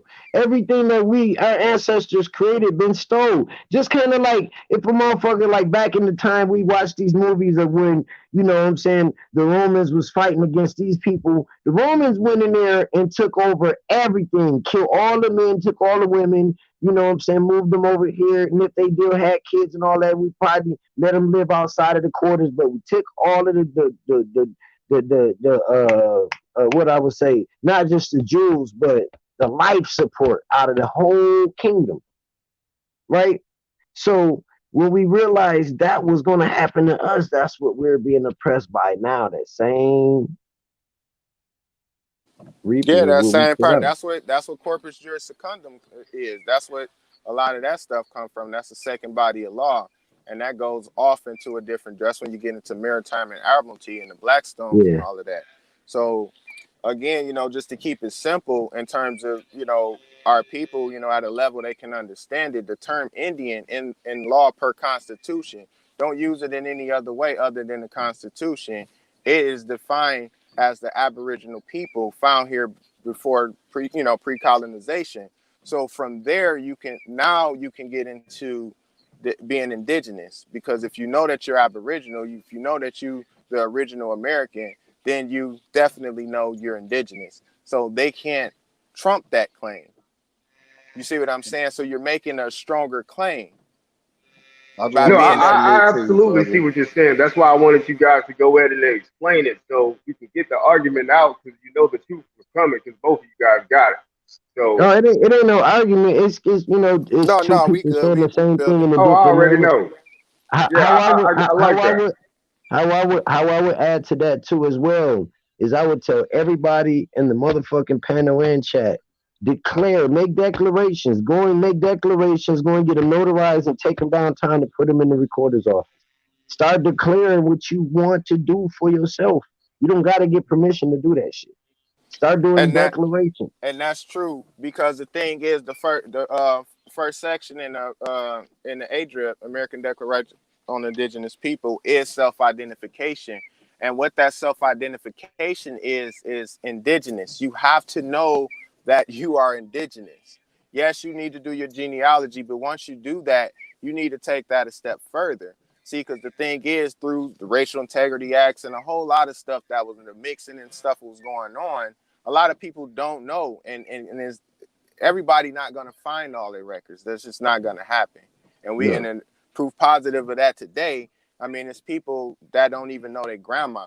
You know, it's people that don't even know their father, their mother. So that's a real thing. So in terms of going back generations, you know, that's going to be difficult for some people. But as long as we can find somebody and understand that we are indigenous and not play on the we came off slave boats and all these other, you know, the religious thing, because even when a lot of people don't understand, when you get into the religious thing, that also goes into ecclesiastical law, which, like Zoe said, comes back under the Roman law. So that again, that take you away from you being indigenous. So the religion was a big blow too as well. That was the biggest blow to Hold on. That's what I was just going to get on too. The Roman law do make you indigenous. What do you think powered in Britain's law, in the French law, in all of the other English law? See, when we look at all of the commonwealths, the English Commonwealth, the Britain Commonwealth, and the French Commonwealth, those are the crowns that got all of the countries on lock to this day when I was doing the research about a couple weeks ago. So I was realizing like those empires are from here. So they still using Roman law, which is our indigenous law. But they make us hate Romans. They make everybody else hate Romans to keep people from researching that the Roman law come out of the Inca Empire, which is the cousins of the Mayans and the bloodline of the motherfucking Olmec. Now I was about to say that in terms of when Carlos Quinto, when he came over here, conquering for the Spanish, Montezuma. These things, and see, that's the thing. That's why the law part is so important. You know, it's more to Carlos, it. you said Carlos who? Carlos Quinto. Carlos Quintos. Nah, he American, man. Yeah, the fifth, the fifth. Yeah, see, he's on the Inca's Kings list, and that's what I'm saying. So, right, but guess what? That's what I'm trying to tell you. It wasn't no. They had warred with the Spaniards, bro. That's why they listen. Why would you think he would give up a fucking imperial crown, bro, of Europe and Rome? Come on, man. Motherfucker, bro, do you know how we be dreaming about having the luxuries and the wealth? Man, we ain't finna get that shit up for nothing, bro. Unless motherfuckers got our family on hostage. but then that's when you also got the Germanic tribes too that came over here. Again, that's why I said a lot of that a lot of that comes out of the Christianity, the whole religious. Christianity actually freed all the Slavs. Right. That's what it was That's about. when you get into the Byzantine Empire. That was the first exactly. Roman emperor. So man, they were freeing the white people. No, see, look, what y'all talking about is just like the New Testament, a whole bunch of letters and stories. But it don't change the fact no. What I'm saying is, listen to what I'm saying. We were building earlier, and I was telling AP we got to do a build on these museums, these history museums in every country. I'm for that. No. Hold on. Now then, you got to go and look up who Germany was up under, what Commonwealth, Russia. See, Russia became pale-faced after the Tartars and the Mongols decided to make a pact and started raping everybody. So you got to remember, Russia is right connected to China, but it got raided by the pale-face with the Mongols. So Russia is the real name. Those are the Roaches, bro. Those are indigenous people of America. So the Roaches had named that Russia. They put a U in it to put themselves in it. They put you out the way. So what I'm saying is, ain't that where the Slavs came from Albion? If we're gonna get correct. The Slavs come from north above Russia, above China. Exactly. No. Listen to what I'm saying. Okay, so then you got to look at why was the Great Wall of China built? Oh. But we're talking about Slavs right because now. Of the wild man. No. I'm showing you a point because that Great Wall of China is separating two countries. Right. Okay. It's not short. You can't just walk up to that bitch and climb up a mountain. See, listen, the Genghis Khan family, all of them called upon the gods to come over there and build it. So now you're looking at, once again, the mama sons going over there, you know, the children of the brick alchemy went over there and built it. Way before they claimed that it was built. They lying again. So the Slavs, remember the word slave come from the Slavs, right? Yo, those are the Ashkenazi and Khazarians. So the Slavs were the pale people, correct? I'm definitely agreeing with you. Okay, so what I'm saying is that's recent that the Slavs got all around the world, right, through the slavery trade, correct? I'd say about 180 years, yeah. So when you said the Mongols and the Pale Man, which would have been the Slavs, because they were all called Slavs at the same time if you were pale, or albino, right? Was that the albino type of land after so many years they became the Pale Man? No, the albinos are still albino. I'm talking about see, and that's what I'm saying. They started mixing.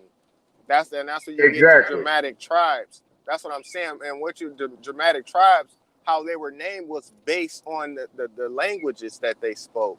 So that's why you get into the Anglo-Saxons, the Anglo-French. That's when you get into the Anglos, because they were mixing Bro, with hold the African. on. I was just gonna mention the Anglos to describe to you the ruddy, dark, ruddy colored people, man. Swarthy colored people. Now, the Anglos and the Saxons were two groups of dark people, the Jutes too. See, people got to catch up with the information is right in front of us. All you get, look, you can look up some even fucking Sweden right next to Slovakia. Sweden. Look up the Sweden fucking soccer team mascot. You're gonna see a colored brother from the side with an afro with a bandana tied around his head. See, I'm gonna say this about that, right? So anytime we start to add the color game into it, that's eugenics out the back. When you look back in them time periods, those people I'm just showing you a point. See, you're going into a whole nother direction when we got a lot of people listening, and it's easier to keep them right here to where I just gave you the Britain Commonwealth. You look that up, you'll see countries. I'm talking about even countries in Africa where the Bantu tribe and all them are still at. When you look up the French Commonwealth, you'll find countries all the way to where close to Slav, Sweden, and all of that are under their rule. These are where our ancient ancestors were in control. So once again, when you say German, now is up under rule. Now the pale face of Germany today are also the people that influenced the name Native American. People don't know that's a Nazi word. It's Germanic. Well, and that's my point.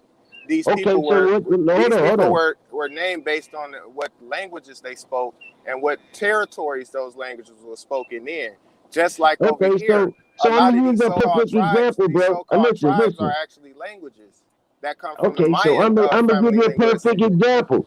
Did you know that it was more than one language spoken in Germany? It was an upper and lower. Of course, that's my point. So hold on. Now the upper was what? And then the lower was what? See, you got to look at those classes. See, the upper was English. The lower was another Slovakian language. So now you're looking at how it was two different people there. If you're looking at the empires, once again, you're talking about castles that's still in Germany to this day.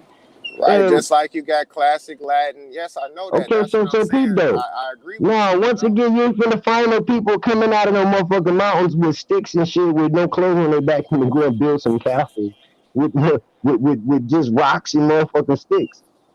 I don't understand how people be trying to. These palefaces name themselves everywhere they landed. So any land that they land on, they name themselves that land. Like they call themselves Italians. They say they this. They say they American. That's their purpose. That's eugenics. But my point was to say that they mixed in and used the language to name themselves. And yes, it was the languages that our ancestors created. And when I say language, I'm talking about using the linguistics. That's the point that I'm trying to make. So then that brings us back over here. So if the Maya, when you talk about the Mayan linguistics, you're dealing with something older than the Indo-European languages. Yeah. So did the Mayans have white Slavs over here? Probably about the 1600s? Whether they was called Slavs or not, I don't know that. Those are POW. They would call them slaves today, but they were more like a POW. You know what I'm saying? Prisoners of wars, where you catch a motherfucker that was territorialistic. You grab his ass and catch him, nigga. You finna work. And your ass get away? Okay, well, we might not look for you, but you finna work while your ass here. That's POW acting.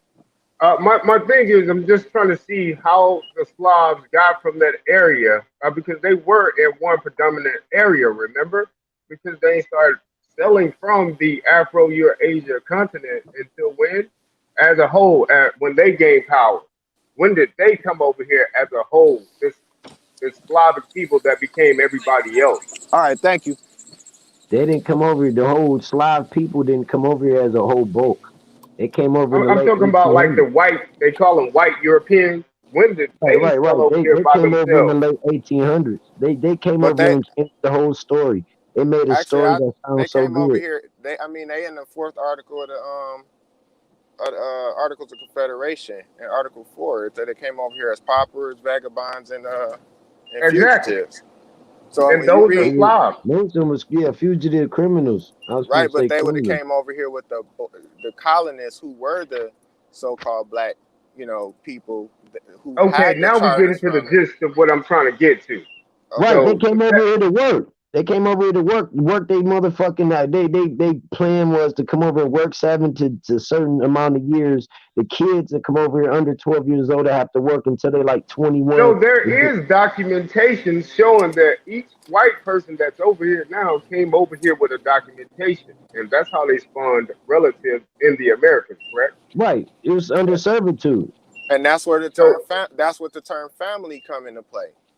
Yep. so what we waiting on without putting those documentations out, we don't even need to look for our relatives, and we can show that they foreigners and actually came over here as vagabonds and paupers. You see what I'm saying? That's why they shut the internets down when these builds happen with this type of information, with what you just said. I'm just saying we should go in reverse with how we put out the information, really. That's what they're fighting against, man. That's why they spend billions of dollars a year to keep people from thinking or going into the conclusions of answers to what we're trying to share. Yeah, They spend money, they because both spend you billions of guys dollars, know the man. history and law. Am I Sorry. lying though? So They spend millions of dollars a year just to constantly throw shit to keep our people from getting to the main goal. Well, and like I said, a lot of that it's not in the way that we think. When they building these, like here in Michigan, you got Michigan State University, or a lot of these jobs. Once again, they set up through the municipal United States. So if that's why they asking for your U.S. citizenship, your proof of Social Security, and all these things. So as long as you have they're that, set up under a city, right? Is what you're right. saying when you say Or municipality. well, see, you kind of lock yourself in a lot of that, because if you are a citizen of your city, then you fall under that municipality, which still falls under the United States. Or then if you got the people who say, well, okay, I'm a state citizen. Well, that state is still set up as a business entity, right? Yeah, under Right. the United States. So no matter, or if you say I'm a United States citizen, all three, you still caught up under that jurisdiction. So that's how a lot of these businesses are structured, because that's like the company I work for. A lot of these companies are set up as its own government. They have their own charters, or they created by some act. So especially like They I was call saying them with they call them penal codes. right. Well, no, that's dealing with the when you get into the criminal aspect of it. No. But or The you talking about statutes in but they brought every that in with the state, judiciary. That's why they no, had to make that hold act. on, So that's when you get into free. What I'm saying is every state has their own penal codes and state statutes. And these are the legalities that they put into place. There's their penal codes and state statutes. So like you already know when you're handling like lawsuits, if you got case law in your documents and stuff, it's hard for them to even fight this shit. So it's kind of like using the case law is showing penal codes and state statutes that somebody else used in a different situation prior to your situation. And so we be tricked by these legalities. Like a license is a legality. Yep.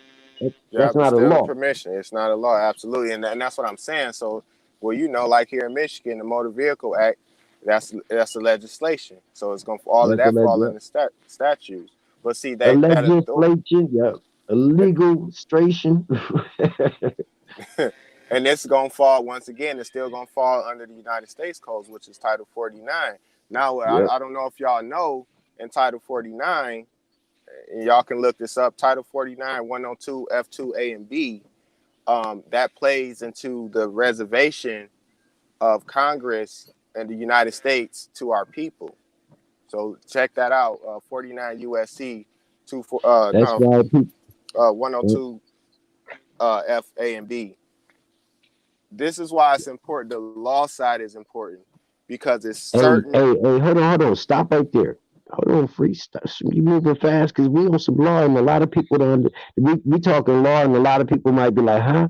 So what Free just broke down is he just gave you a breakdown of a legality code that's strong, that's used in all law that you can relate.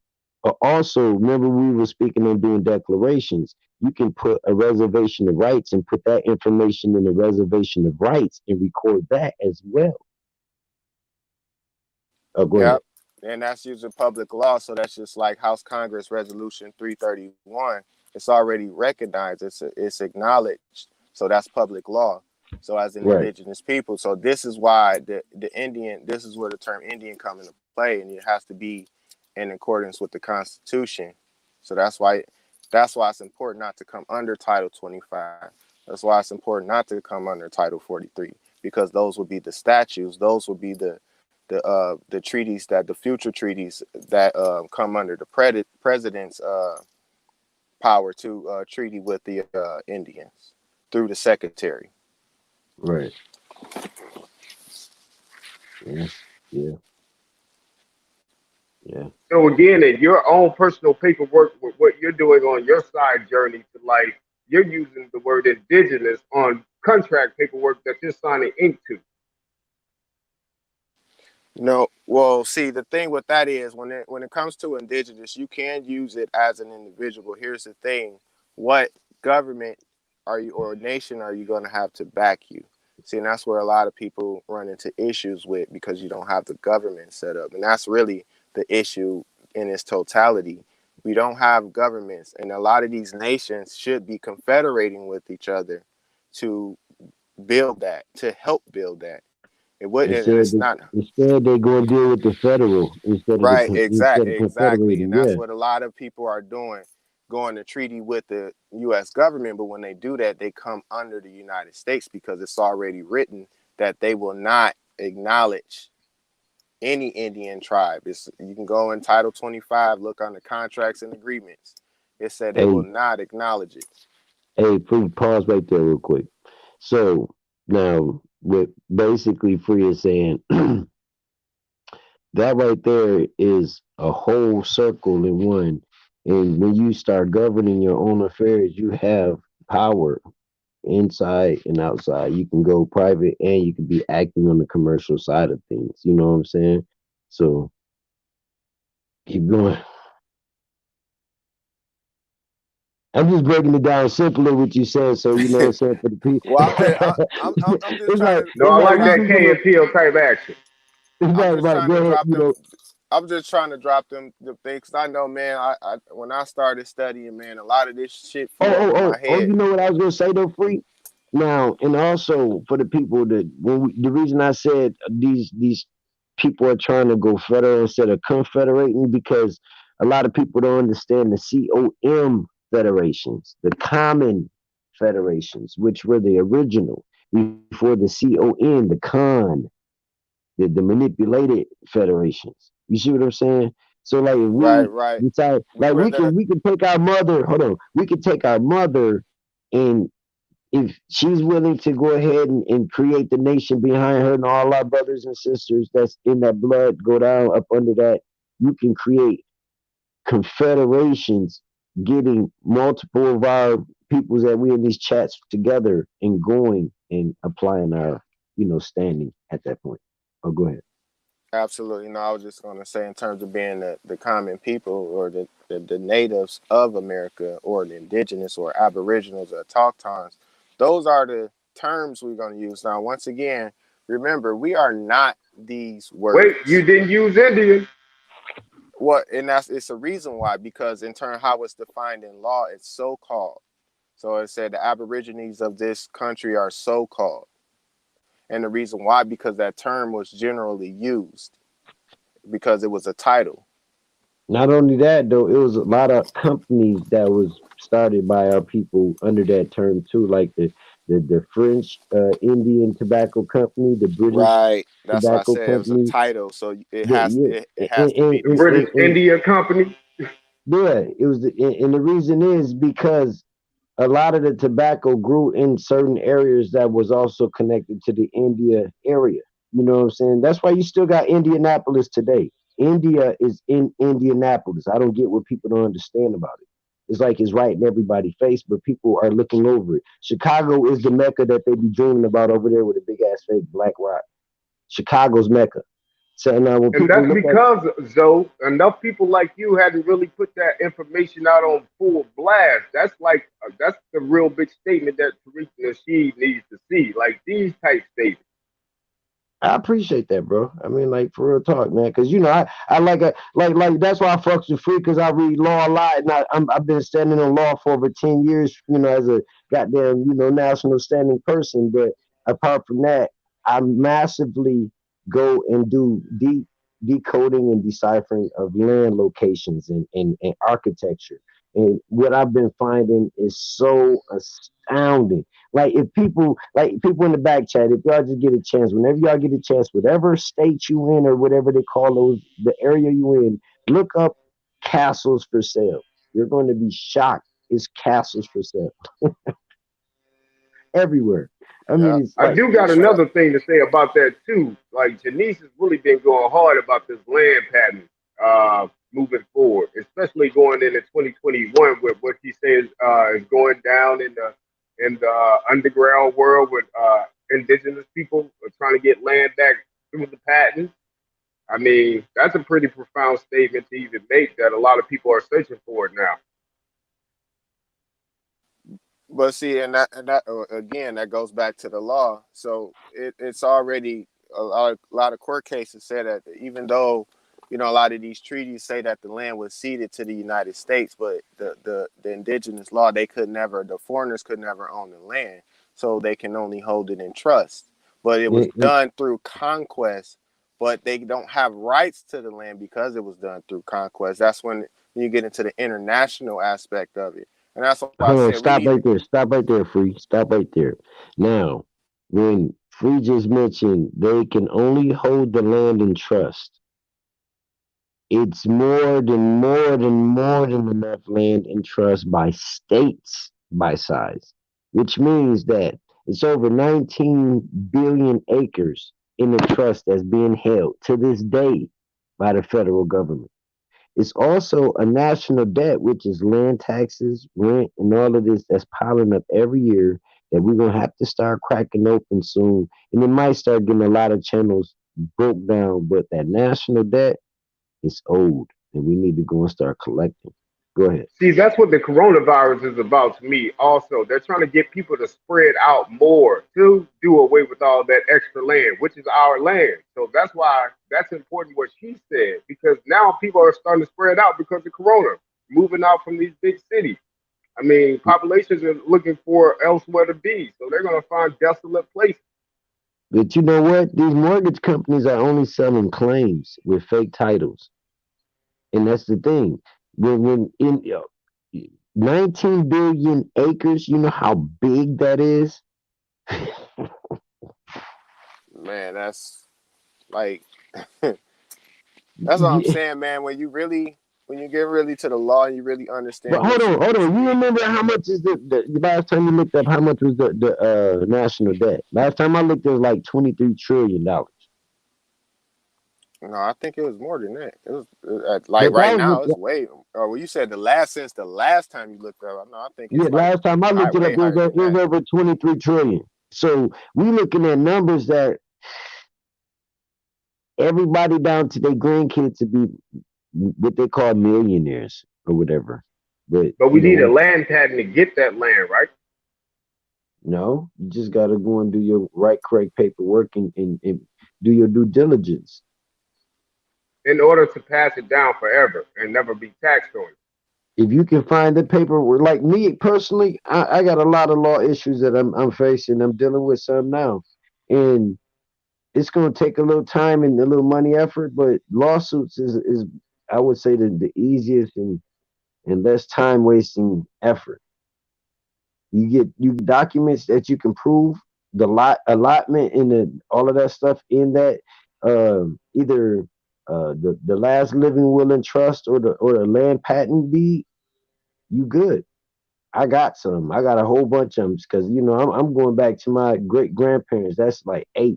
That's what I tell everybody Well, to and that's start what I'm with. saying. Start with your great grandparents. That's where you Right. start. That's why I said you can. It can be done individually, but it's gonna be a tough battle.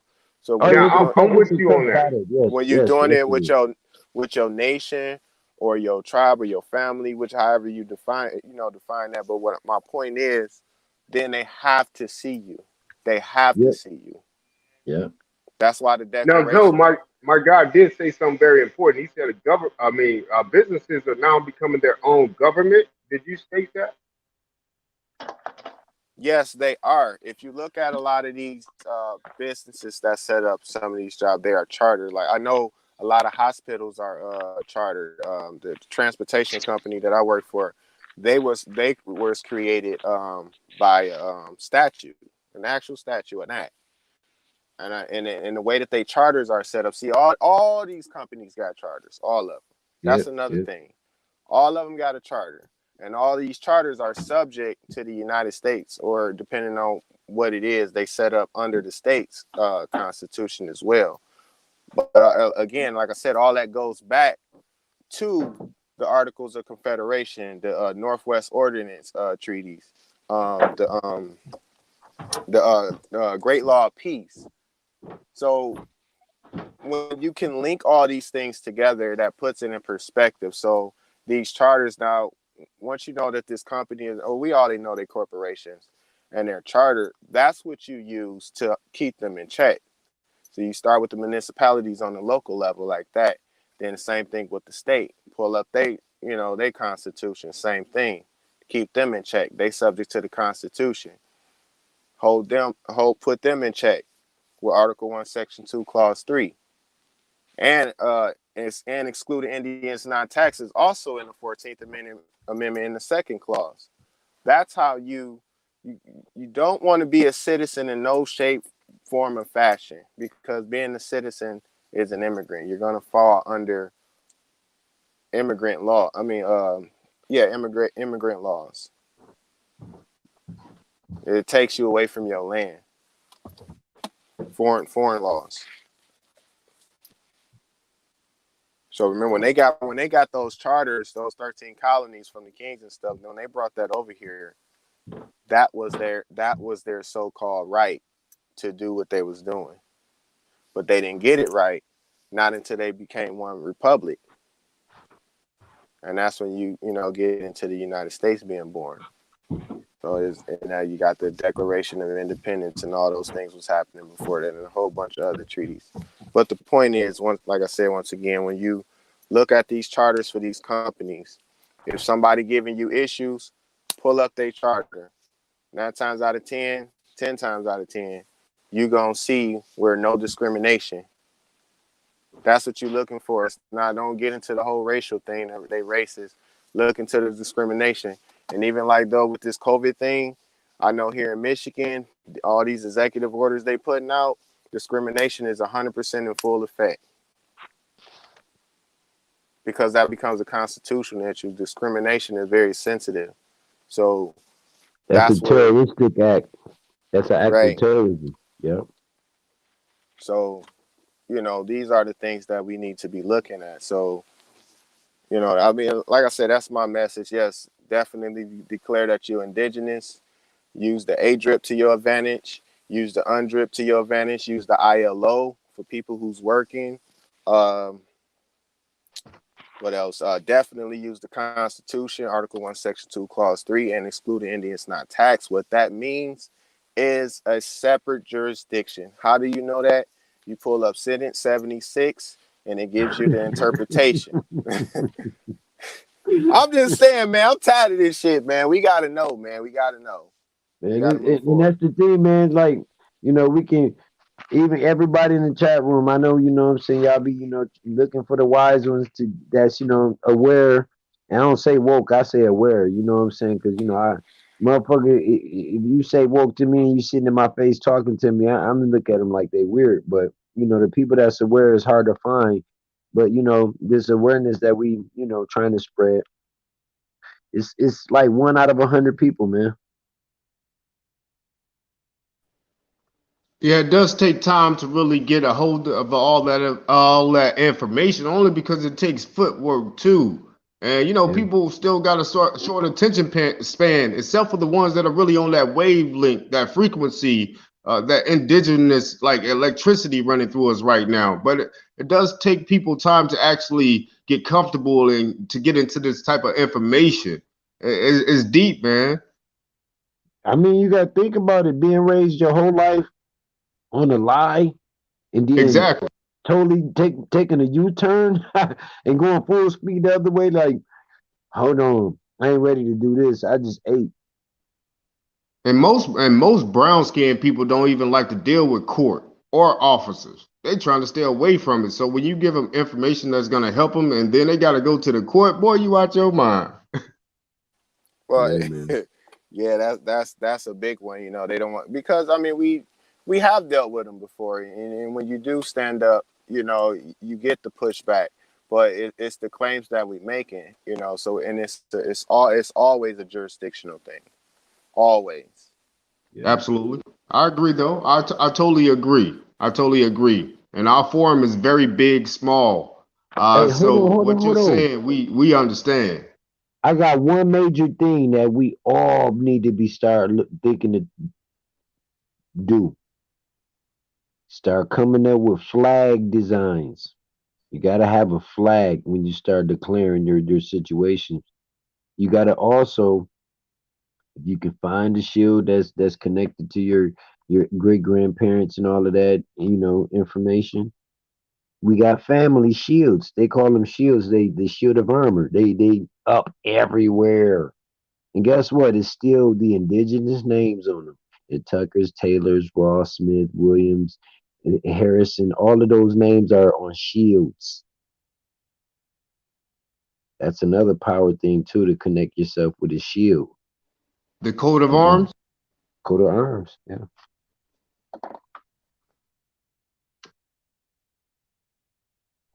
So This is what. those would have been the Listen, so-called empire, the coat of when you arms here start in doing, America. listen, when you start doing that, right? You not only secure your foothold.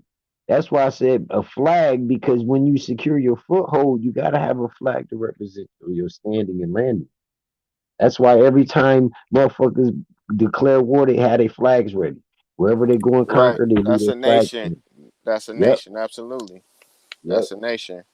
And that's why I said, so even if you do have your tribe, so you could confederate to build that nation, and then therefore there you go, you got your government.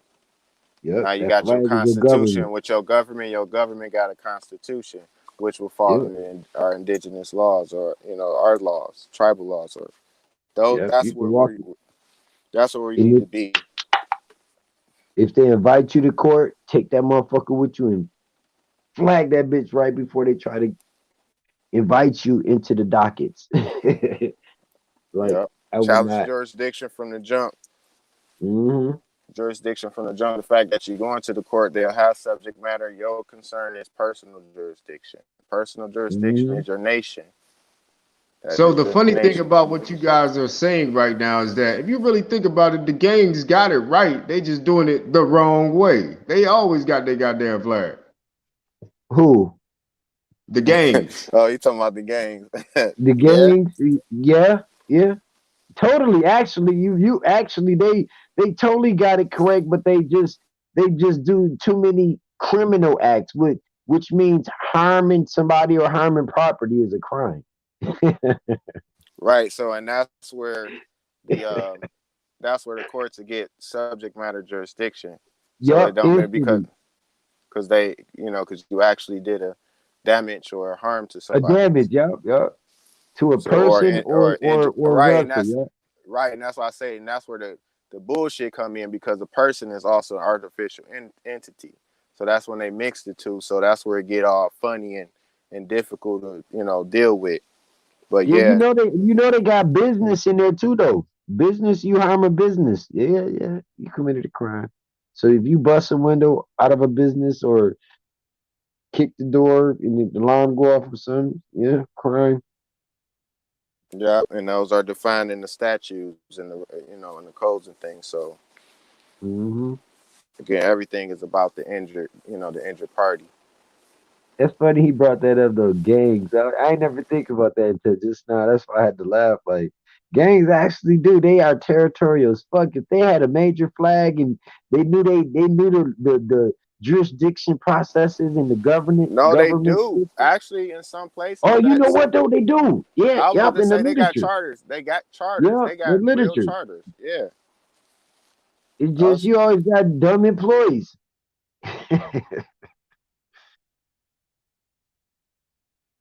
That's crazy. But yeah, man, it's nice being with y'all. I just, got in. I'm about to go retire, man. I'm tired.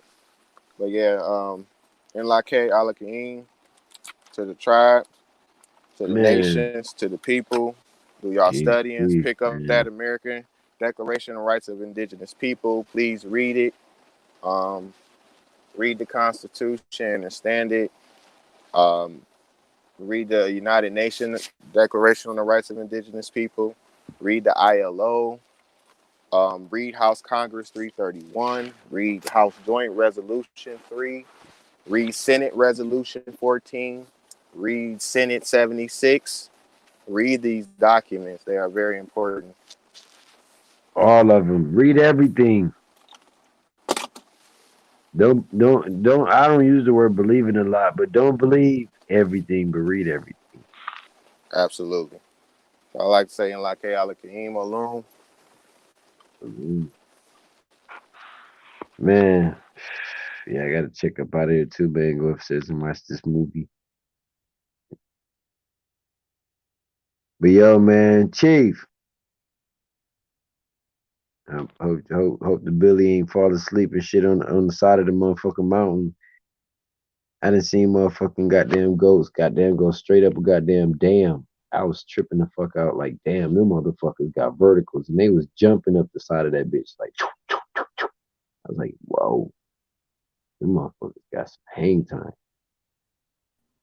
That's what's up, man.